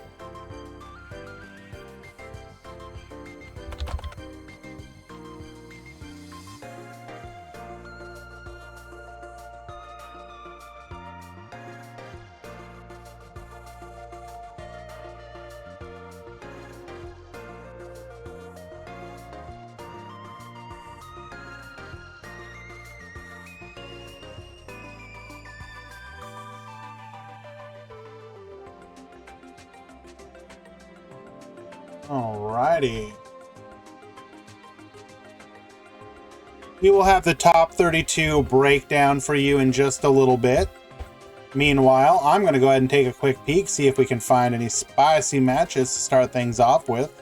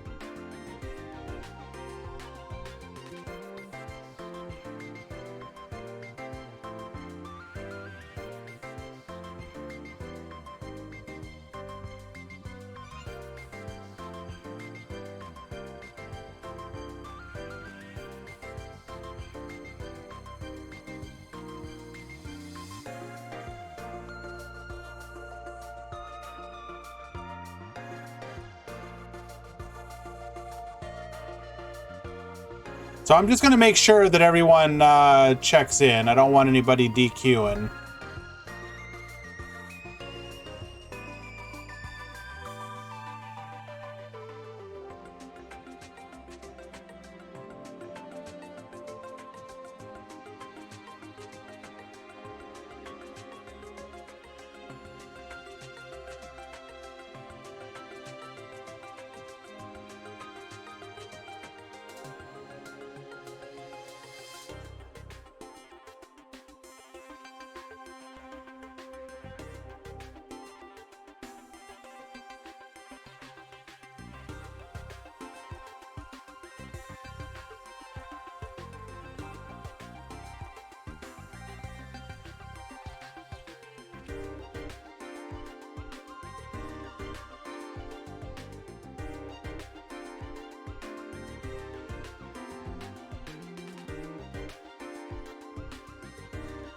Okay.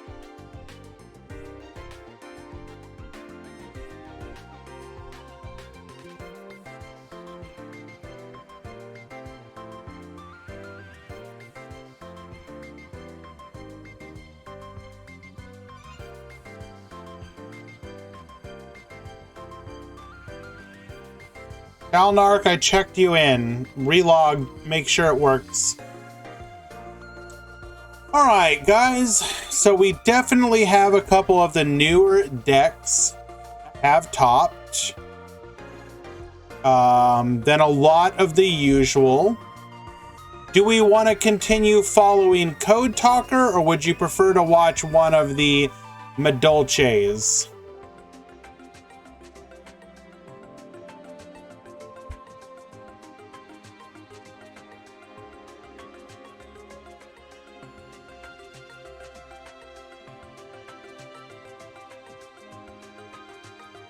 We want to watch Medolce. We can watch Medolce.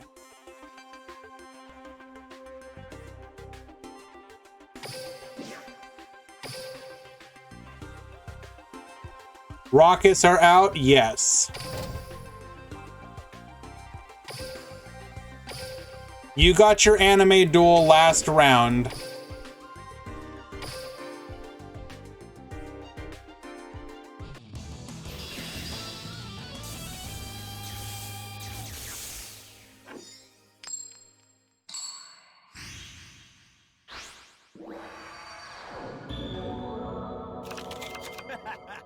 I hope you're ready to lose. I'm not planning on. Thank you as always, Fan Luna. I do appreciate you.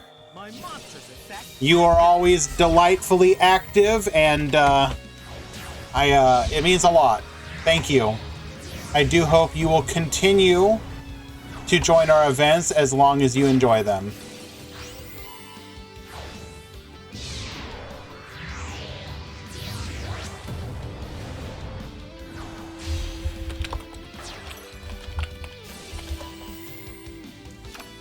Alrighty.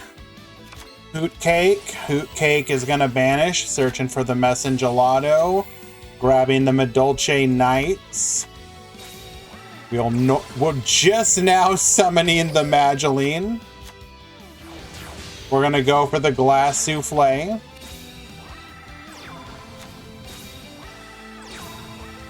Activating World Legacy Memory. We have the Purple Nightfall.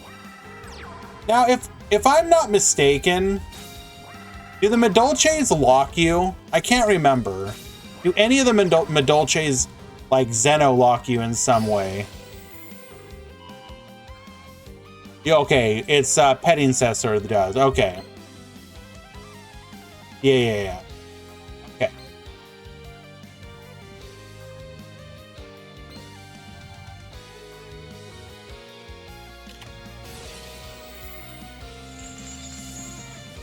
I feel like we might have gotten baited here. Activating Medolce Knights.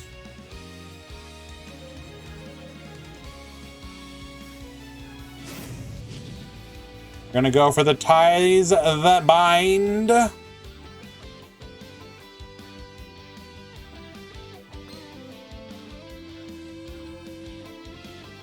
Actually, no, we didn't get baited. I was saying, I forgot. I always forget about memory. So we did not have the ability to go into a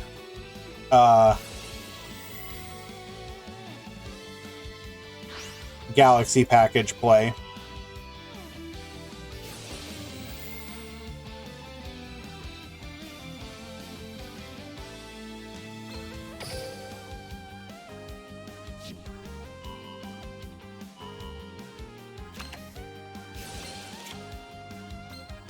Wait, why'd we leave Messengelato in the graveyard?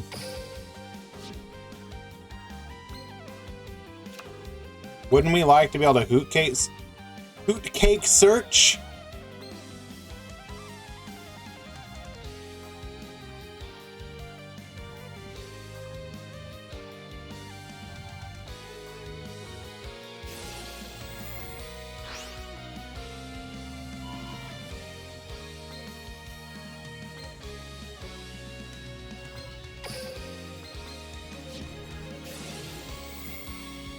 Ah, I see what we're doing. Okay.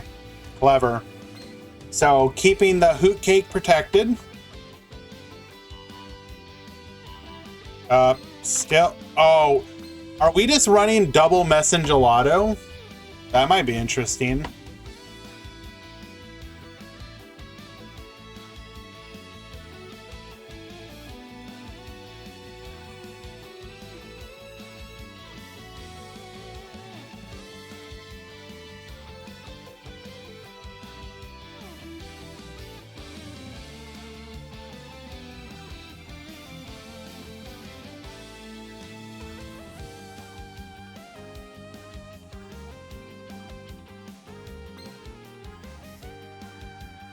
Unlucky. Double misclick.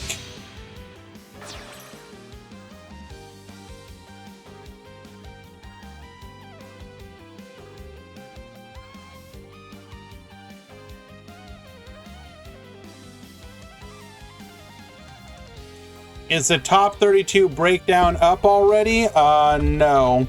I don't know if anyone has started it yet. I'll do it myself in just a few.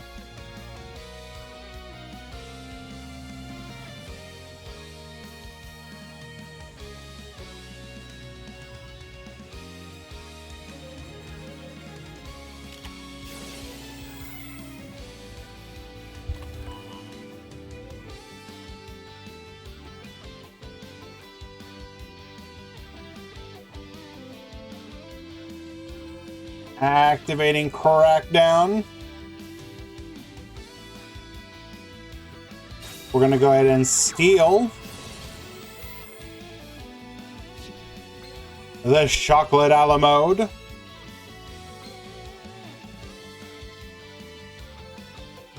We will be able to get the petting successor again if we want.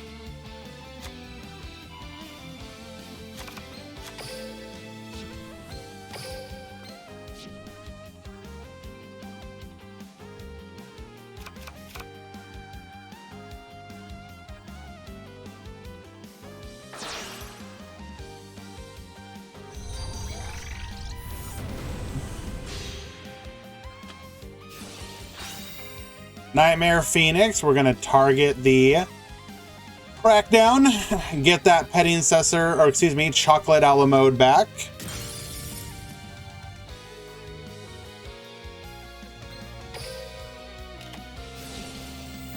This will prompt the activation of Ice Dragon's Prison, going after our Messengelato. Warrior.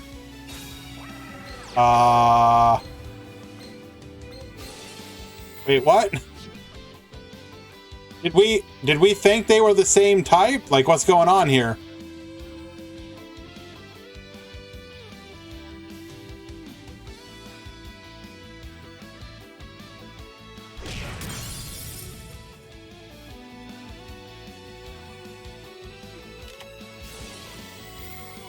We've got the Book of Moon. This will interrupt this play, leaving the Indigo Eclipse on the field. All right.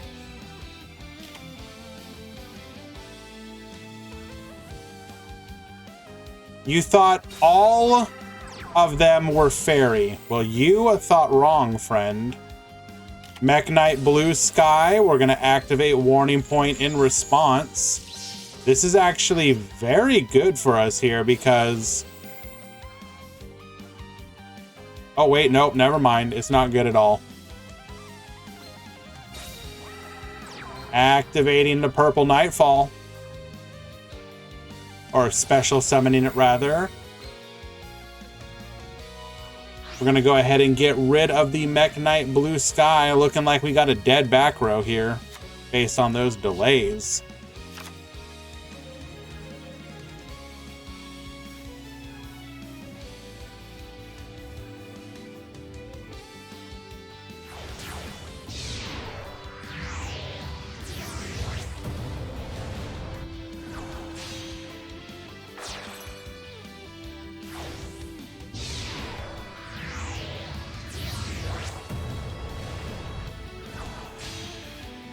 Incoming Galaxy package.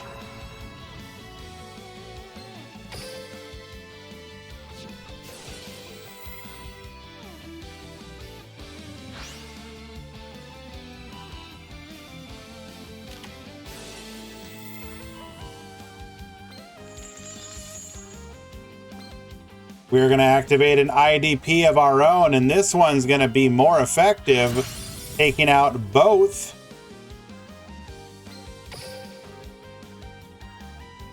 our opponent's monsters. Chocolate a la mode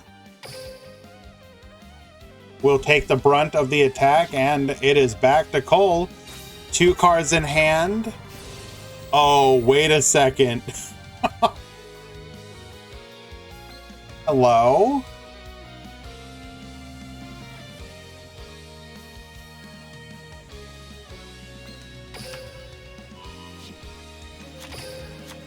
We can't actually do anything, can we?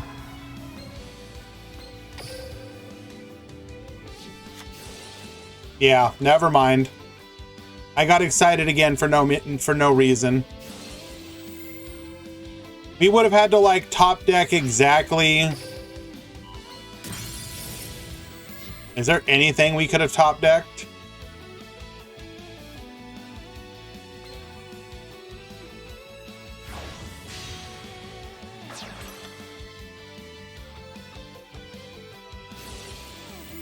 Field spell, right? Going after the back row, it is a dead MST, and this will be lethal in game number 1.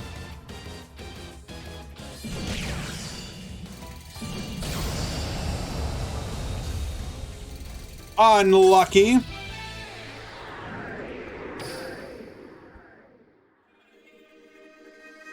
Waiting for game number 2.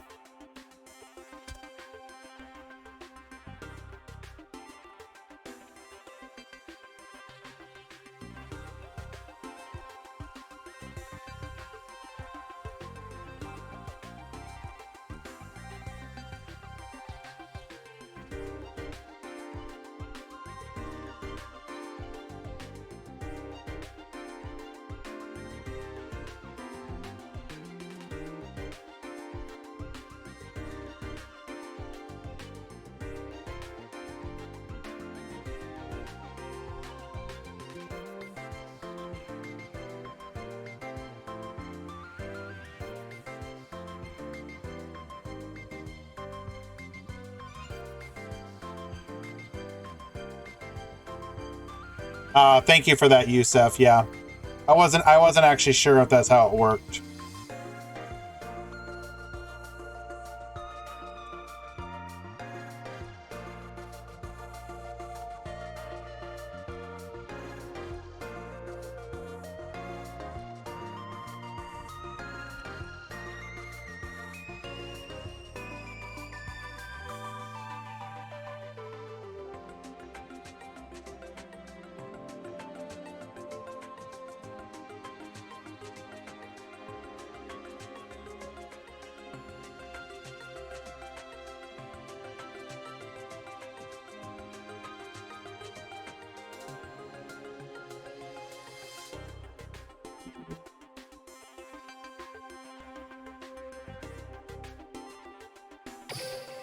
All right, we got game number 2.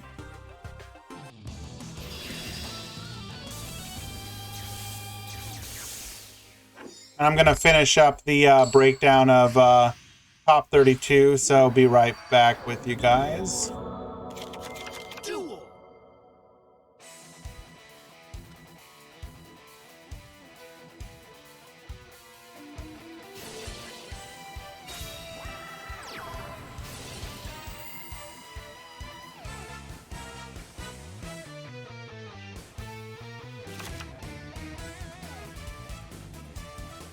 Trophy.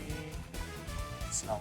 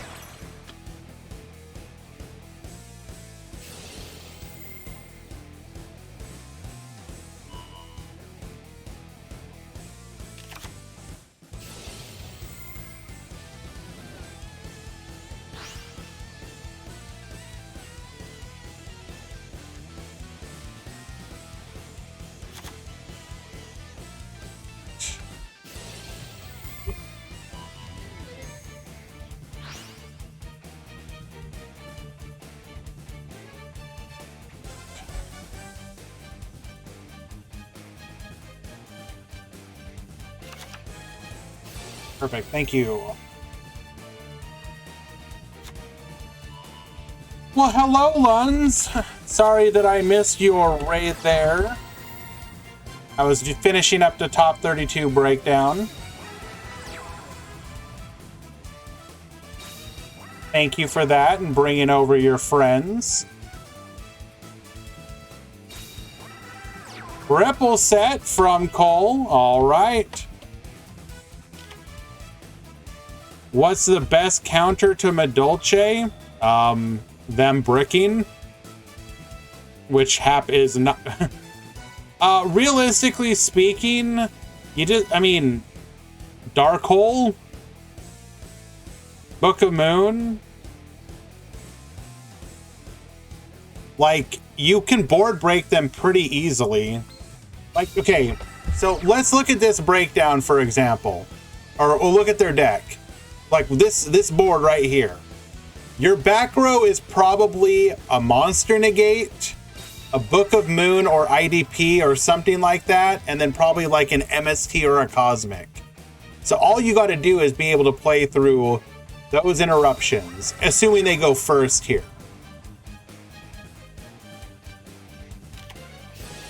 Okay, well, there's one of them, you know, called it MST.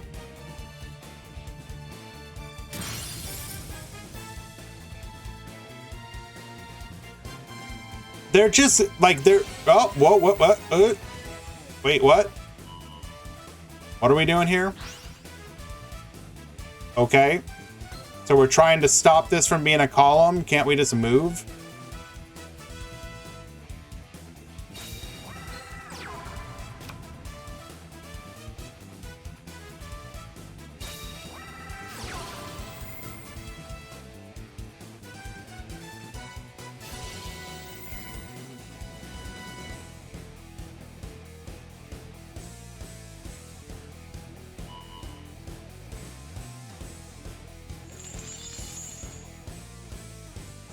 So we're...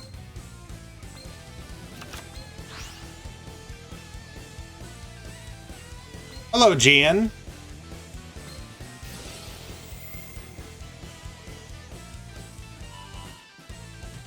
Did any Goki UA enter? No?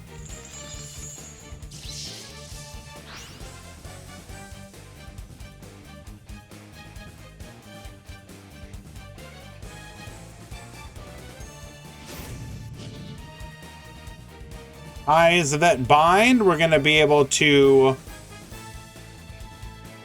break this board.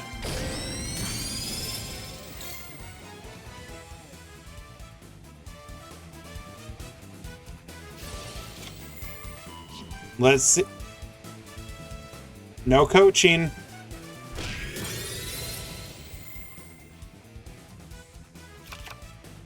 All right.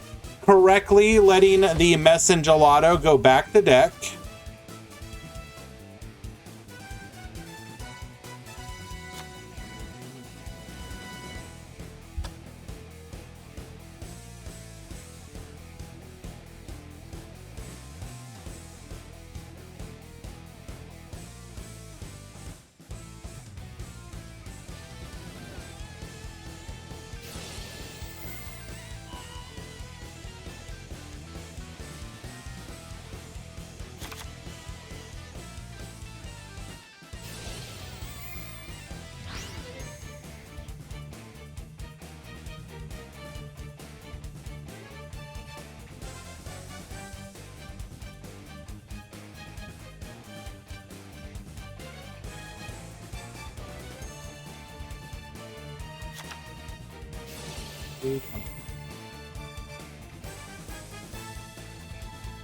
Perfect, got the breakdown. And it's all gonna come down to whatever that back row is.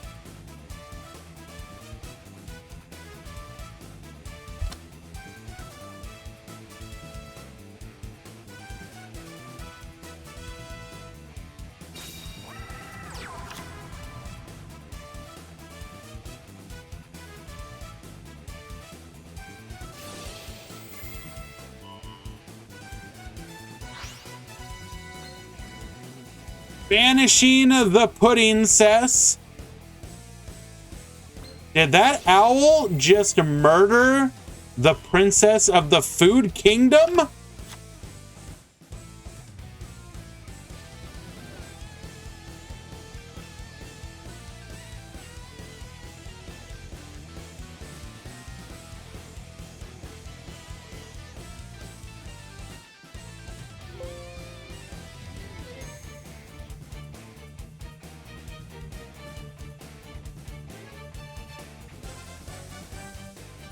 All right, here is a top 32 breakdown.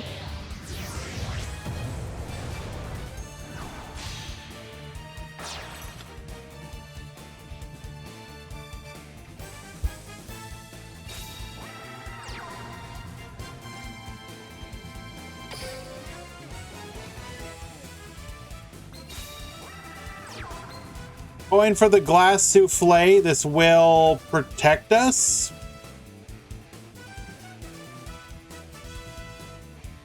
Oh, only monster effects.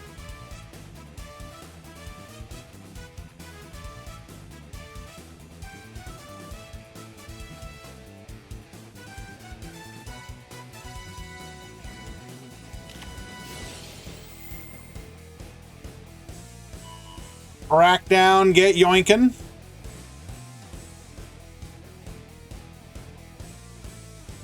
Unfortunate. So stealing the chocolate owl mode will keep us from being able to board clear here. We will be able to go for the yellow star.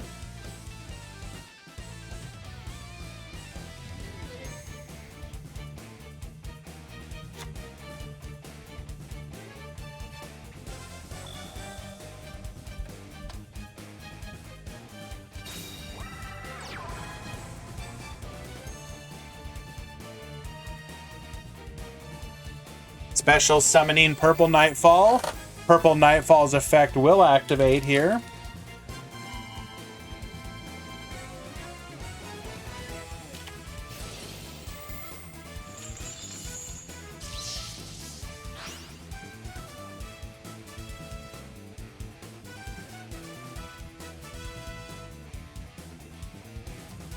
Hello, Val.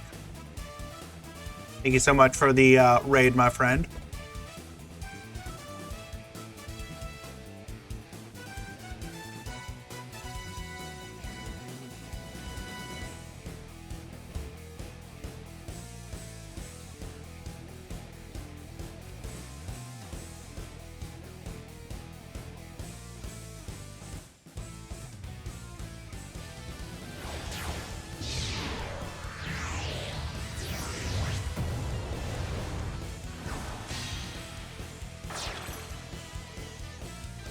Do we have a response for the Cypher Dragon? Warning point. I'm gonna go ahead and take care of that.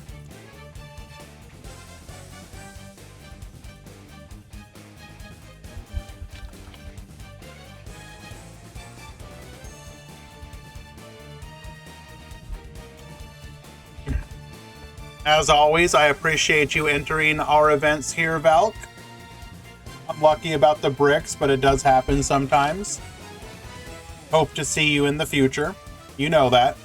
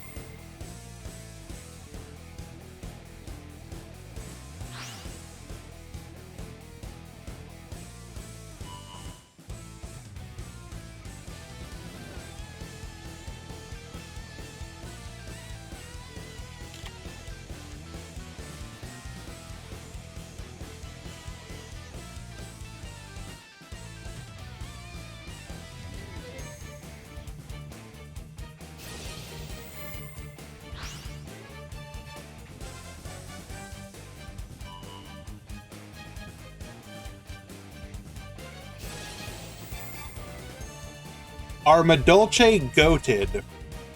I don't know about goated. They're a very competent strategy. And the question is, can they actually compete in this meta?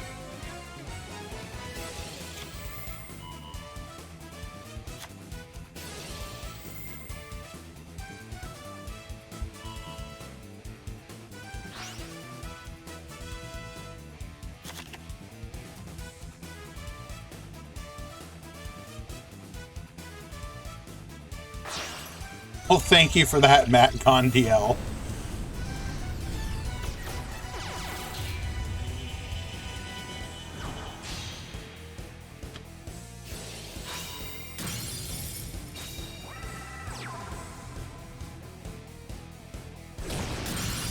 We go crashing. Getting clean 23. And successor for Leap. Imagine being put into the ground by this girl here. Put you into the ground.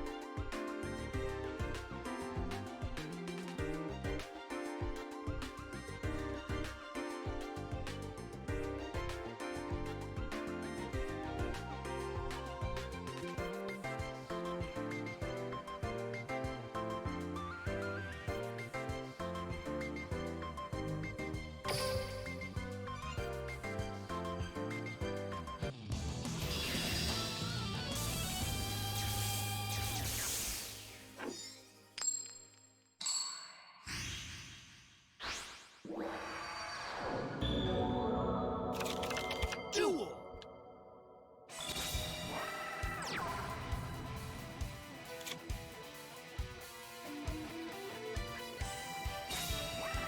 Alrighty, triple back row from Zoo. The typical turn one. I opened all my back row, but I can't actually do anything with it. Mech Knight turn one.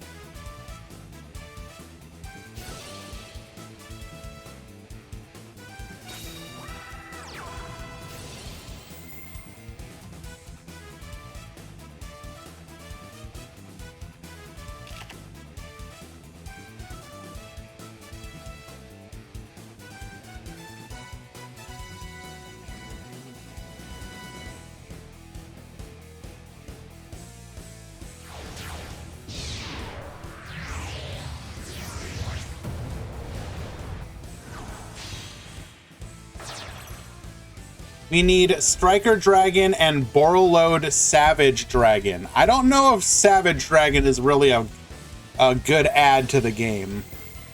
You need to be really careful with that with negates, especially Omni negates that also destroy. Like, Savage Dragon would be insane in this game.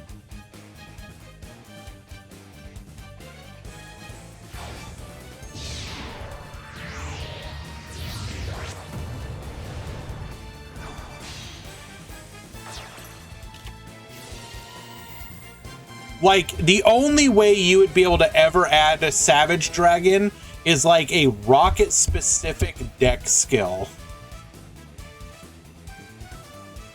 Or you're to the point where you're like, screw it, we're just gonna have everything. And we're like, damn the consequences. Where are like the protections? How come we keep not opening a way to deal with Crackdown?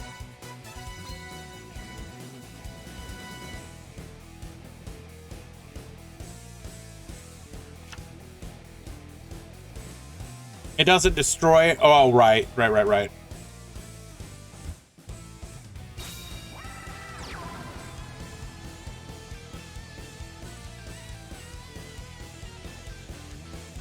Well, because we had a taste of what generic turn one, the breakdowns. Yeah. Do you just need to see the numbers, or do you want like the nice looking breakdown?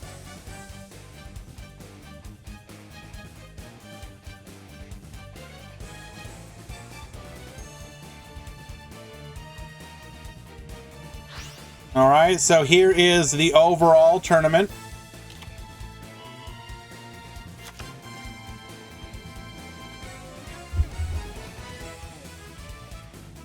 We're in top 32, so I don't want to like say that they're in the top 16. They're not there yet. And then here is the top 32 breakdown.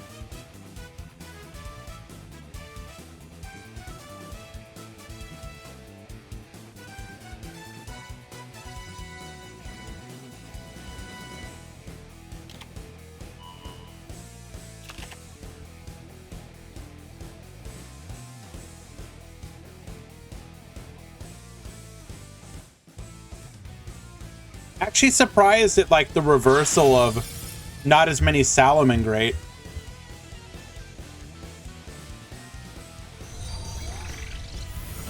I believe in our last event, Salamangreat was like the big winner. Let me double check.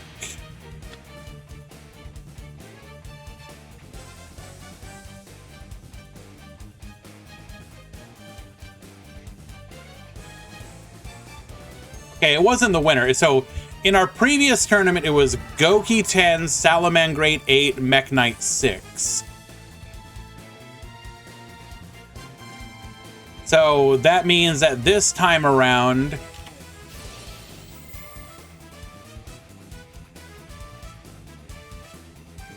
so 10, 8, 6. Now it's 11, 8, 3. So Mech Knight gained 5 from last week.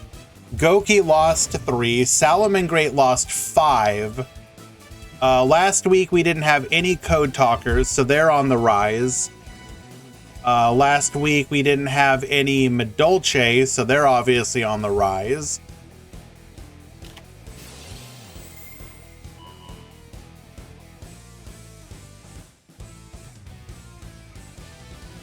Then the one-ofs last week, it was Burning Abyss, which we have one of. It was Starry Night, which we don't. That's whatever. Infernoid, which we have. Metal Foes, which we don't. Trickstars, which we have. DDD, which we have. Phantom Knight, which we have. Mermail Atlantean, which we don't. So Onomat took the place of Metal Foes or Mermail Atlantean or Starry Night. The Medolce took the spot of 2 others. So between the big 3, last week it was 24 in the big 3, now it's 21 in the big 3. So technically a more diverse week this time around. Alpha Robbie, thank you so much for the follow, appreciate you.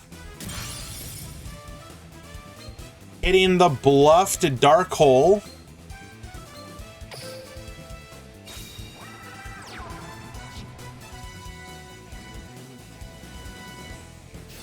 Mageline, get searching.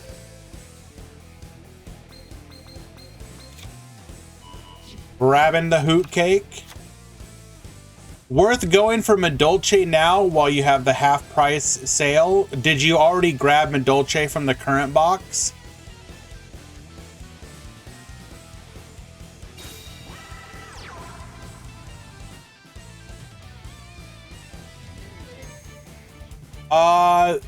Then I don't know if Medolce, I mean, maybe, like,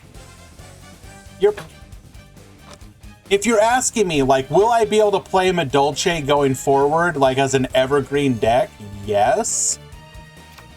But the one thing to keep in mind, you'd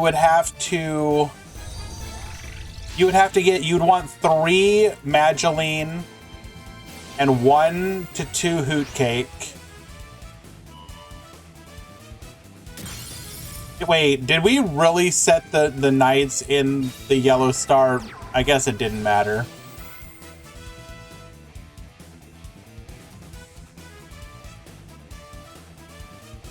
Those are bad boxes, even half gems. That's not always true. Like, the Goki box is a perfectly fine box to go into if you want to play Goki. Like, I don't think you understand just how cheap half gems make things.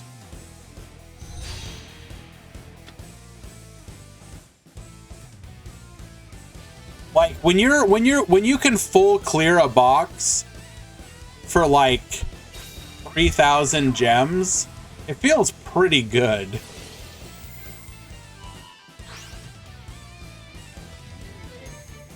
like, I really wish they would permanently reduce these boxes. Like, for it shouldn't be it should be like an always thing.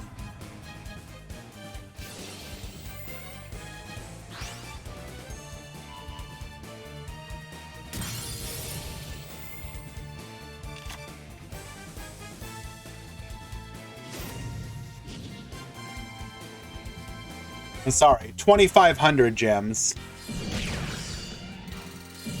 So definitely anytime that there is a survey, recommend that they make half gem sales permanent. I think it would do a lot. Unlucky for Cole, but thank you for joining us today, my friend. Made it to the top cut with your Madolce. And while it sucks to lose in top 32, you did your part in getting them put onto the on the board.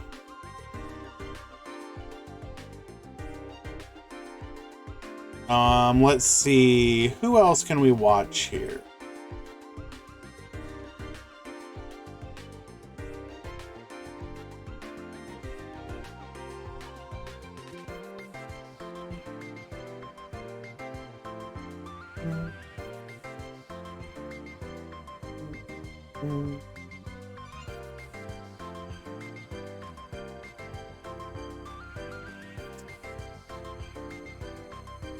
What is the top 16 shaping up like?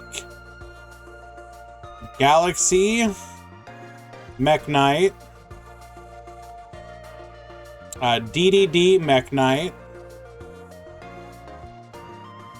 Goki Mech Knight,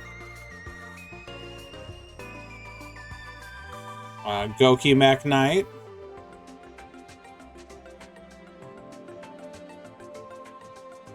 Onomat Mech Knight,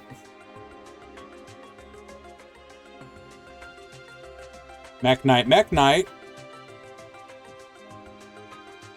Trickstar Goki, and then Mech Knight waiting for one more.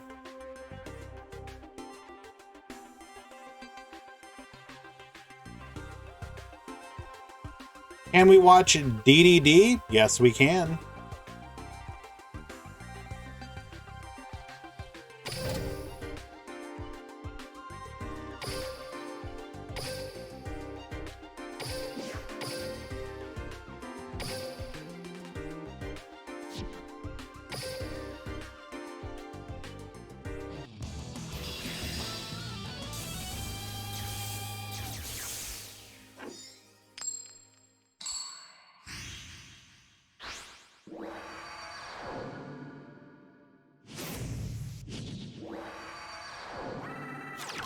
Duel.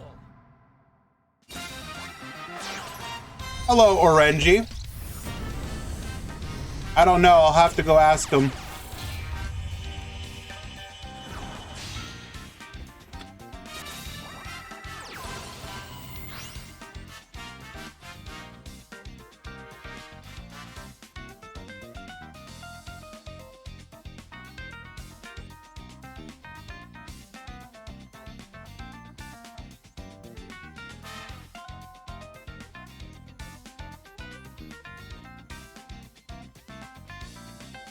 I know, guys, it can be a little discouraging to see stuff like the continued Mech Knight domination, but it is what it is. The big three decks are still the big three. We are definitely seeing promise from these other builds. We're just waiting for, well, we're not waiting for anything, but we want to see the continued refinement that people are going to have with them going forward. And then we're also waiting for the slaughter that's coming at the end of February. Oh, it's going to be glorious.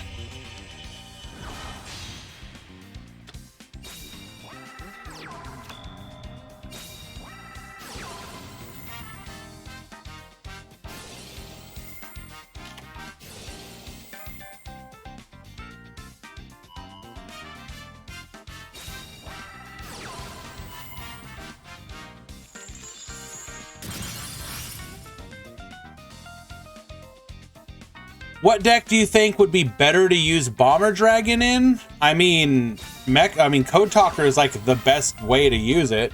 Why would you not use it?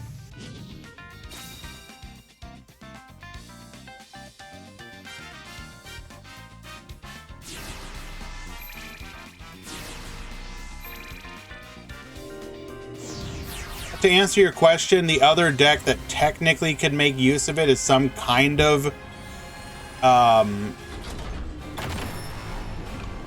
it's going to be some kind of rocket build. No, not Mech Knight. It's actually kind of a waste in Mech Knight.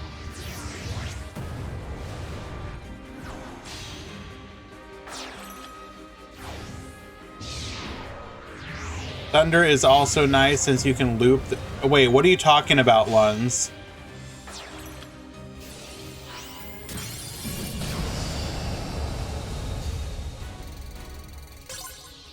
Has anyone had success on Medolce? Medolce is like... Currently, I would say Medolce is operating like a very much a like a rogue tier 3 deck. You heard it's fragile? I mean, kind of. The current builds that people are playing. There were 2 Medolce in the top 32, and I believe they're both out.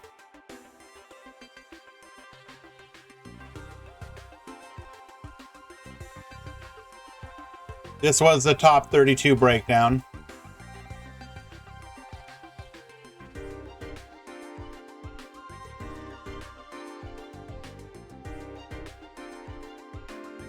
I do wonder if oh,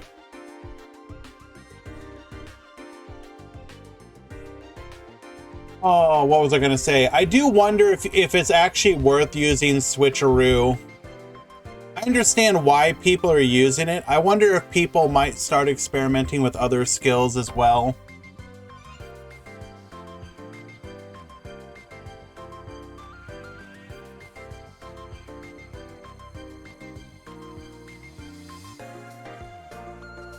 Yes, the Automat's actually in top 16 as well. They won their top 32.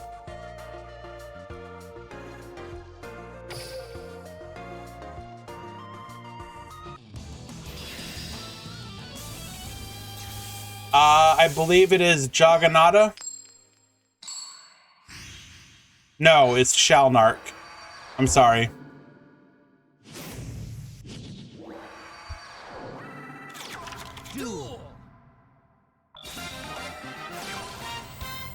Zero Burro, thank you so much for the follow.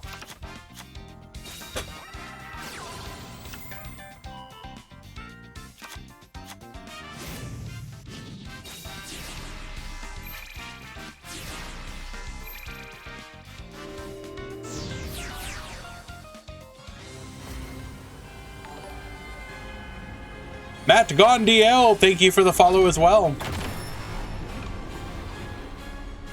Don't worry, Naurus. I'm glad that you're here now. Thank you for coming and seeing what's what.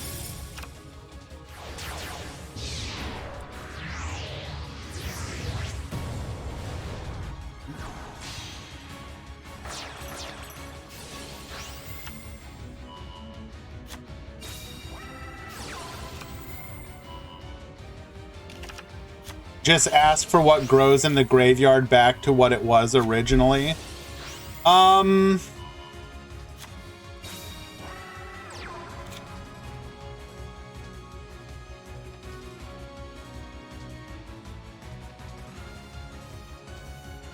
thank you, Skygrim. I am happy to provide these tournaments for everybody.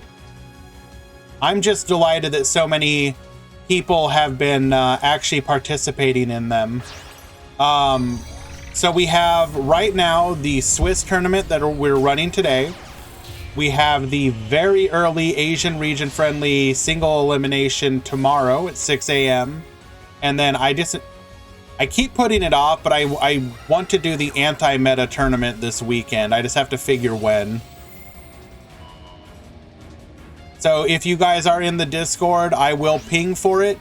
make sure you go to the roles channel, click on tournament creation, and when I put up the sign up for the anti-meta, you will be notified about it. Anti-meta will operate very similarly, if not identically, to what Quantum does for his anti-meta tournaments.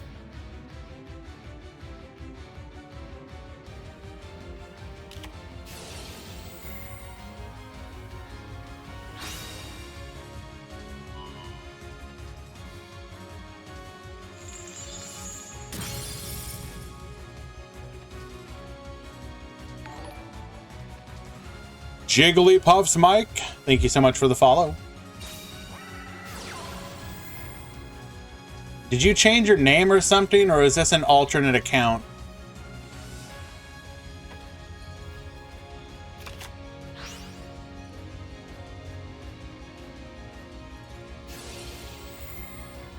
Madolce will be allowed, yeah.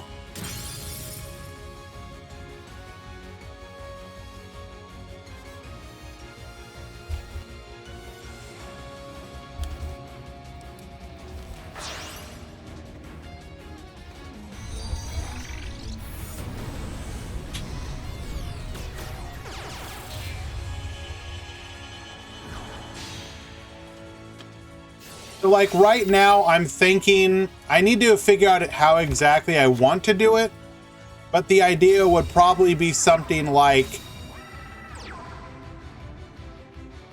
banning Mech Knight, Salamangreat, Galaxy, Goki, Infernoid,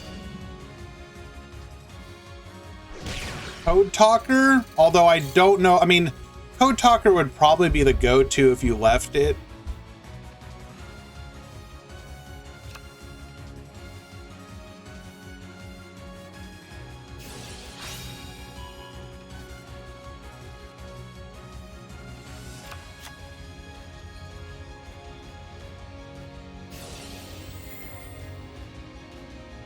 Like, I don't think I want to copy Quantum completely. For example, he's got Gimmick Puppets banned, and I don't think I want to ban them yet.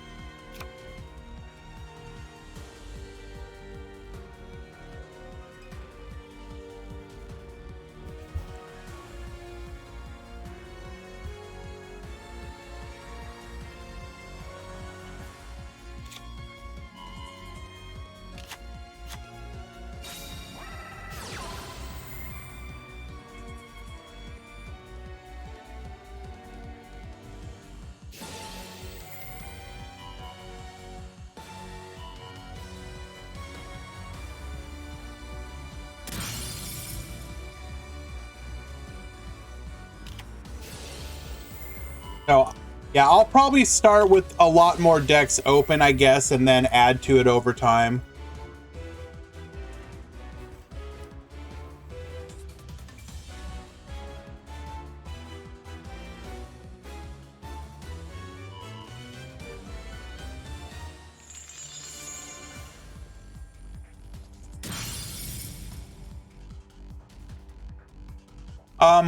I will probably go a similar way, Slow Glow.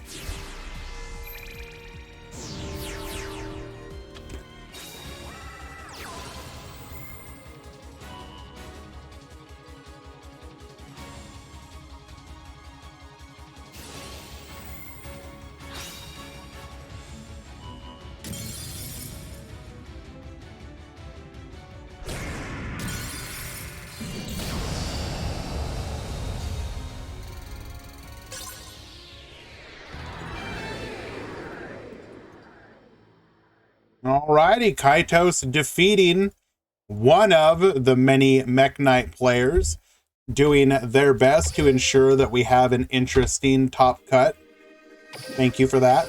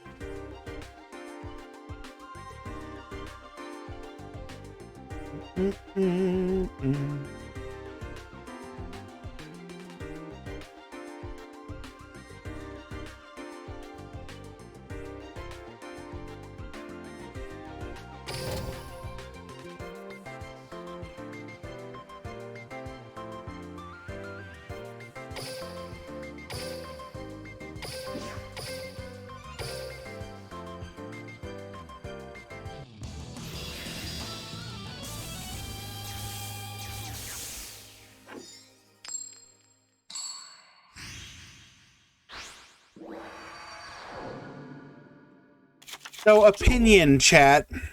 For the anti-meta, would you prefer the ban list to start out small and then grow so that some of the stronger rogue decks are allowed early but will disappear over time? Or do you want a more ruthless ban list to begin with?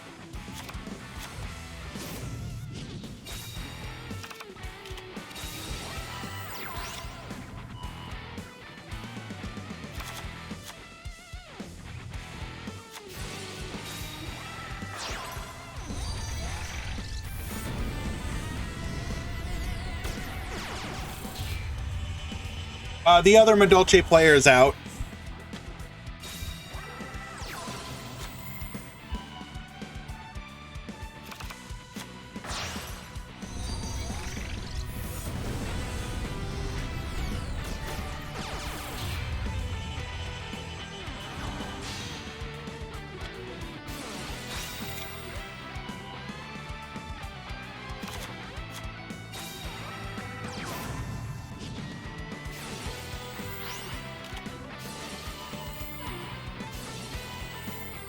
PTH, let's go!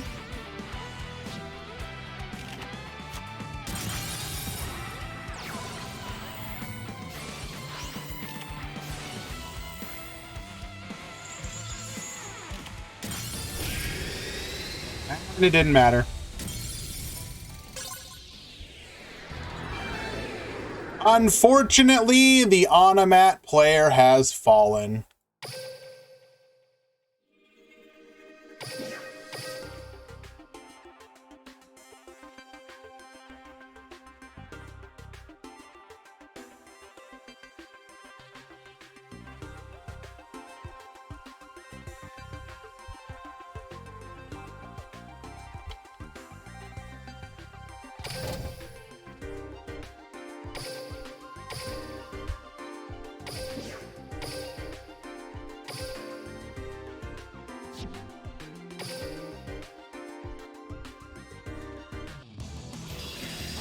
One, please give a heartfelt sag for Shalnark.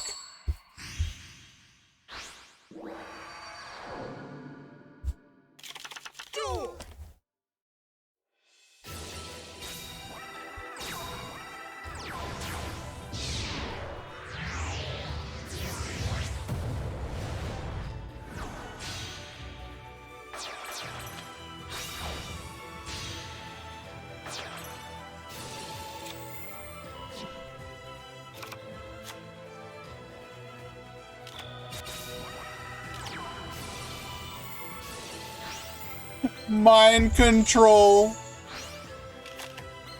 Attempting to take control of the Beatrice.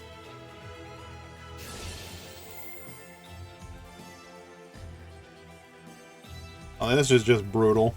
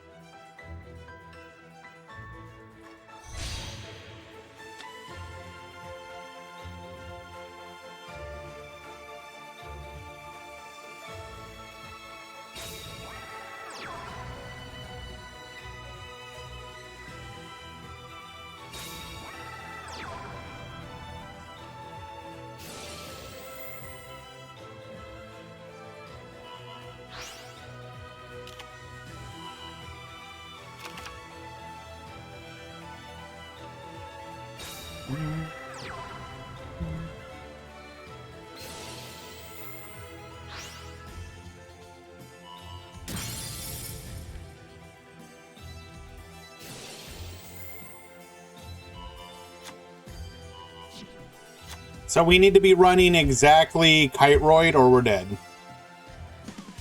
And we got nothing.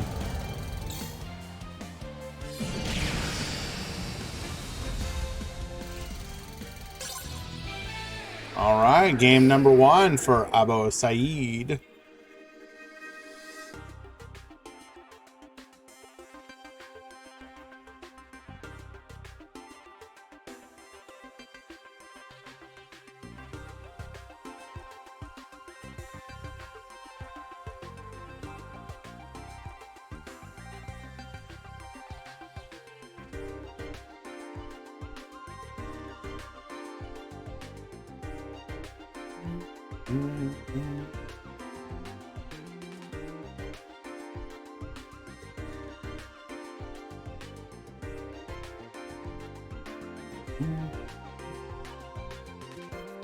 Just wait for both players to return to the table.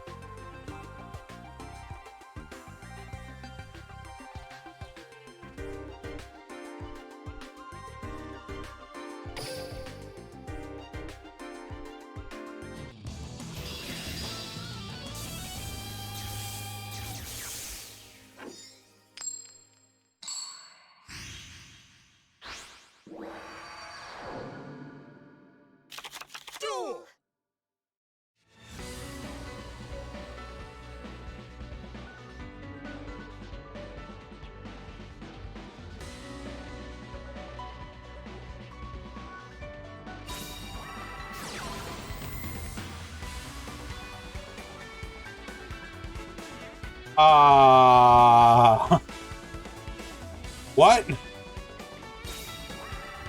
Oh, we came prepared, huh?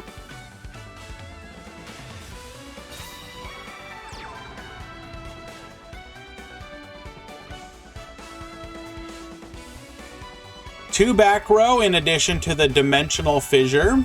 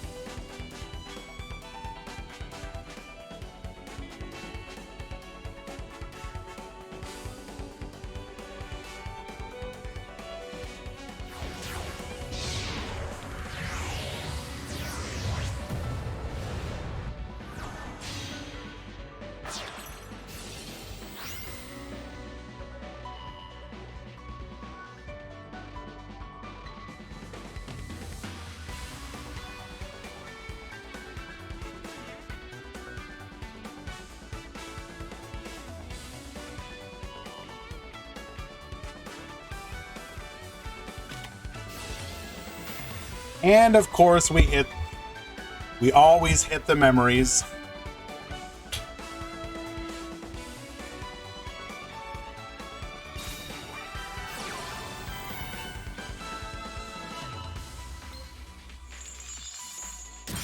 Taking out the Di-Fi.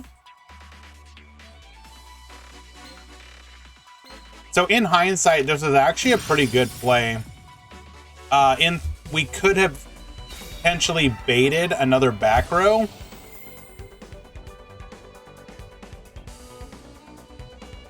Like, I'm gonna crack down you, then you're like, MST the crackdown, etc., etc. Not a bad play. Obviously, opening the MST, pretty crucial there.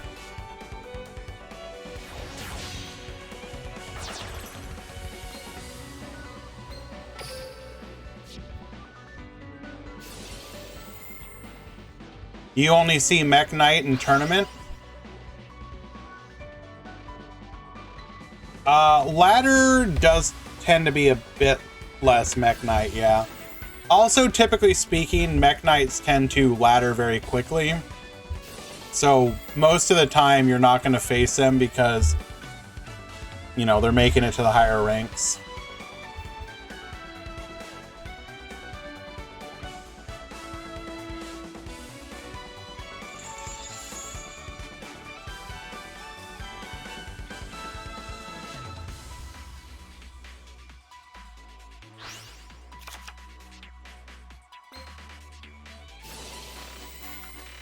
Arfa effect, gonna force out the purple Nightfall.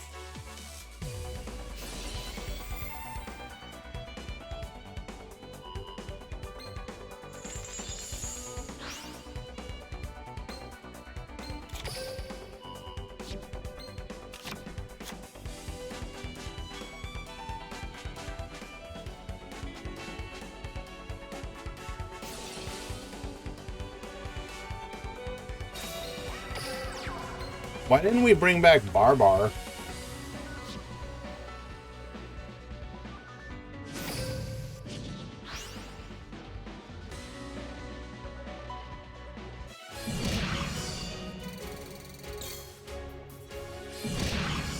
We are complete. Very nice. Able to play through and defeat the opponent in an OTK of their own.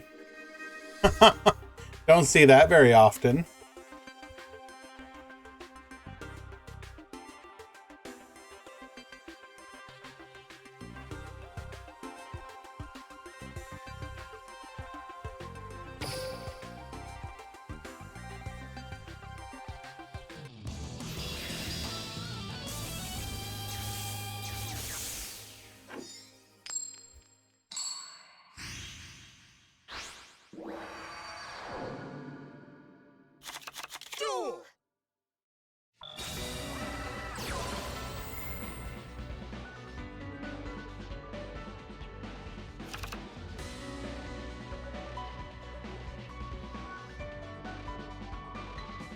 He win because he draws a tour guide. I guess you're not wrong.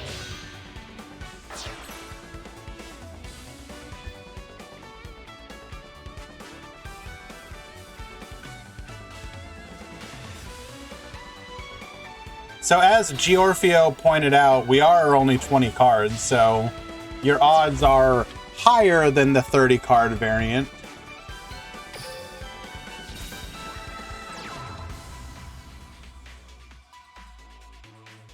Of course, are we just gonna get mind controlled?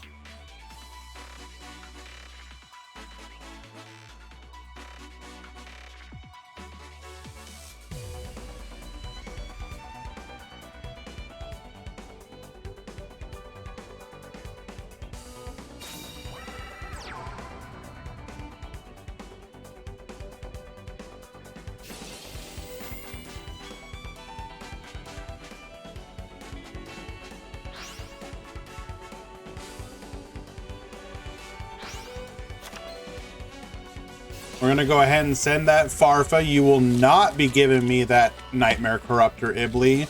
Not today, Satan.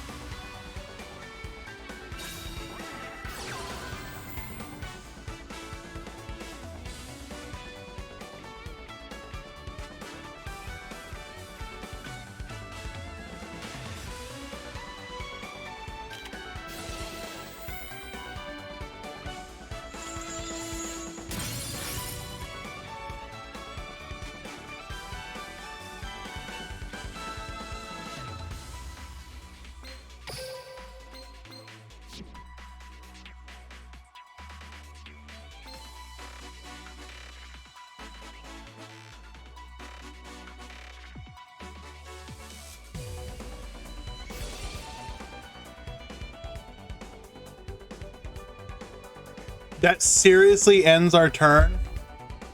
That top 32 is old. Let me post a new one.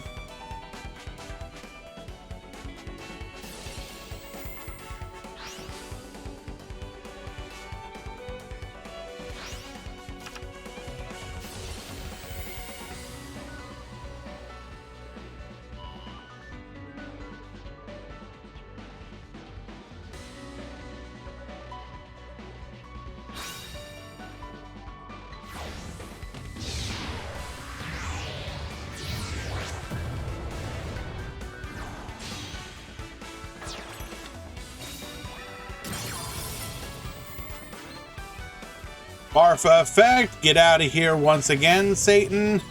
I am literally deleting you from existence. Get out of here.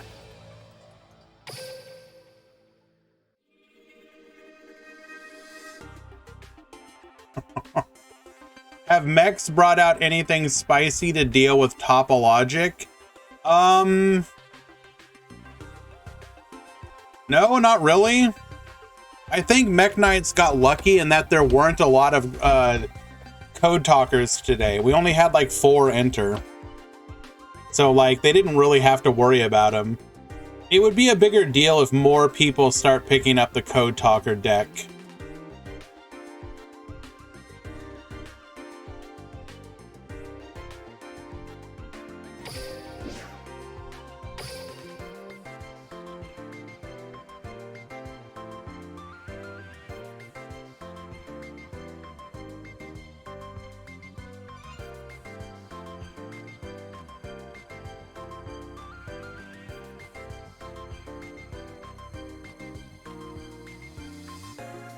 What is left in the top 8? It is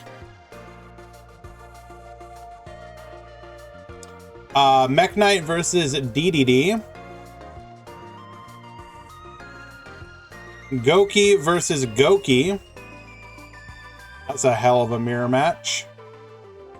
Burning Abyss versus Goki.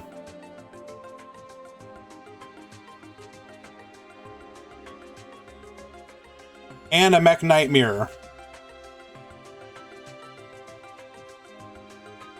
The spicy tech for Bomber Dragon is Herald. Also correct. We saw that from Madolce.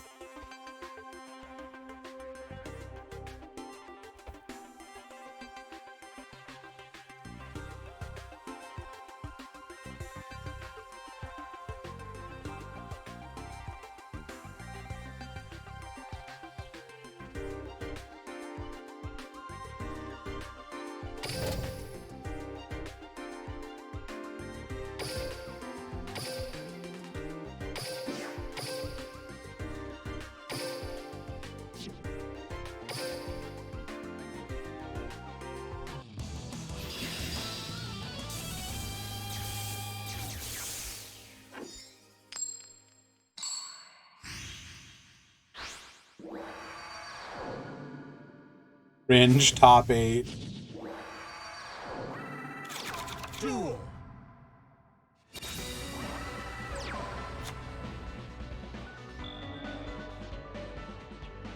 I find it kind of amazing that Mech Knight somehow if Mech Knight goes first, they always seem to have triple back row. They never open like triple monster. It's the algorithm, man, I'm telling you.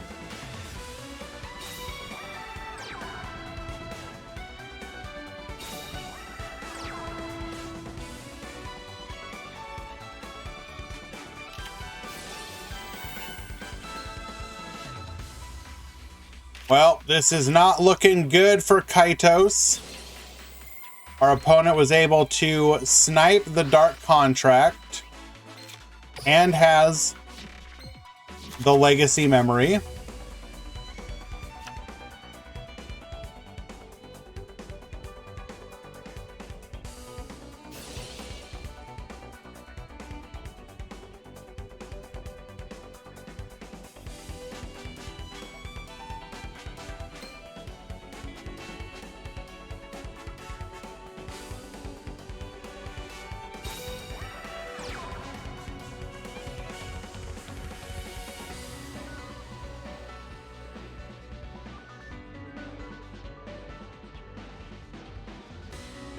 So Nalris, what I'm talking about is just the perception, though. The perception that for a deck that opens, a deck that runs like, oh, I don't know. What does it typically run back row wise? You run your 3 memory, your 3 limit 3, and then like your spell trap or your negate. So you're like maybe running, let's say 8 or 9. Okay. In usually like a 22 card deck. Let's say 10. So what are the odds then if you're running 10 back row in like a 22 card deck that you're opening triple back row? It's gotta be like what, 35%, 40%? Not impossible, but very on the unlikely side of things.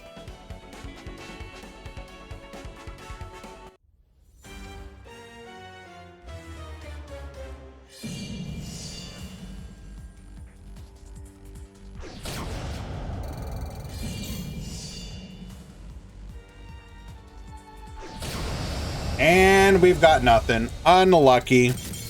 That means DDD is DD dead, out of the tournament. Goodbye. Unlucky.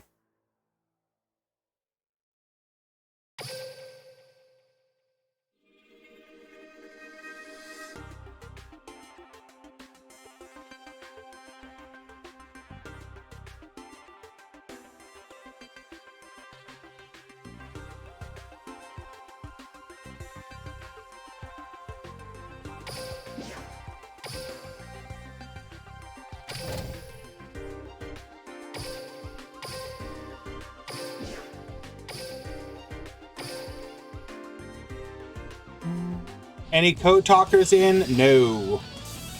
Unfortunately not. But it is a deck list I think you should keep your eye on because it is probably going to grow in popularity over the next week or two. It is a very good deck. I think people are kind of sleeping on it.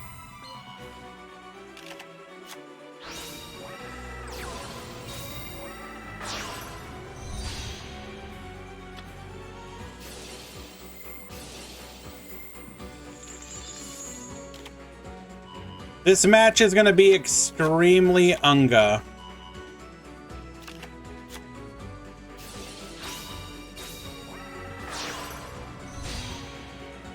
And I apologize for that. Sorry, not sorry. Yep. Don't think I want to think for a couple minutes.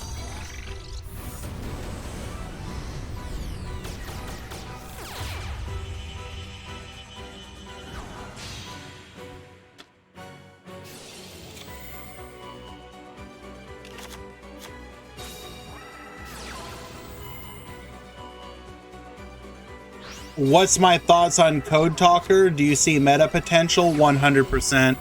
I think that deck is extremely good right now. The fact that the deck can pivot between Topologic or Firewall Dragon, depending on the deck it's facing, gives it a level of flexibility that is very strong.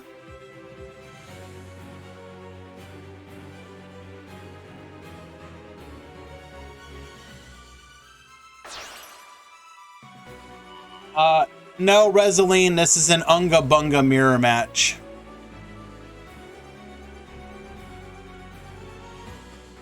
But to answer your question, between Goki and Infernoids, I think Infernoids is more interesting because it's a control style that you don't see as much of in Duel Links. Whereas we have several Unga Bunga strategies like Galaxy Eyes. Should you stream a Dolce or Code Talker? I mean, people are probably more interested in Madolce, but I think Code Talker is more fun. But you'd be fine with either. It doesn't matter.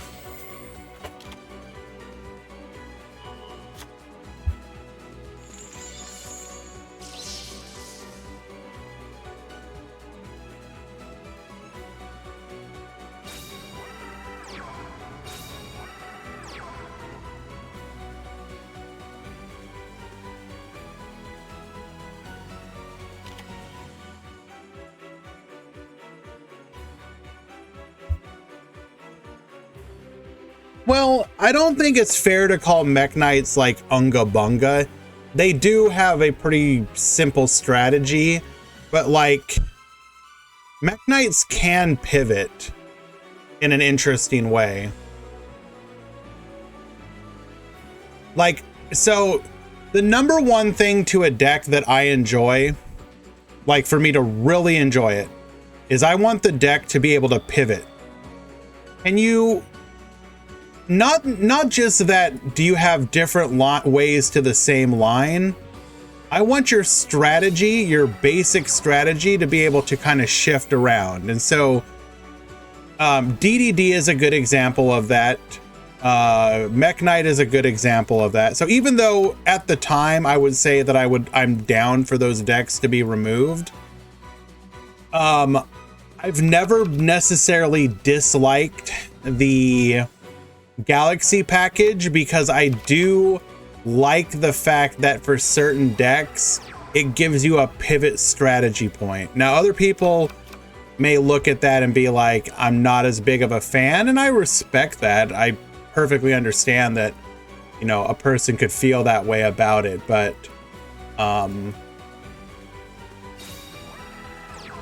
like, what's another good example of that doesn't involve the extra deck? Well,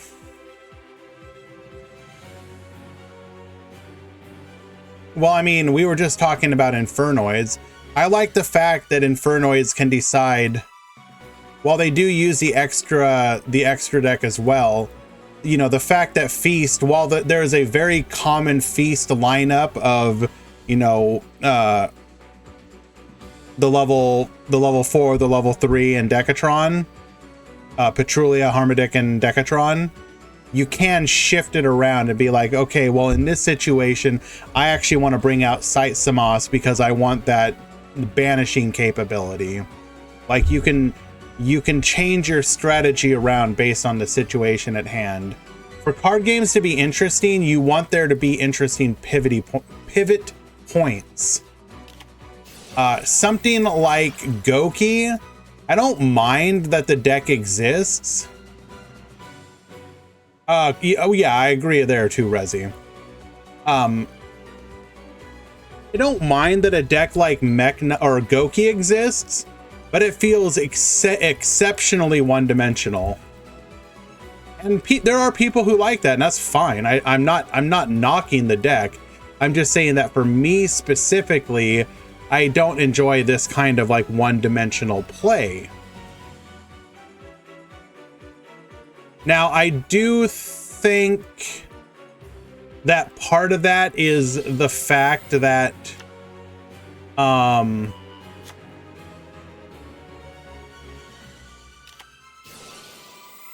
Oh, we're just dead. I do think part of that comes from the fact... Wait. What?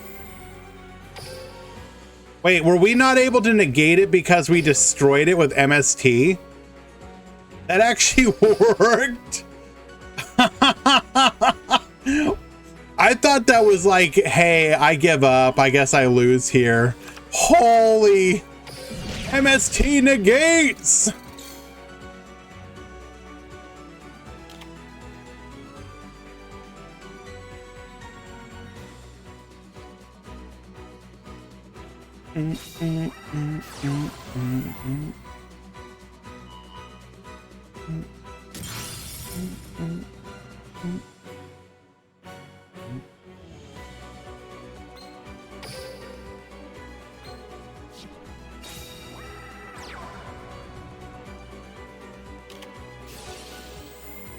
Second IDP. Get banishing.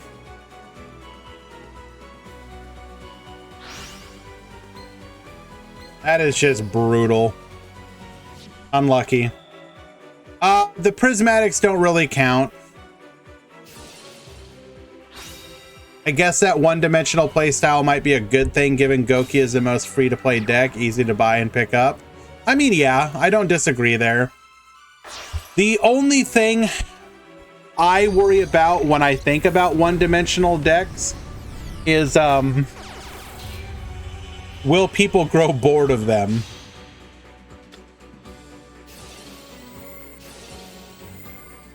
Like, the thing that I've always thought about in regards to trying to make the free-to-play player experience a more pleasant one, I'm not even worried about a ban list. A ban list is whatever.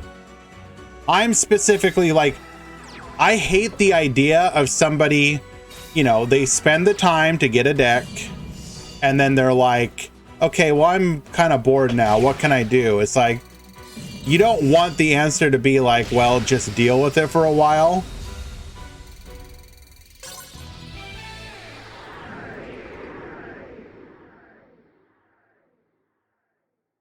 Every time I see Xyz's Galaxy activate, I die a little inside.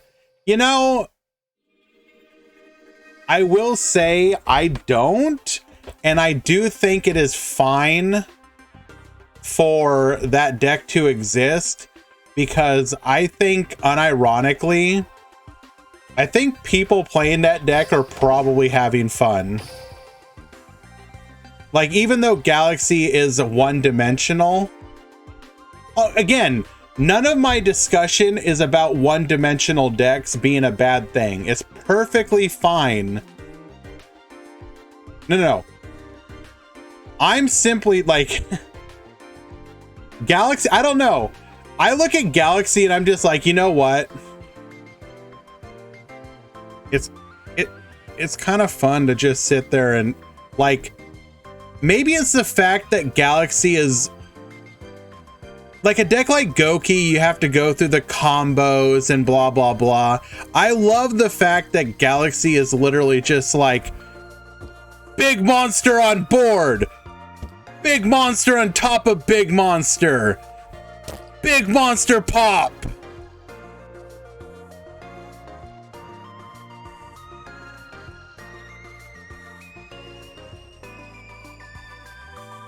Like the fact that you don't have to sit there and be like, okay, bro, could you hurry up? Could you hurry up, please? Galaxy Eyes does not deserve a turn one. Change your mind. You're wrong. Every time I see the Reddit salt, I queue another game. Bro, come on.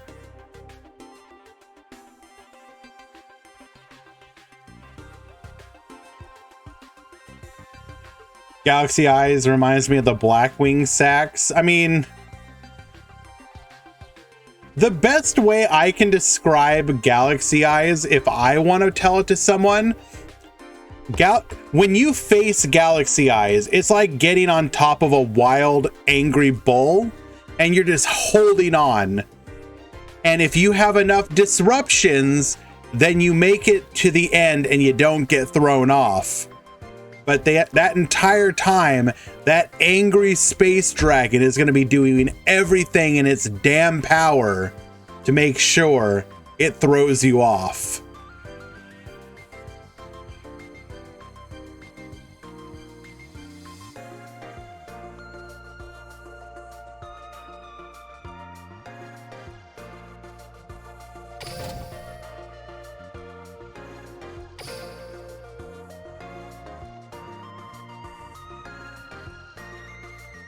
When Lunalight existed, I just hate...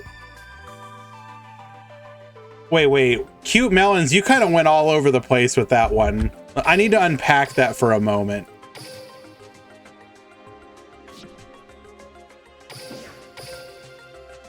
I don't care about Sack like when Lunalight existed. I just hate the skill does everything like free scales for odd eyes. Wait, so you don't... Wait...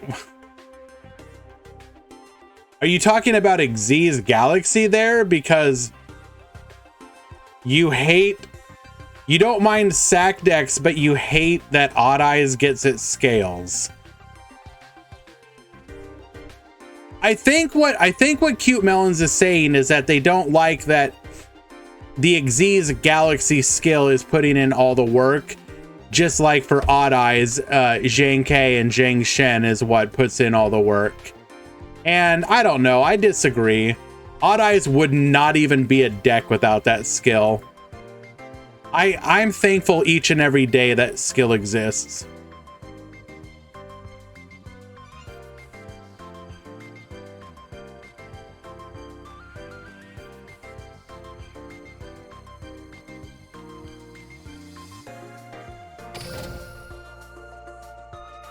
No. I mean, I understand where they're coming from, but I just happen to disagree.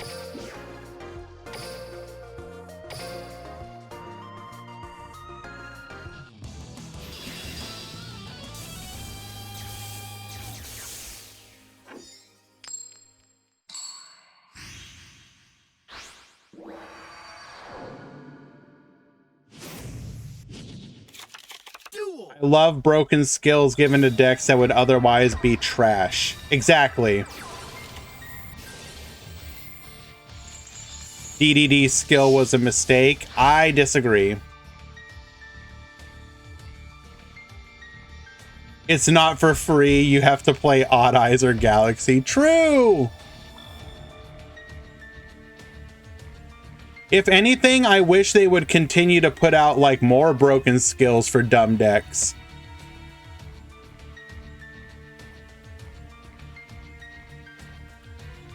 Give us like the new Amazonas pendulum monsters in the next box, and then give us some really dumb Amazonas skill.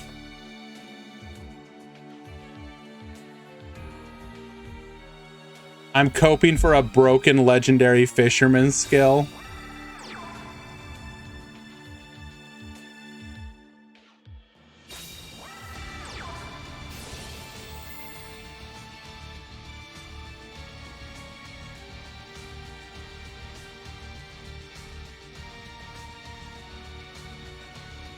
Favorite Heroes is amazing.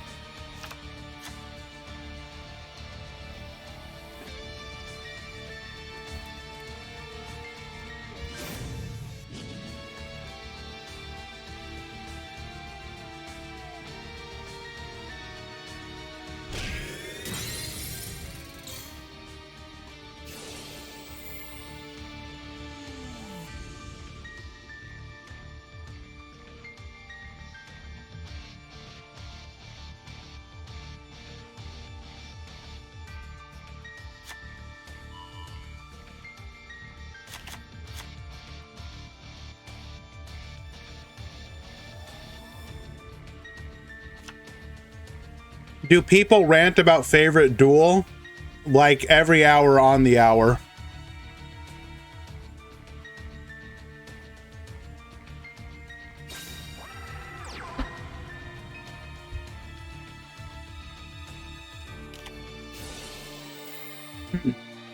Resoline and I often agree on a fair number of things, but I will forever declare Favorite Duel to be one of the coolest skills this game has ever had.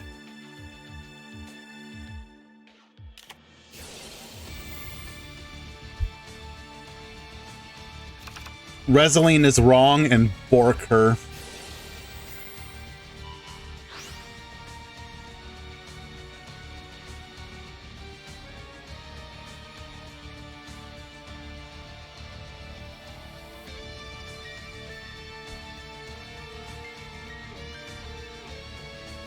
Yeah, I said it.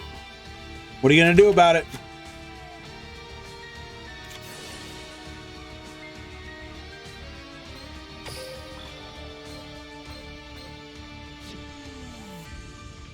Well, Raw just doesn't play the game. Understandable.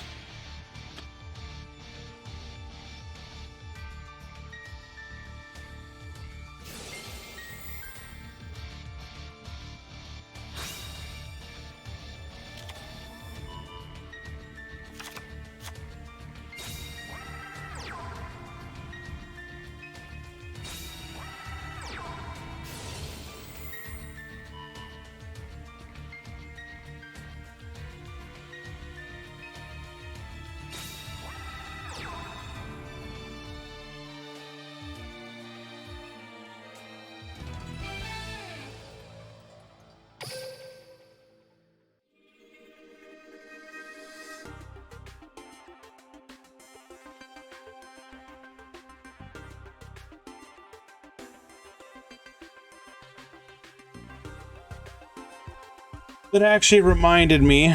Thank you for that, Resi.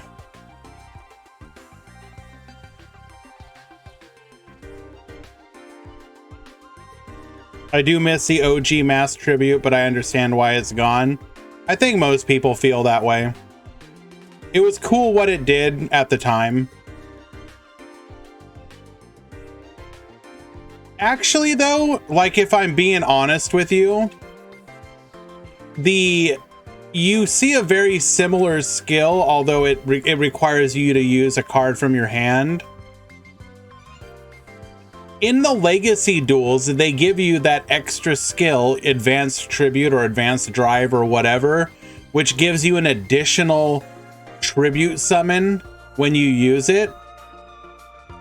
I would love for that to be an actual skill.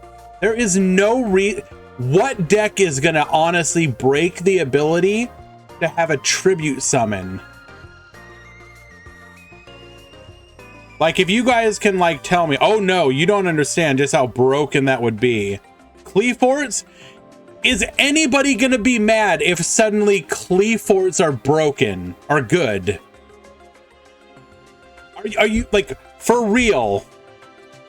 If suddenly Cleaforts were meta,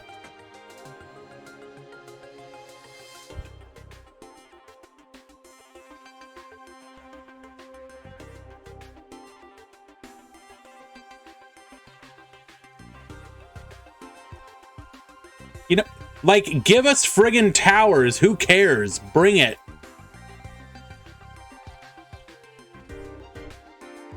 And just because of you, Resoline.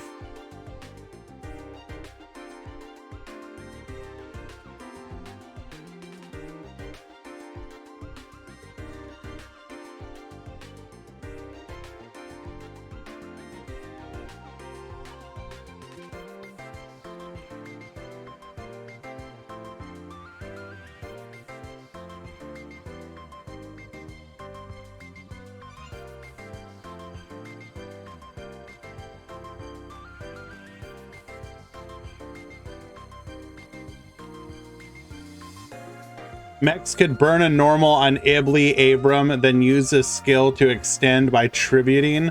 Like, isn't the only one they can tribute Blue Sky?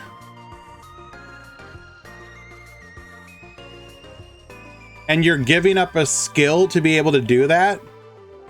For like some edge case scenario?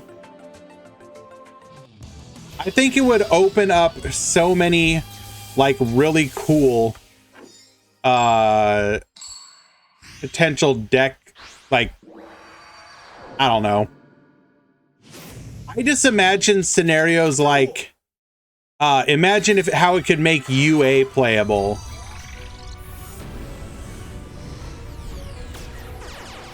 I summon my UA level 4, you book it, I'm like, cool, I'm gonna tribute over it.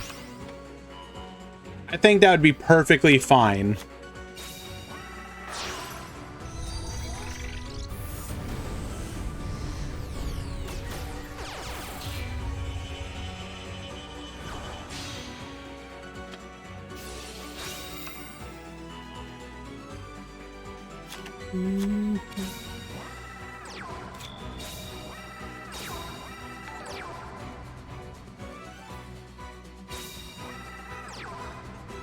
I am gonna butcher that name. Let's see if I can get it correctly.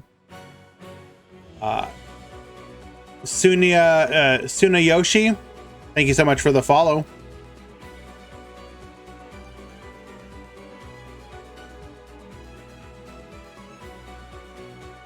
Do we have any high-level monster floodgates? Jinzo. Like, it would unironically make Jinzo pretty decent.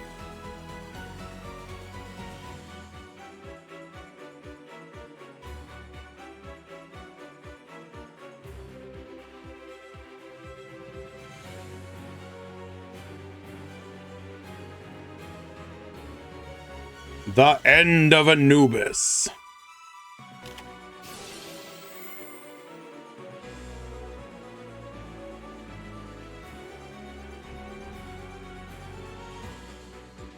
Murata, please do not ping me with a semicolon.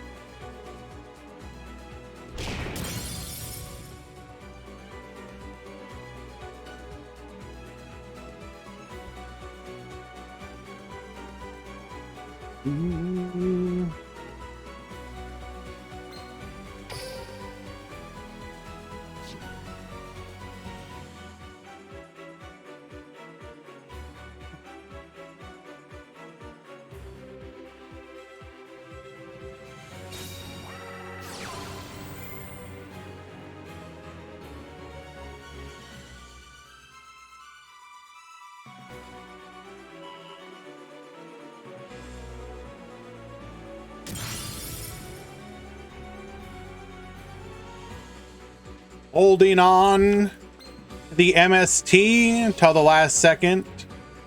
We're gonna snipe that World Legacy Secrets. We knew where it was, but that's fine.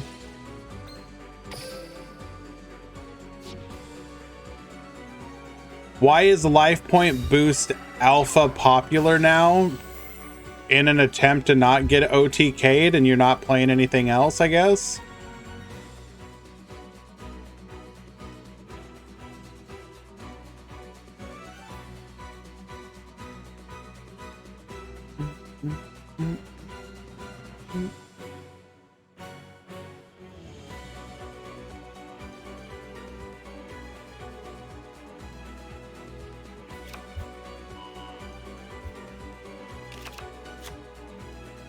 I do actually wonder how many times that 1,000 life points actually keeps you alive. It'd be interesting to know.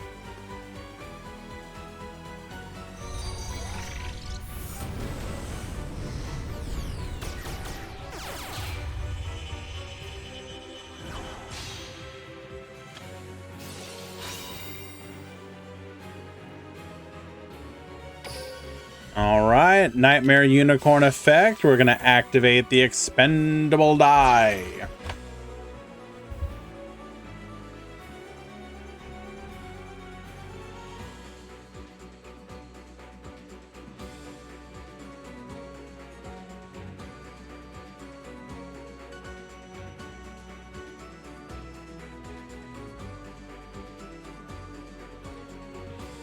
I think it is literally because, like, statistically, the extra 1,000 life points lets you survive just enough edge case scenarios to allow you to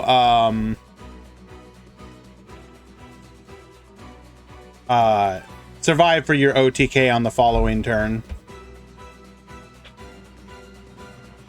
Like, there's a lot of, like, attack combinations that come out to, like, 4,300 damage or something like that, where it allows you to survive.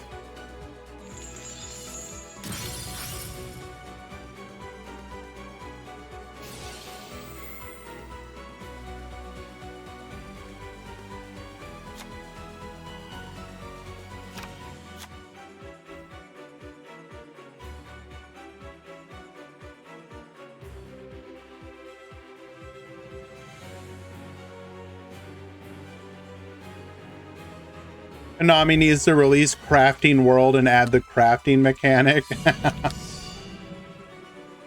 I don't think you'll find anyone who disagrees with you.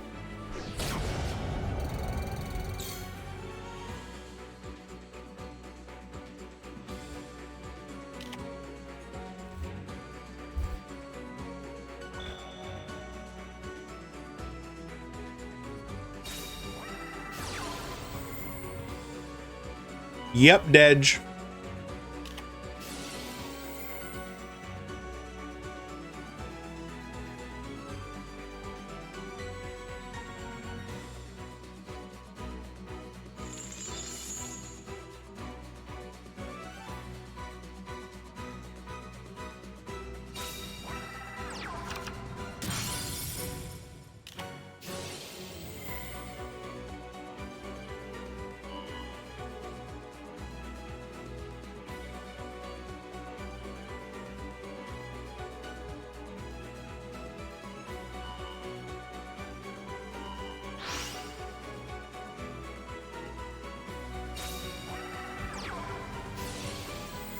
So realistically speaking, I mean, we've talked about this before.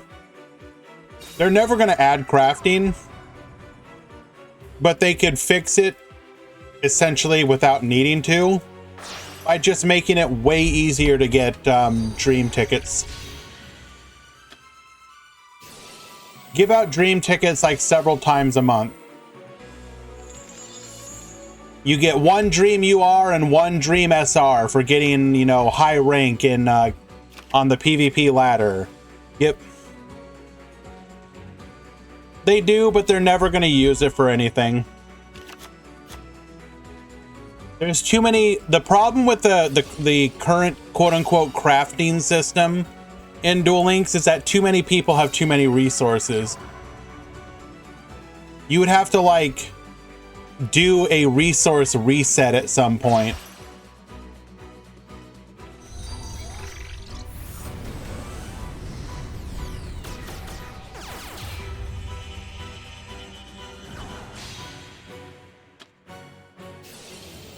Like, if you want to take every piece of gold away from me, I wouldn't care at this point.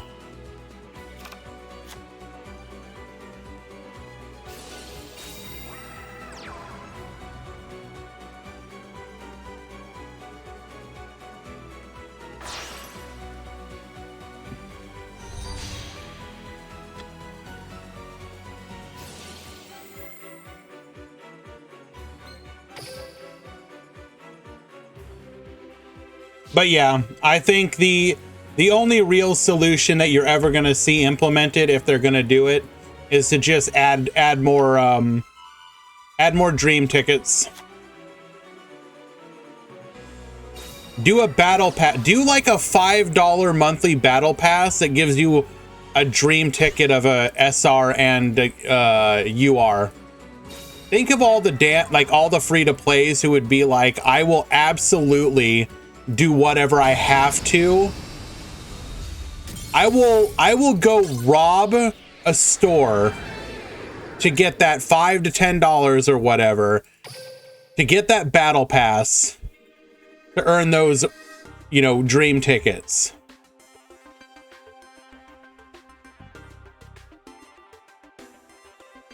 Like, there is no reason for them to not do it. I do not understand why they don't. They've already shown that they've shown 2 ways that they're doing it. Way number 1, they have the current one in the system, which is like cute, but it doesn't really do anything. 2, they have one in Master Duel. Just copy it. You don't even have to like go through the development effort. Just port it over. We already know the games use the same. What are they scared of? I don't get.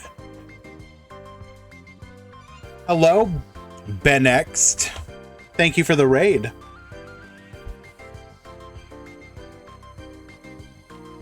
And technically speaking, they do have a battle pass. It's just dumb.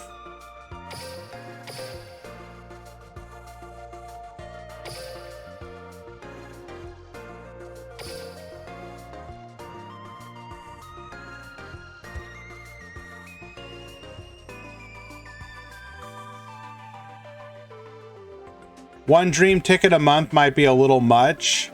What do you mean? And you can't think of other rewards for it? There are literally more things in Duel. Like, okay, that's not true. You could do playmats. You could do icons. You could do card sleeves, obviously. You could do, I mean, I don't know.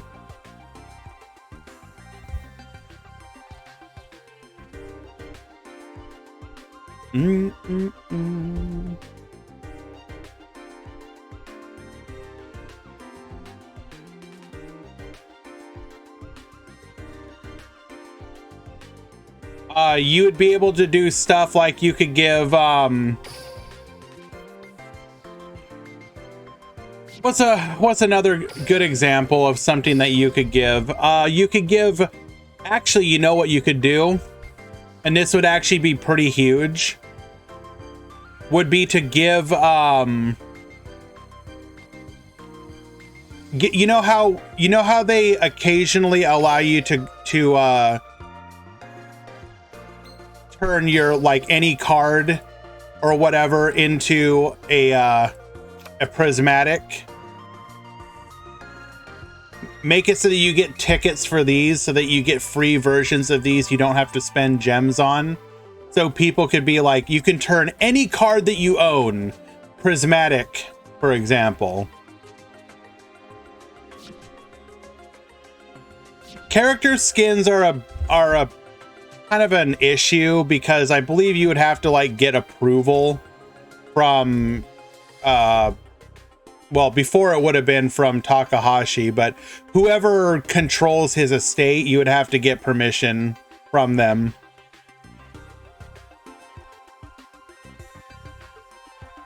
Because like every time they choose a character and their skin, like they've gone through and like meticulously like hammered out, okay, you can use this skin in this pose, etc. Now, I will say, character intros and outros would be kind of cool. Like how Overwatch has like plays of the game that look different depending on like which ones you're using. If they gave you different poses for your character, I think that could be fun. I don't know. Like, I'm telling you right now, if you give me, what's that classic, there's the one where oh, what the heck, Blue Angel loses and she like crashes into the ground and it looks like her like neck snaps. If you were to like have that losing pose for Blue Angel, I'm buying it. I don't care how much it is.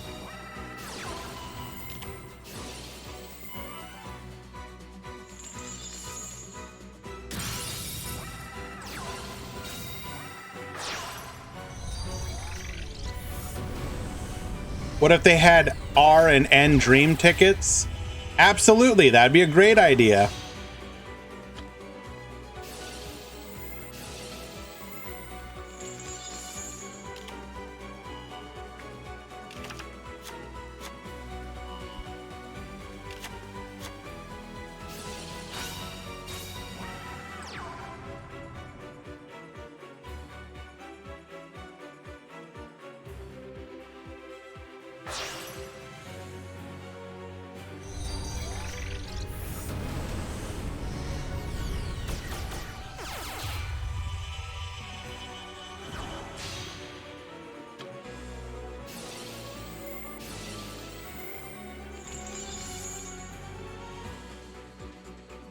I understand that you can do it through backdoor methods, Benext, but an official way to do it.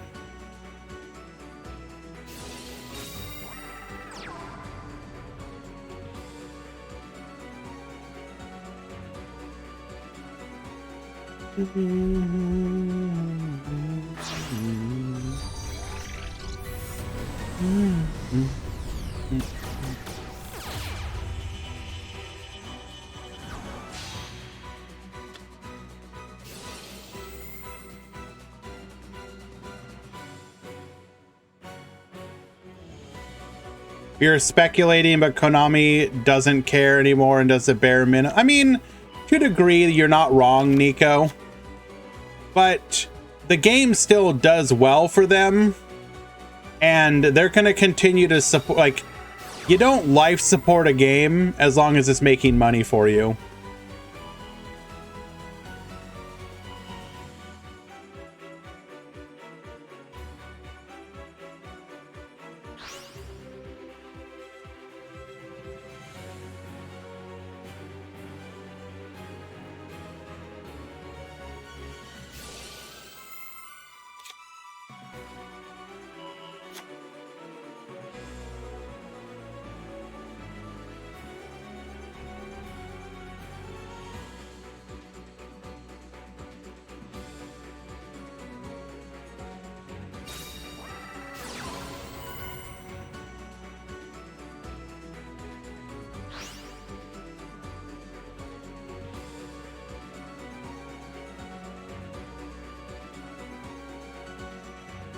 No, this is top 4. So we have Goki versus Mech Knight. And then the other top 4 is Mech Knight versus Burning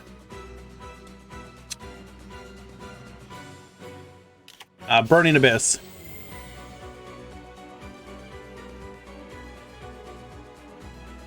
How did they how did you guys do? Huh?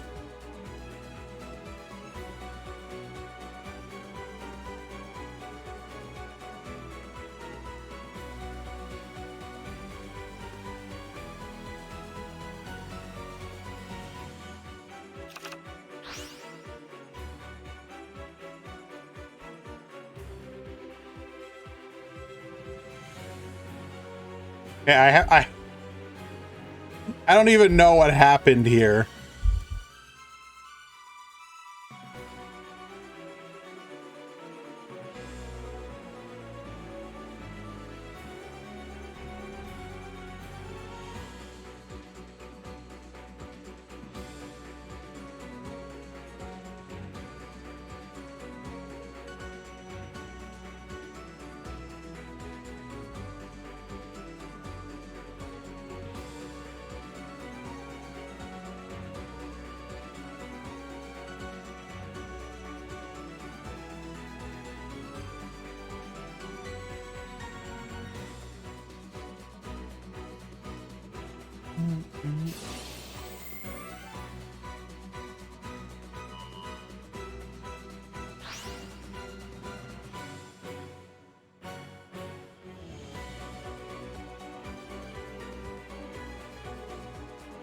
Okay, well, while they decide here, apparently we played 7 games and tied 4 of them.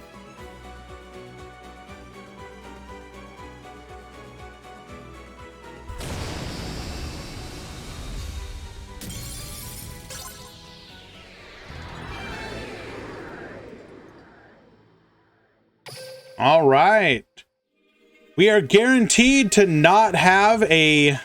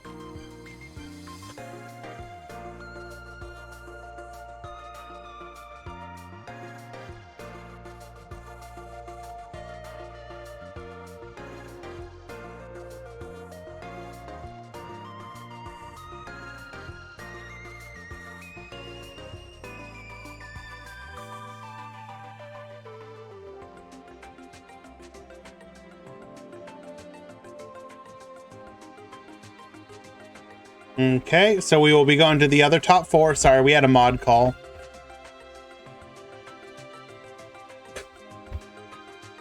Thank you for handling that, Imp.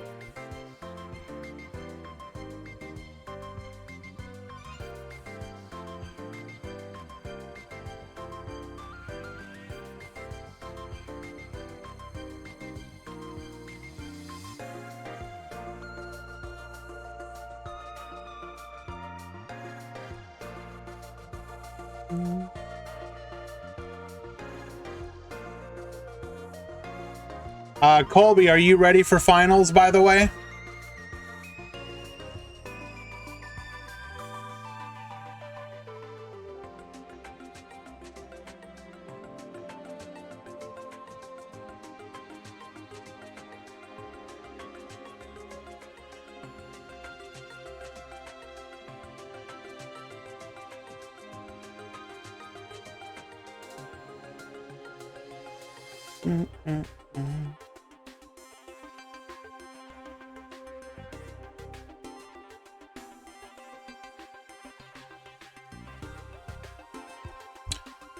Alrighty, just 2 more matches to go.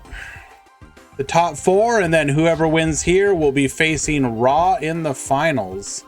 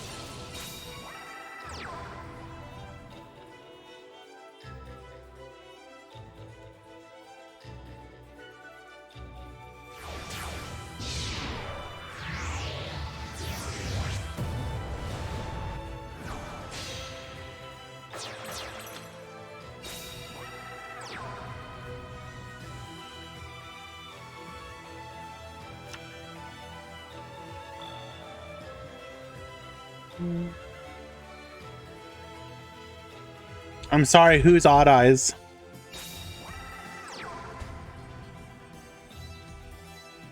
Did rockets blast off or did they crash land? More towards the latter.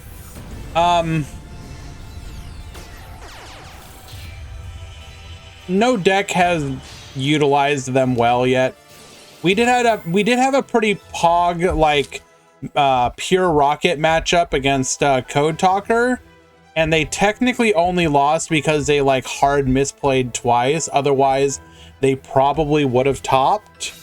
So there was potential there, but it was more pilot error than anything. Like they had some legitimately really cool plays they had available to them. That said, I think right now the best bet is if people experiment with Rose Dragon Rocket. And we haven't really seen that yet. Or lean more heavily into making sure that they can get into Furious Dragon as quickly as possible. Like, I could legitimately see it being worthwhile to run like 2 Necrofusion, 3 Dragon's Mirror or something, just to make sure that you can get into Furious Dragon as quickly as possible.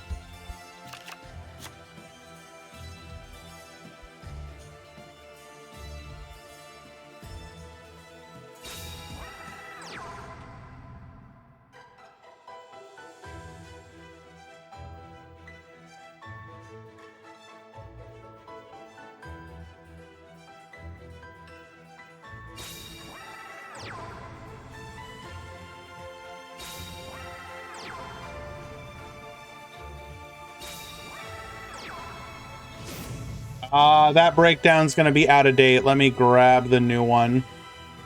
I'm bad about that. I know.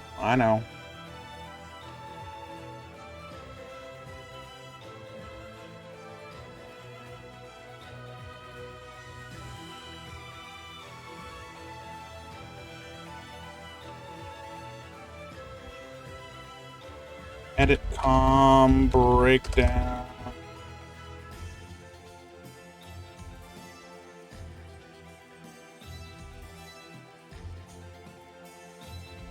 Yo.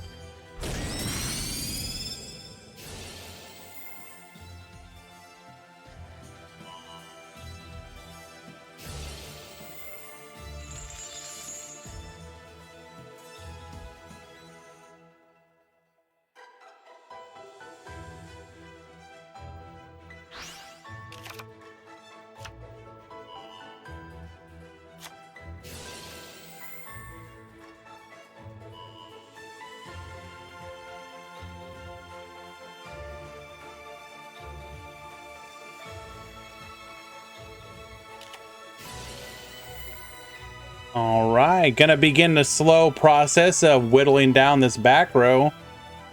Triple back row.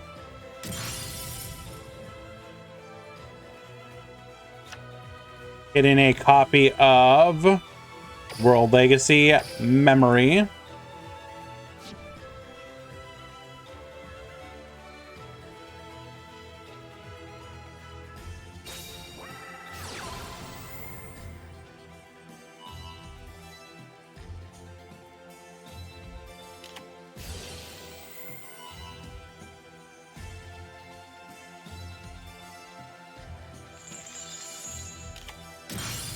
Another MST, allowing us to take out the Book of Moon, but we searched for the trap, right? Yeah, so we've hit everything but the trap. Nice.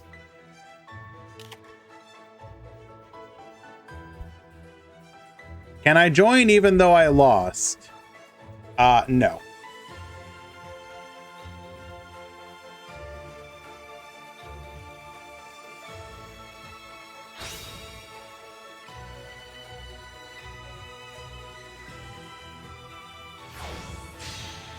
Right, here comes the Bea tray.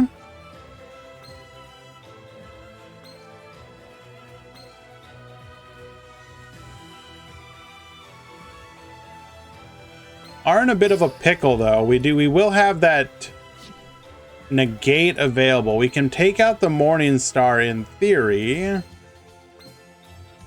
but we'll have a monster still negating us.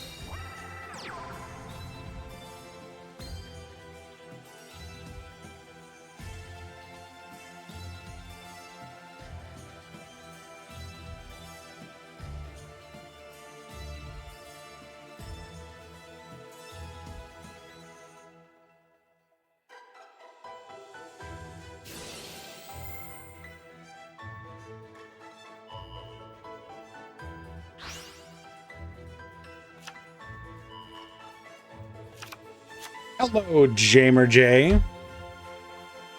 Nice to see you here, my friend. Hope you are doing well today.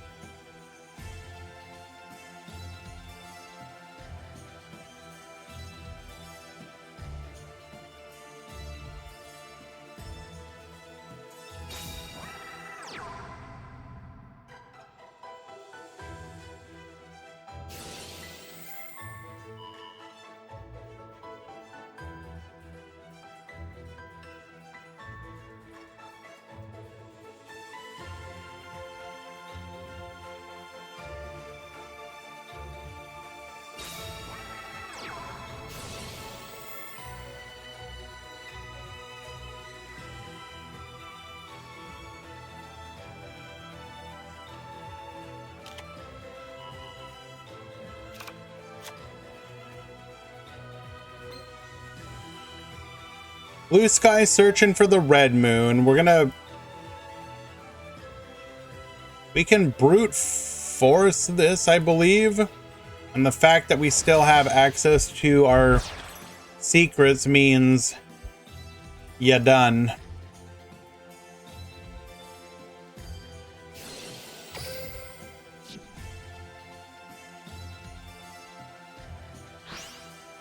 Is there Medolce in the top 16? Unfortunately not. Medolce, both lost in the top 32. If you are interested in seeing a top performing list in yesterday's battle phase, they did make top 8 if I'm not mistaken.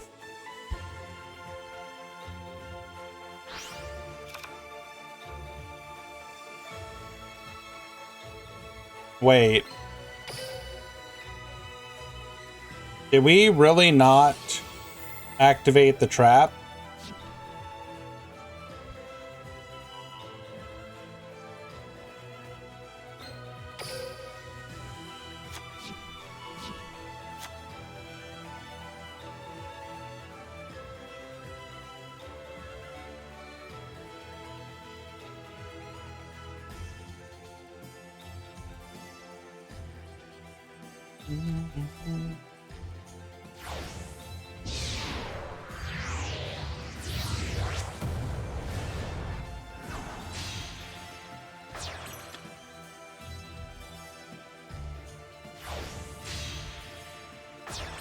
Cypher Blade, we're going to be able to pop.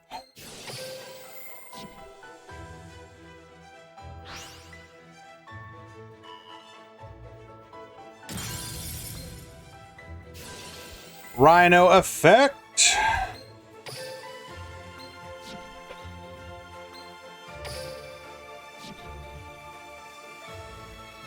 What do we want to send here? Probably the Farfa, right? We can stop any and all damage if we want.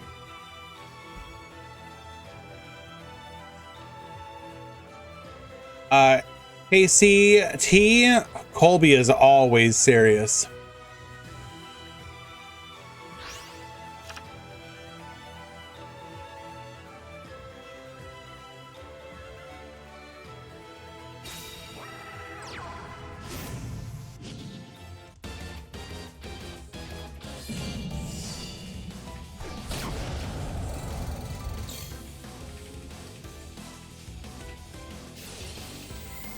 All right, here's your one chance at a comeback.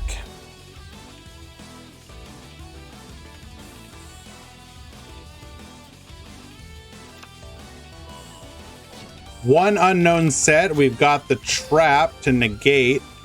We can potentially take that trap out once it is flipped face up.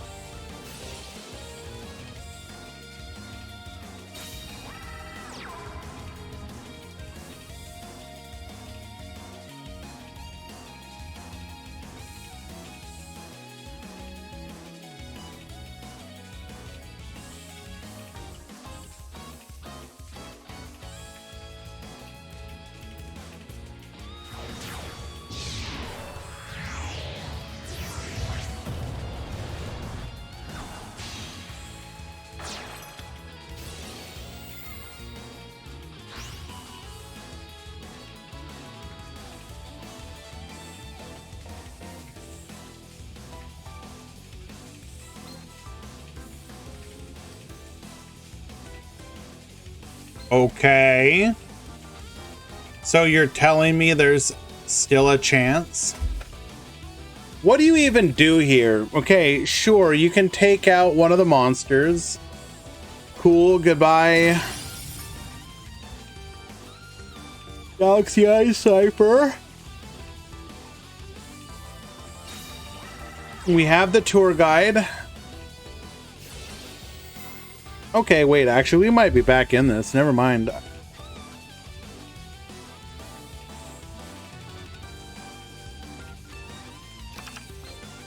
Going for the Farfa.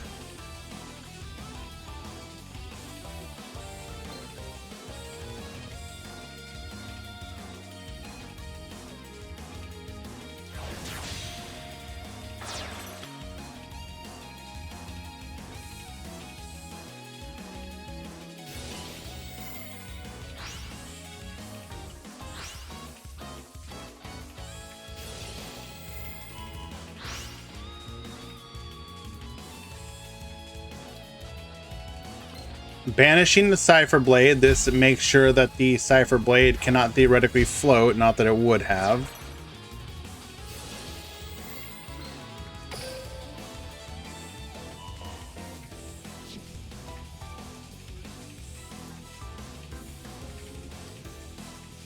Okay. Mind of the Plana, deleting the Cipher Blade.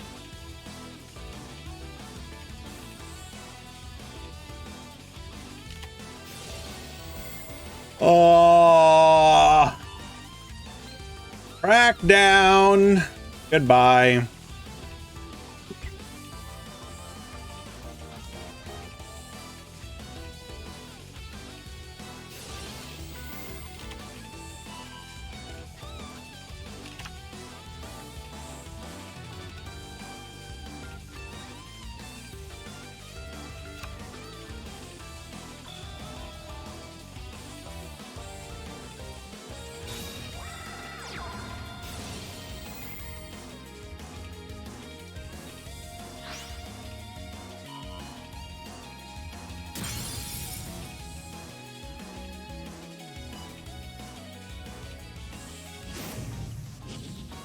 Take care, Gate. See you later, friend.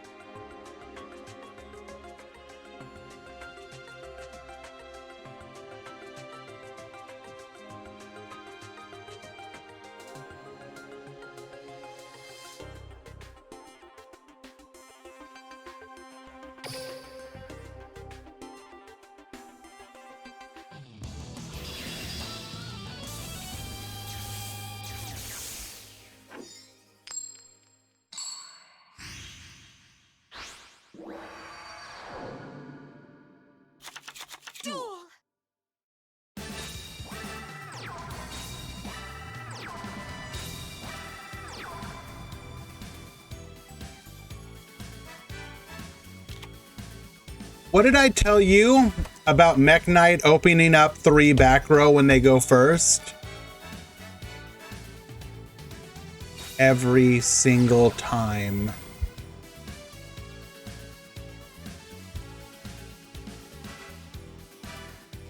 Into the triple set, we will lead things off with the Galaxy Cyclone.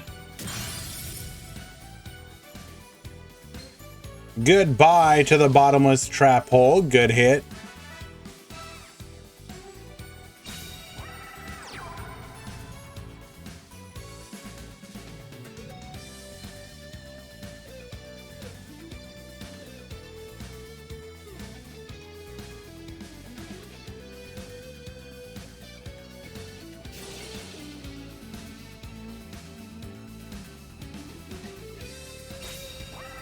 Hello, Juan Kiss, excuse me.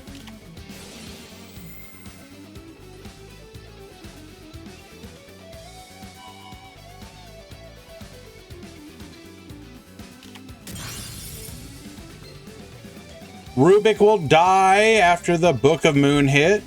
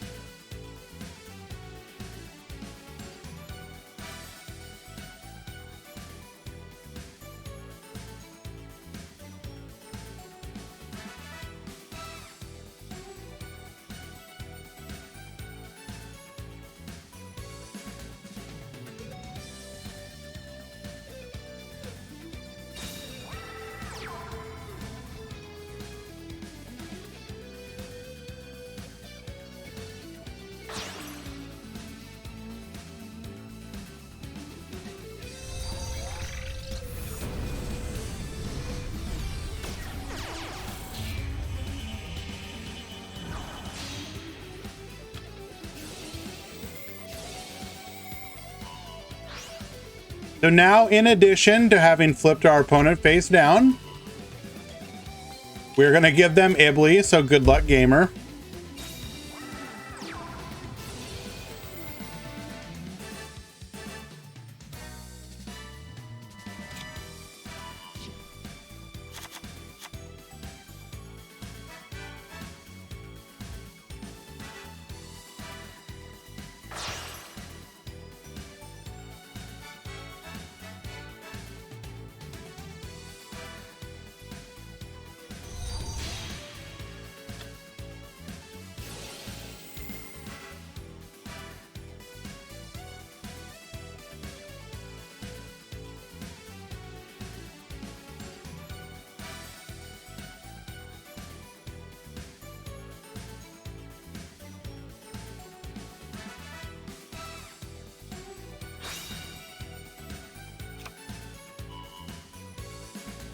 Will there be top 8 or top 8 is done. We watched top 8 already. We don't watch every match. We try and watch as many as possible, but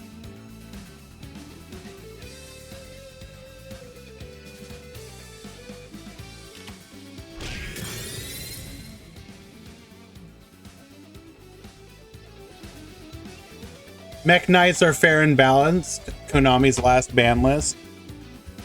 I mean, they did technically hit them.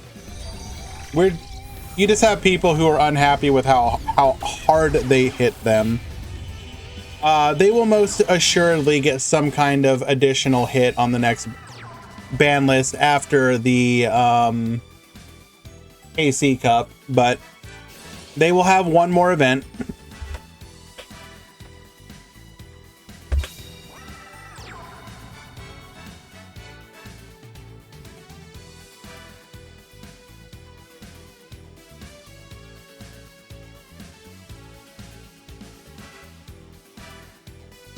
I think I have found the best way to make rockets tier 0. And what would that be, Colby?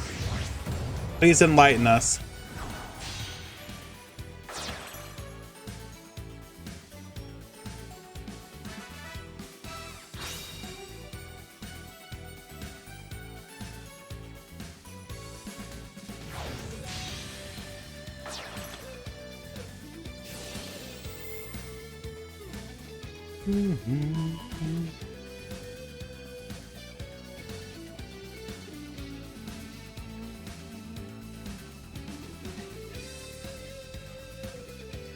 Mech Knights with rockets.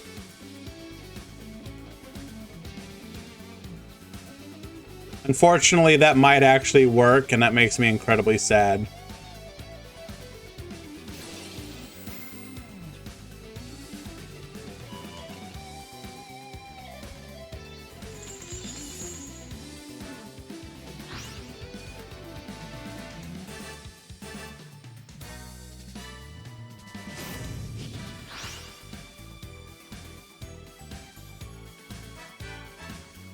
So I believe what we were going for here was we want to get rid of the Indigo Eclipse so that it can't be revived with the trap. But yeah, probably a misplay to not banish the Link because now we can't clear the field.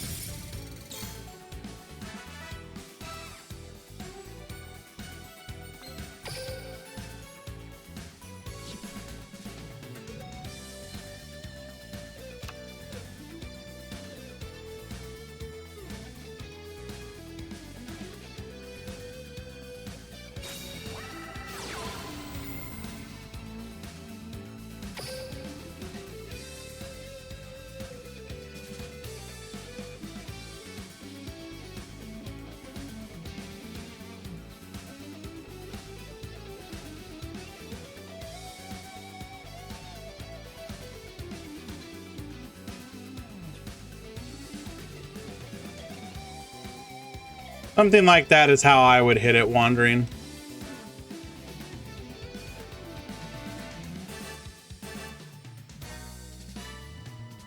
Remove the limit 3 traps and a lot of the strength of the deck. Or better, you could also hit memory to 3 if you wanted to do that, and then you don't touch the ultra rare at all.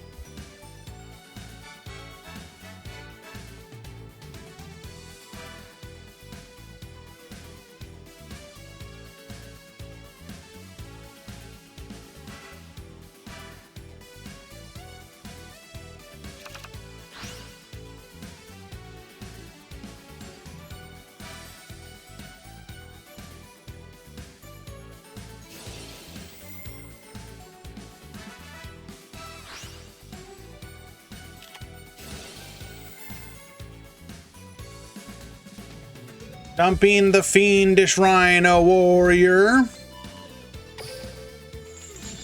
Flipping up the Legacy Secret in response. We're going to negate the send from deck, but Rhino will activate, so we will get that.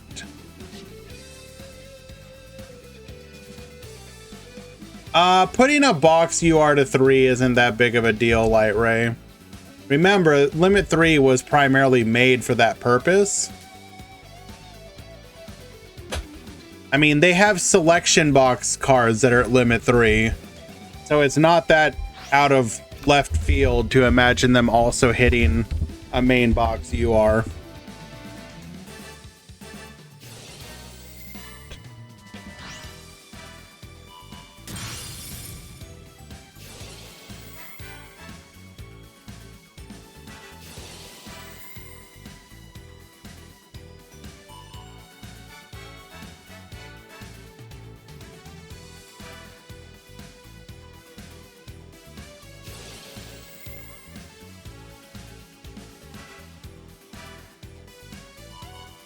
Free my boy Alistair is what Jerry Mouse is saying. I agree.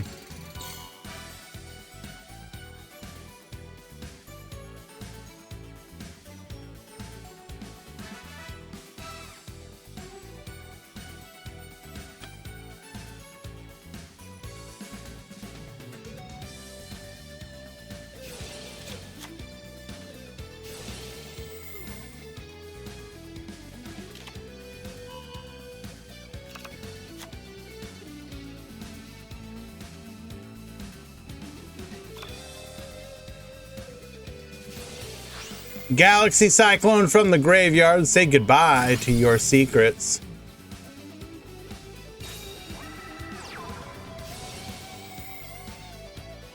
And against all odds, we are coming back.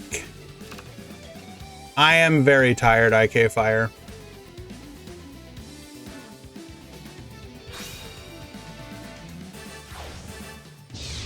And we've got lethal on this turn too. What a delightful reversal.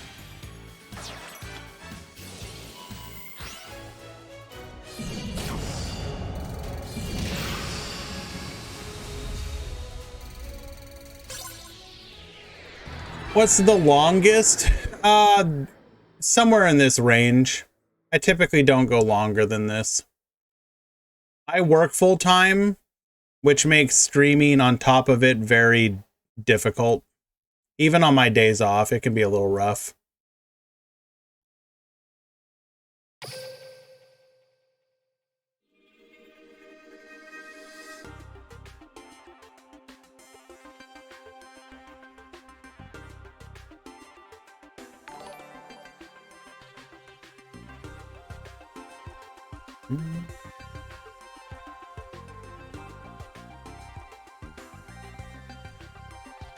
That said, part of the reason why I enjoy doing it is I like...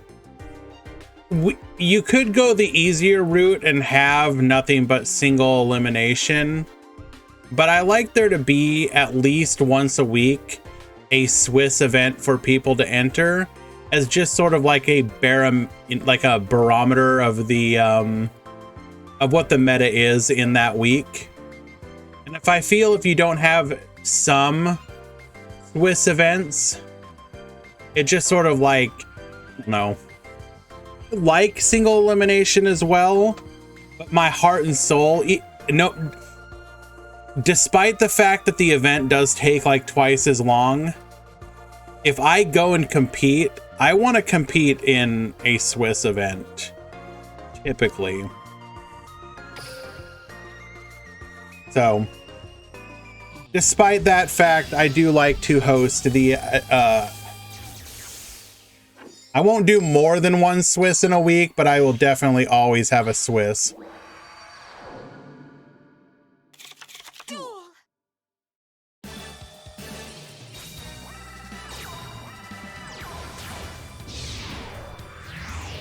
How do you sign up? That is a very good question, my friend. !Discord. Join our Discord. You will see when you enter the Discord a channel called Roles. Go into that channel. Check all of the roles that you find appropriate. At bare minimum, I recommend taking the tournament creation, Duel Links events, and tournament participants. You click the check mark. That will give you the role. You can turn it off at any point by unchecking it. So if you do not want to get tournament pings, you can uncheck it. But when you're in a tournament, I would definitely make sure to check it so you get notified when your match is live. The final one is the stream alerts, which I will ping whenever one of these streams goes live.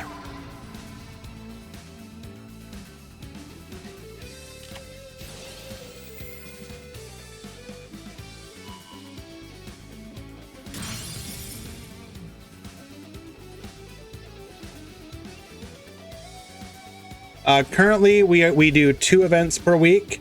This one, which is going on right now, a single elimination at 6 a.m. Eastern on Thursday, which will be tomorrow.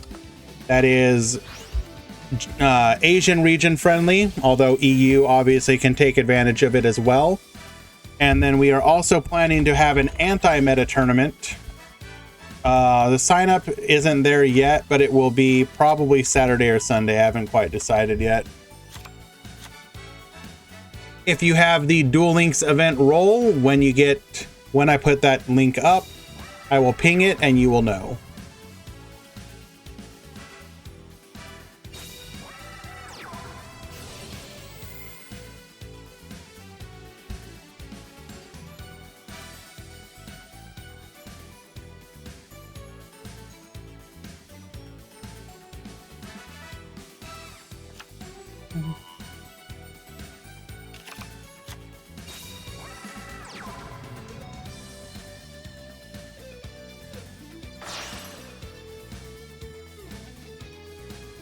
All right, we're going to use our Blue Sky and Abram to go into the Morning Star.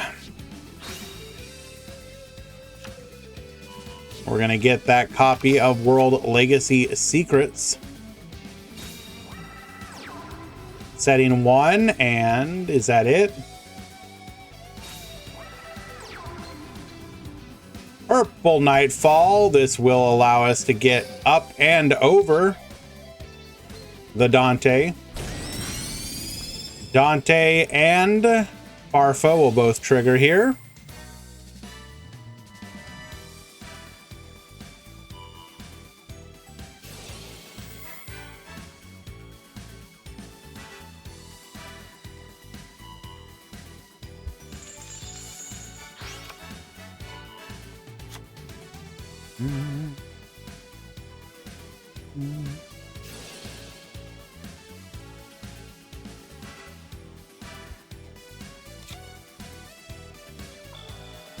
All right, so what are we looking at? One unknown. We have the negate. We added Farfa back to the hand, right? Yeah. So tour guide effect.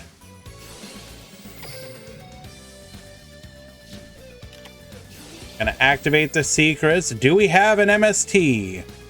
Show us MST.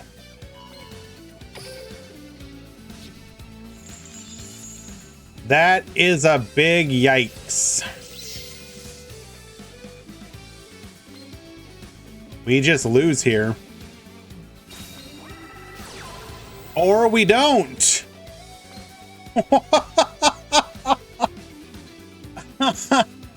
Dark hole, wipe the field. Goodbye to everything.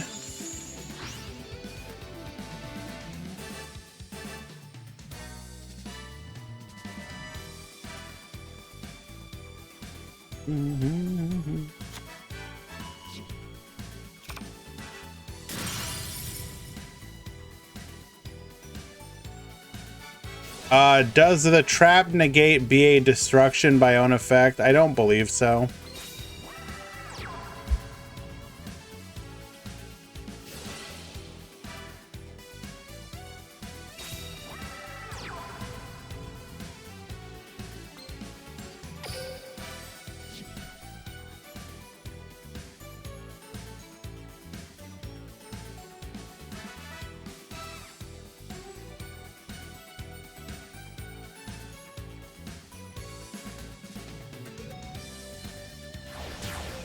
Going into the Dante.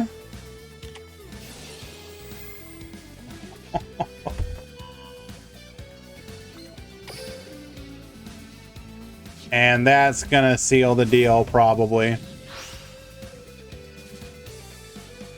Well, maybe. Can we do anything from here? I don't think we can. Oh, well, unless you get exactly swap cleric.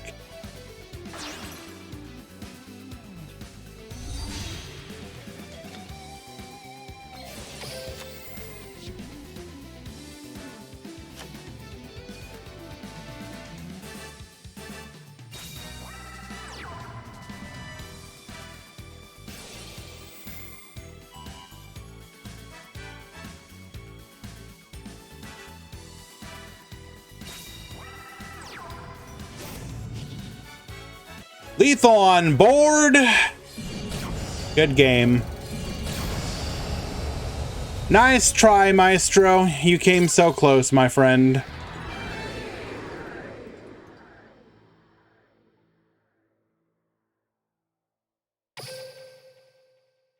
Yeah.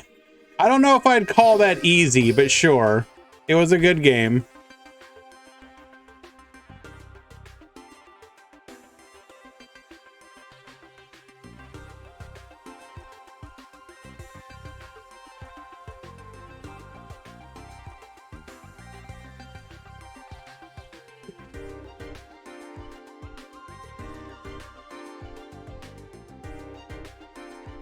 All right, that will put us into the grand finals.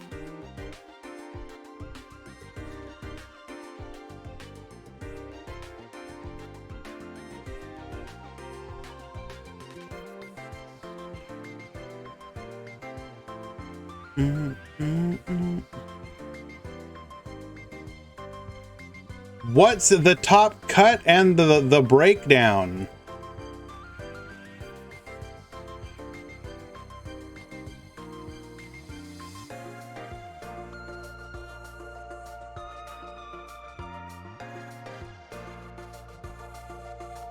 There is the overall breakdown.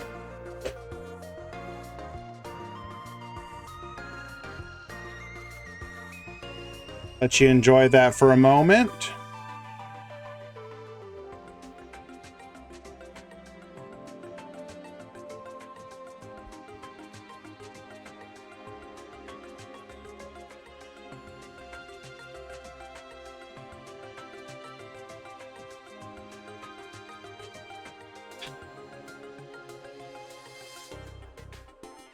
Yeah, there were only 3 code talkers.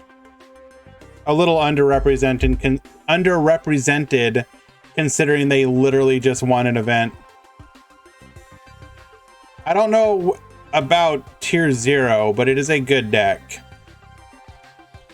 It is by no means tier 0. And there is the top 32 breakdown.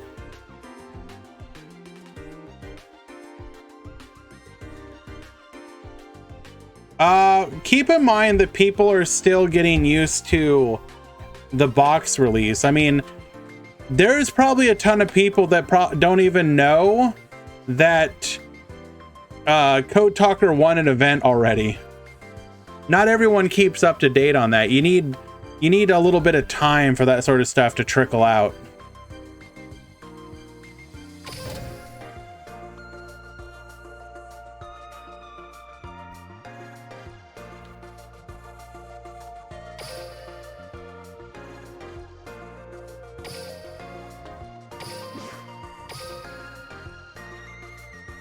But Battle Phase is pretty big. I don't dispute that. It's like undeniably like one of the biggest tournaments, if not the biggest tournament in the game right now. But there's still going to be a lot of people that don't keep up on that stuff. Silver Warrior 21, thank you so much for the follow. Appreciate you.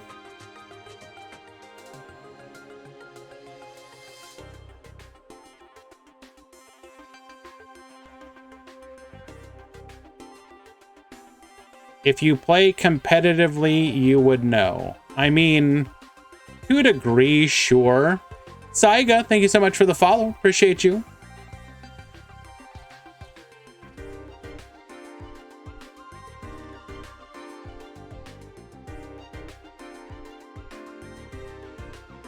I just say, give it a little bit of time.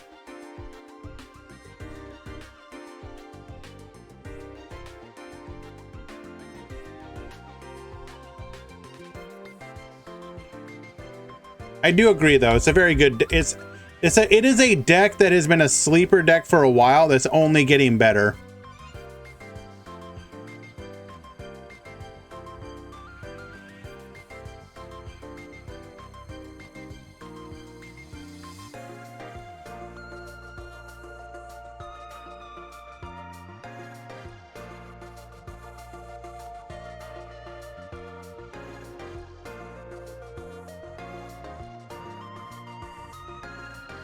Neg1 said the deck was bad. I mean, -1's a good player, but not everyone is always correct on everything. I disagree with him. I think the deck is good, but he may have different metrics that he's going off of.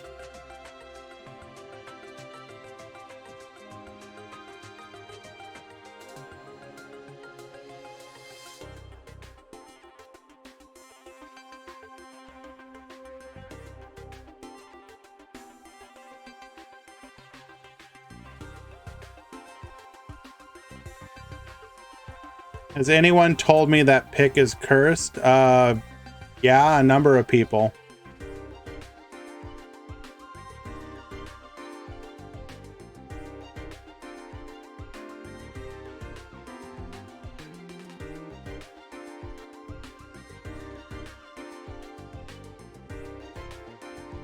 Just waiting for both players to get into the room. Looks like they have arrived.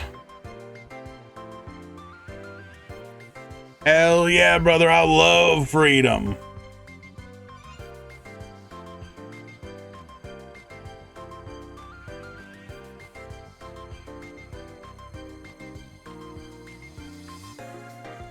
I love freedom as much as I love my queen tiramisu.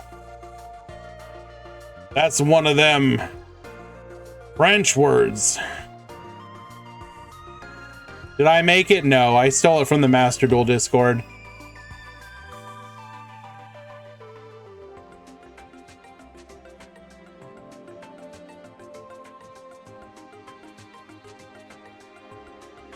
Master Duel Meta.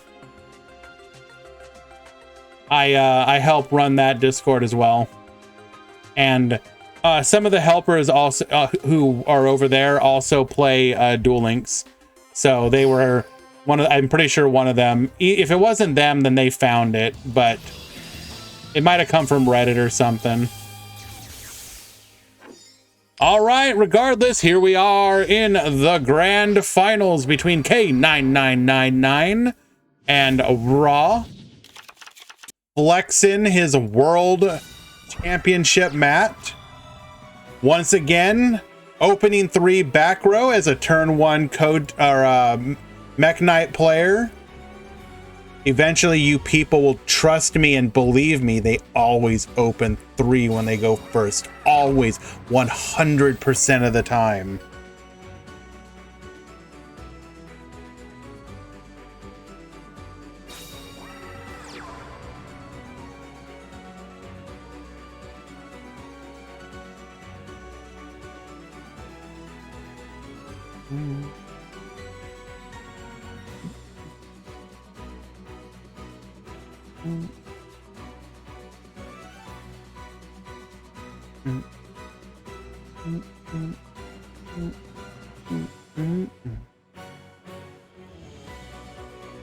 What is it gonna be, friend?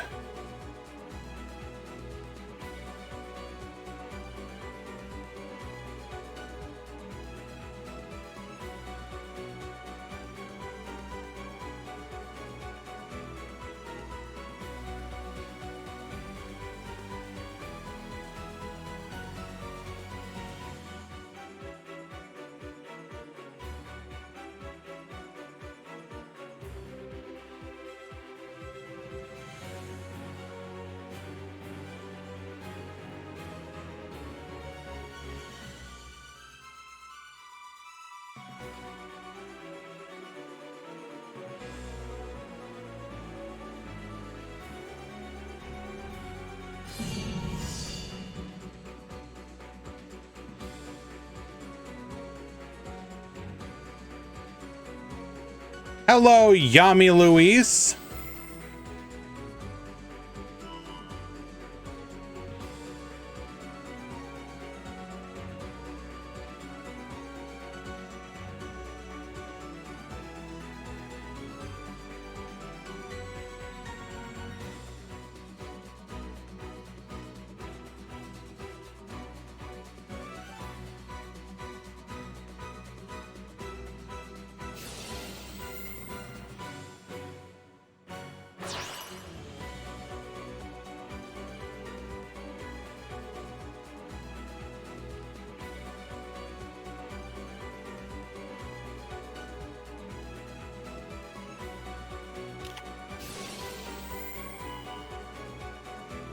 IDP on top of the Book of Moon. Unlucky.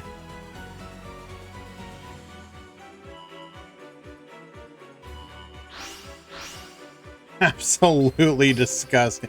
And we don't even get any of the searches. Now, to be fair, we don't really have much of a play here ourselves.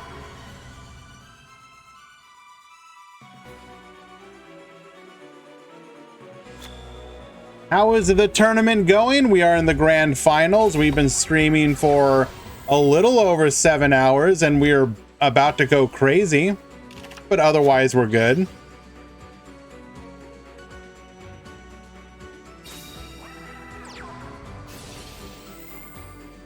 Let's run it back one more time.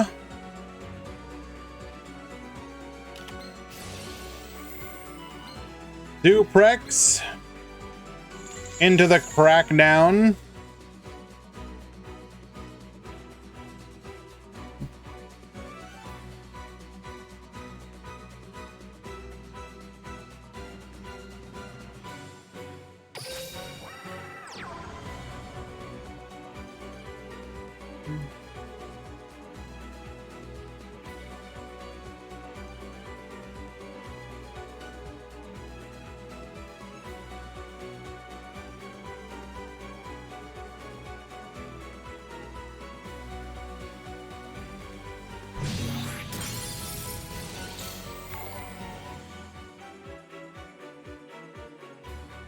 Chris Chris 07 or 087, if I can speak correctly. Thank you so much for the follow. Interesting play here. Doing our best to make sure our opponent doesn't have a column available.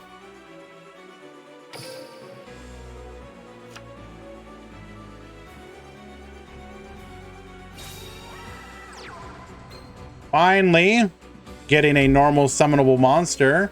It is our Swap Cleric.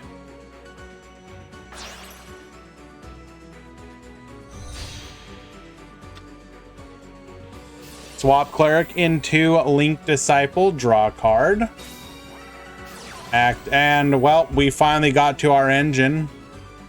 Probably going to be difficult for Raw at this point. Purple Nightfall effect. Go ahead and send the Purple Nightfall away, searching for a copy of... they're usually about 6 hours 15 would be on average. So this one is a little longer than usual. Yes.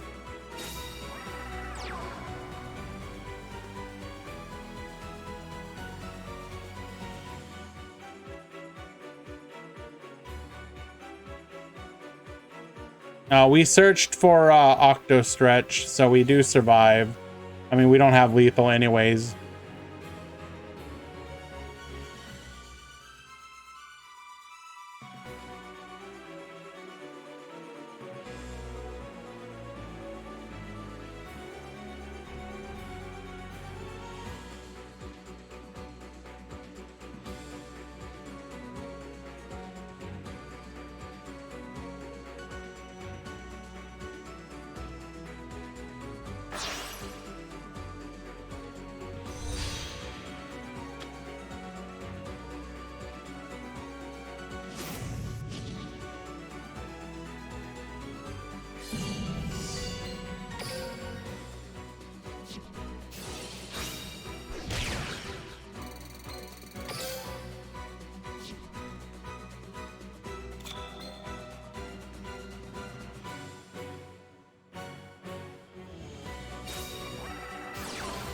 Going for the Goku rematch.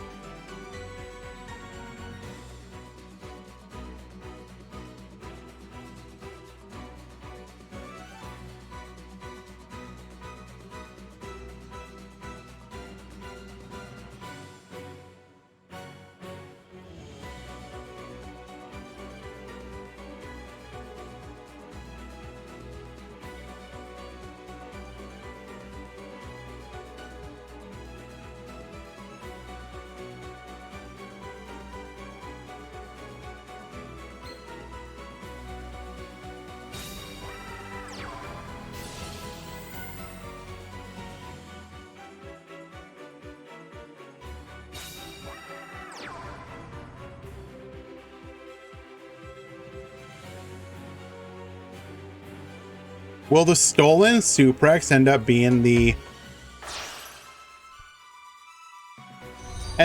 the problem here?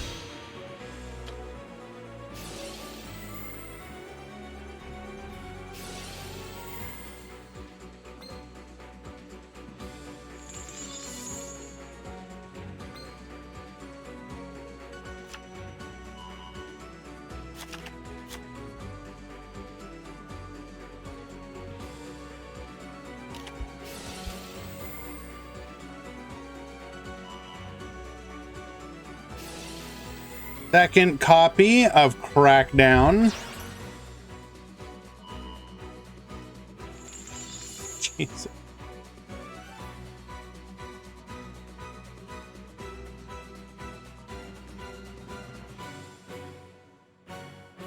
Unlucky. That really killed this whole line of play.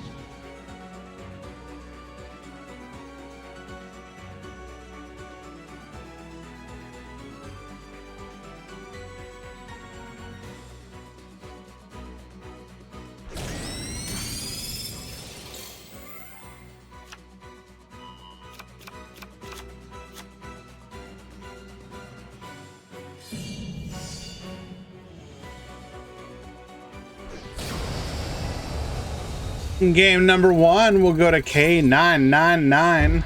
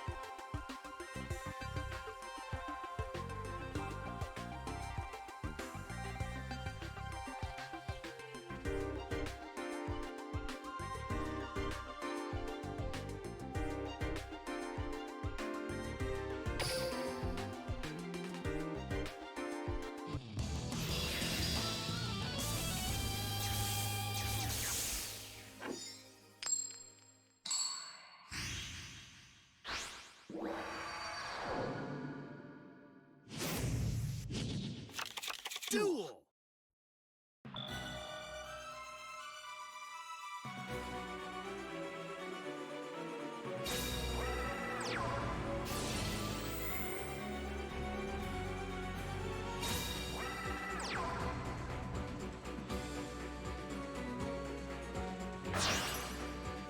All right, Rog gonna be going first this time.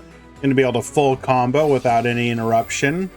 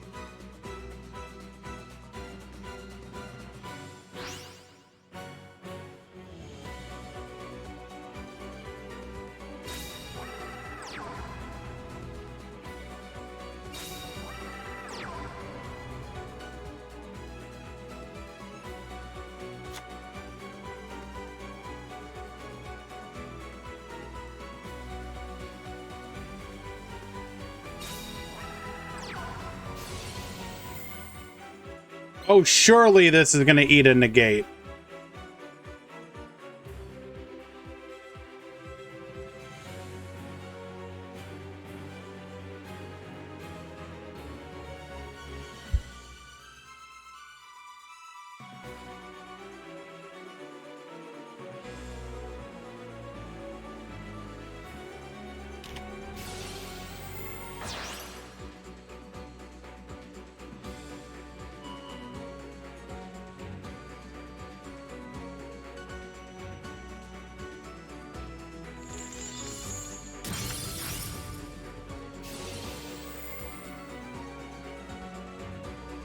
Surely he lets the +3 go. Exactly. We're gonna deck our opponent out.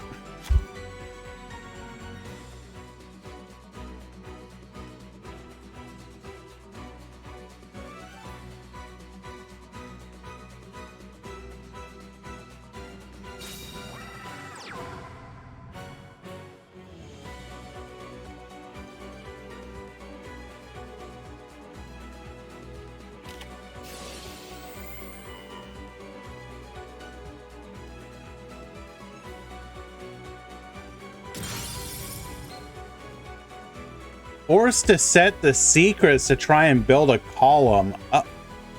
Oh.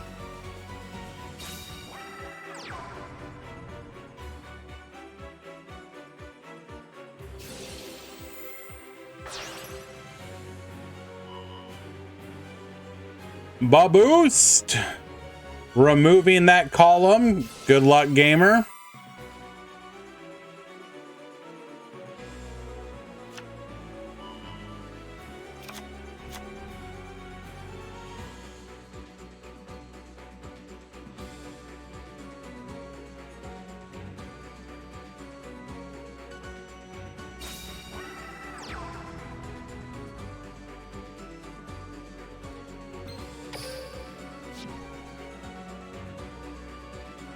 All right, now time to get instantly cracked down.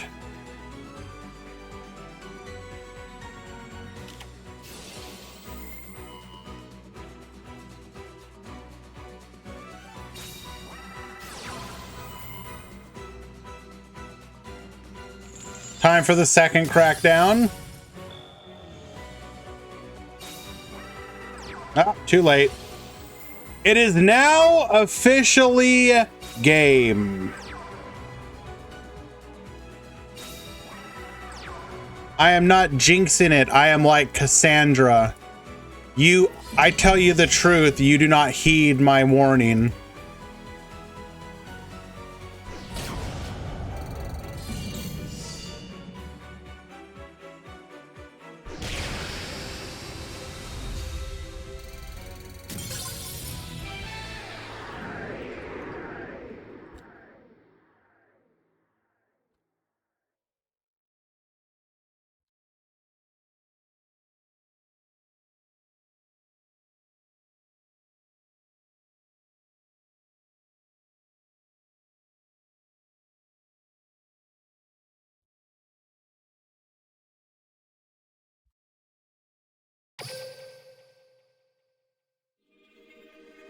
And to game 3 we go.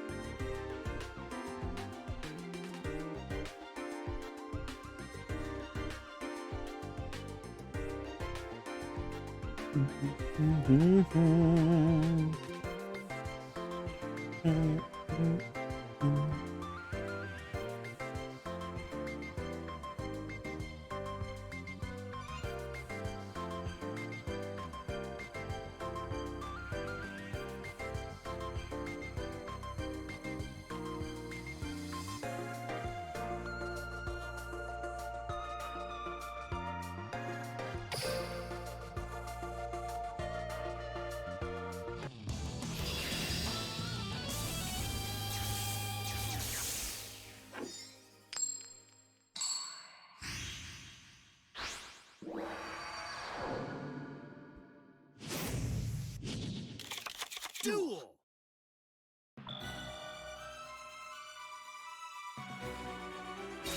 All right, once again, Raw will be able to go first with most likely full combo.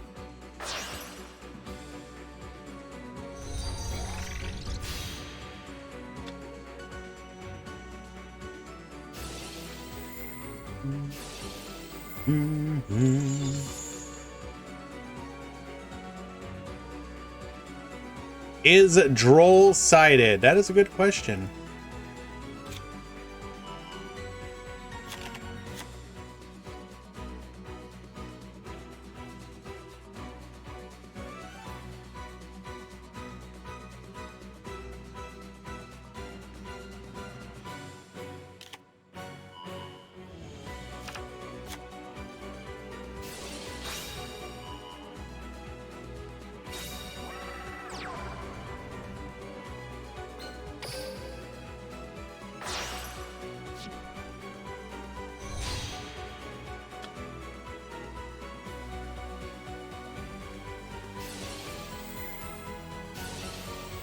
Not as good of an opener here, though.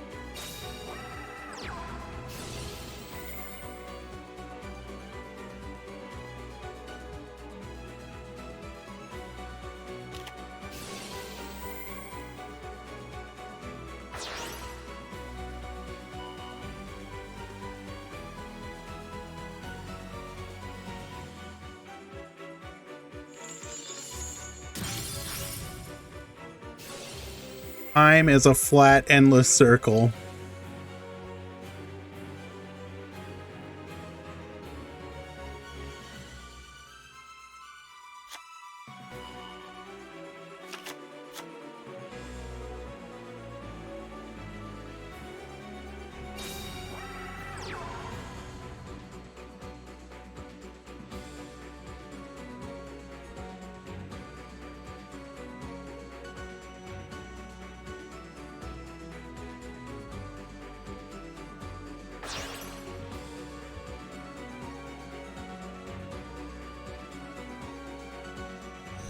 Ibly time, baby.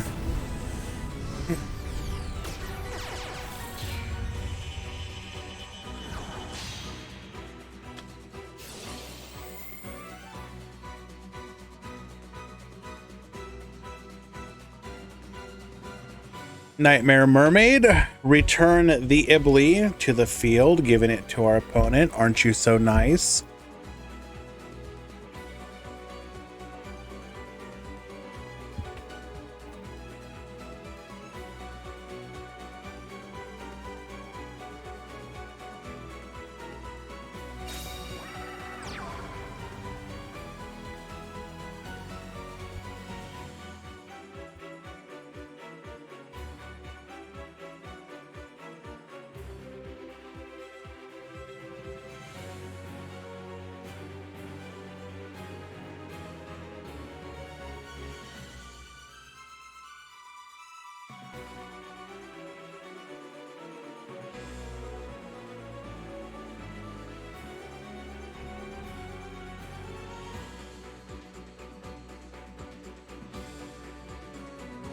Forbidden Chalice usually isn't played in these builds.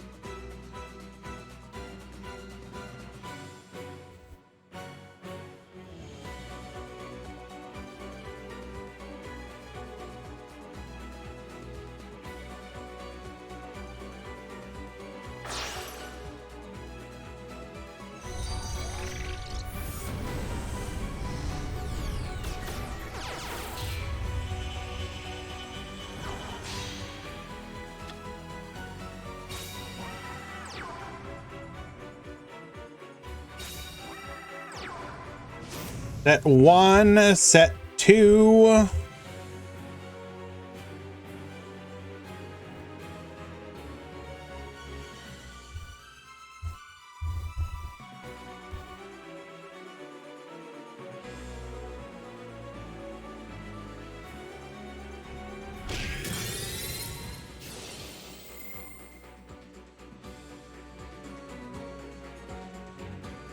No reason to contest this. The Twist Cobra will be destroyed. Searching out a copy of Suprex.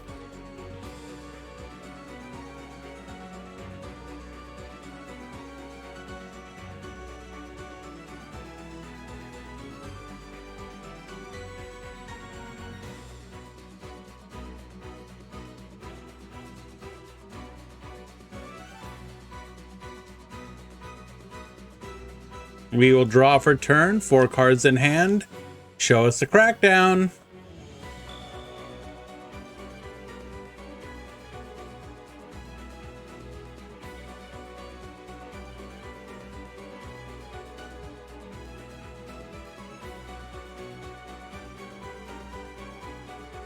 We are in the main phase.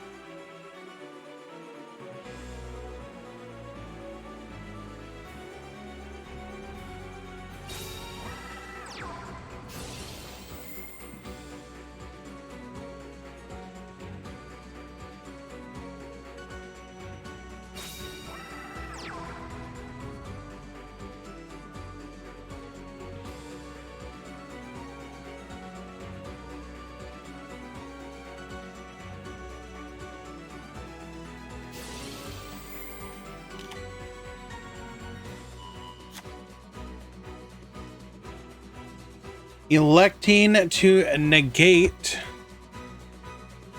the Morning Star. Will we be able to punish this with the secrets?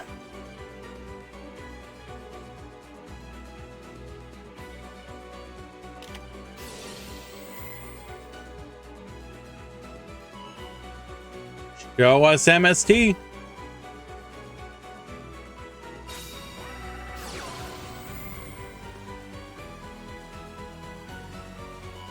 MST. Negate.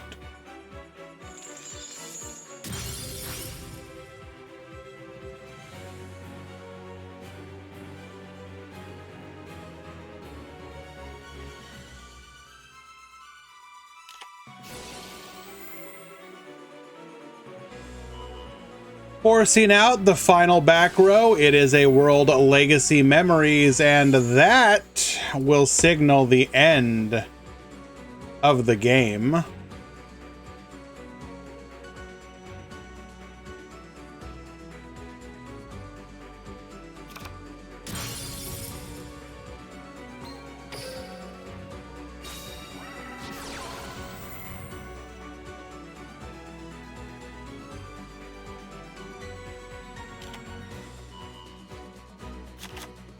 Search a copy of Headbat because screw it, why not? Oh, we're going for the biggest, baddest haymaker we've ever seen. Yep. Twist Cobra effect, yep.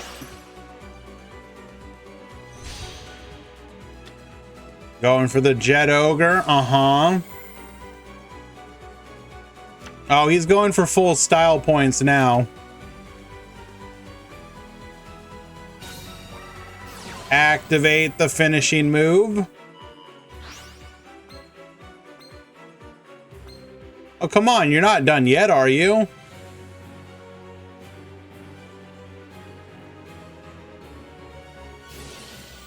Purple Nightfall effect. You will not be piercing me today. Gonna grab a copy of Avram.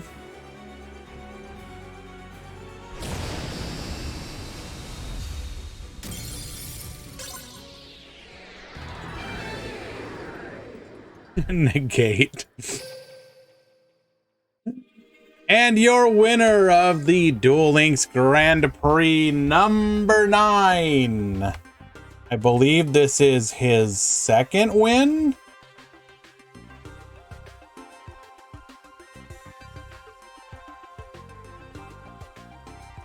Let me double check.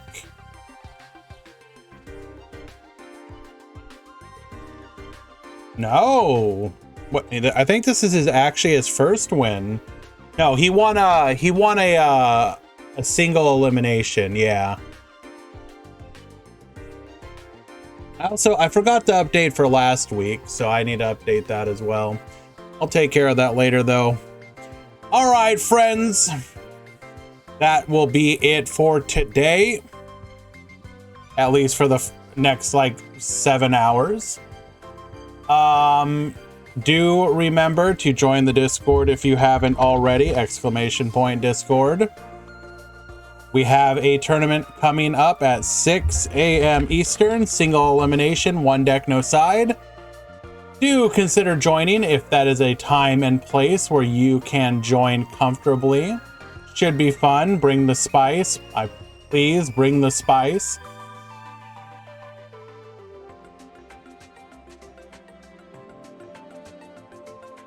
All right. Who do we got on? Who the hell? Oh. Hello. MBT is streaming Yu-Gi-Oh! That is pretty cool. Or not Yu-Gi-Oh, but Duel Links. Yeah, sorry about that, Mako Pin. It's mainly for Asian region, but it is what it is. Who do we want to raid? We're gonna go raid. We could raid Zeta. Zeta's playing Rockets. JG's also playing Rockets. We'll raid Zeta, I think. I haven't raided him for a bit.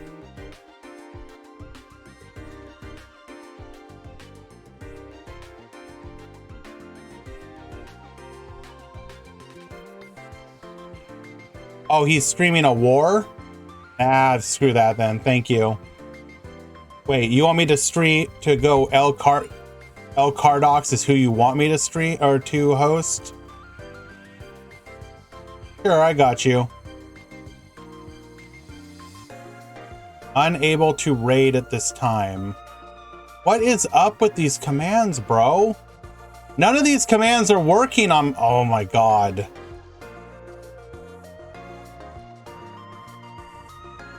/raid El Cardox.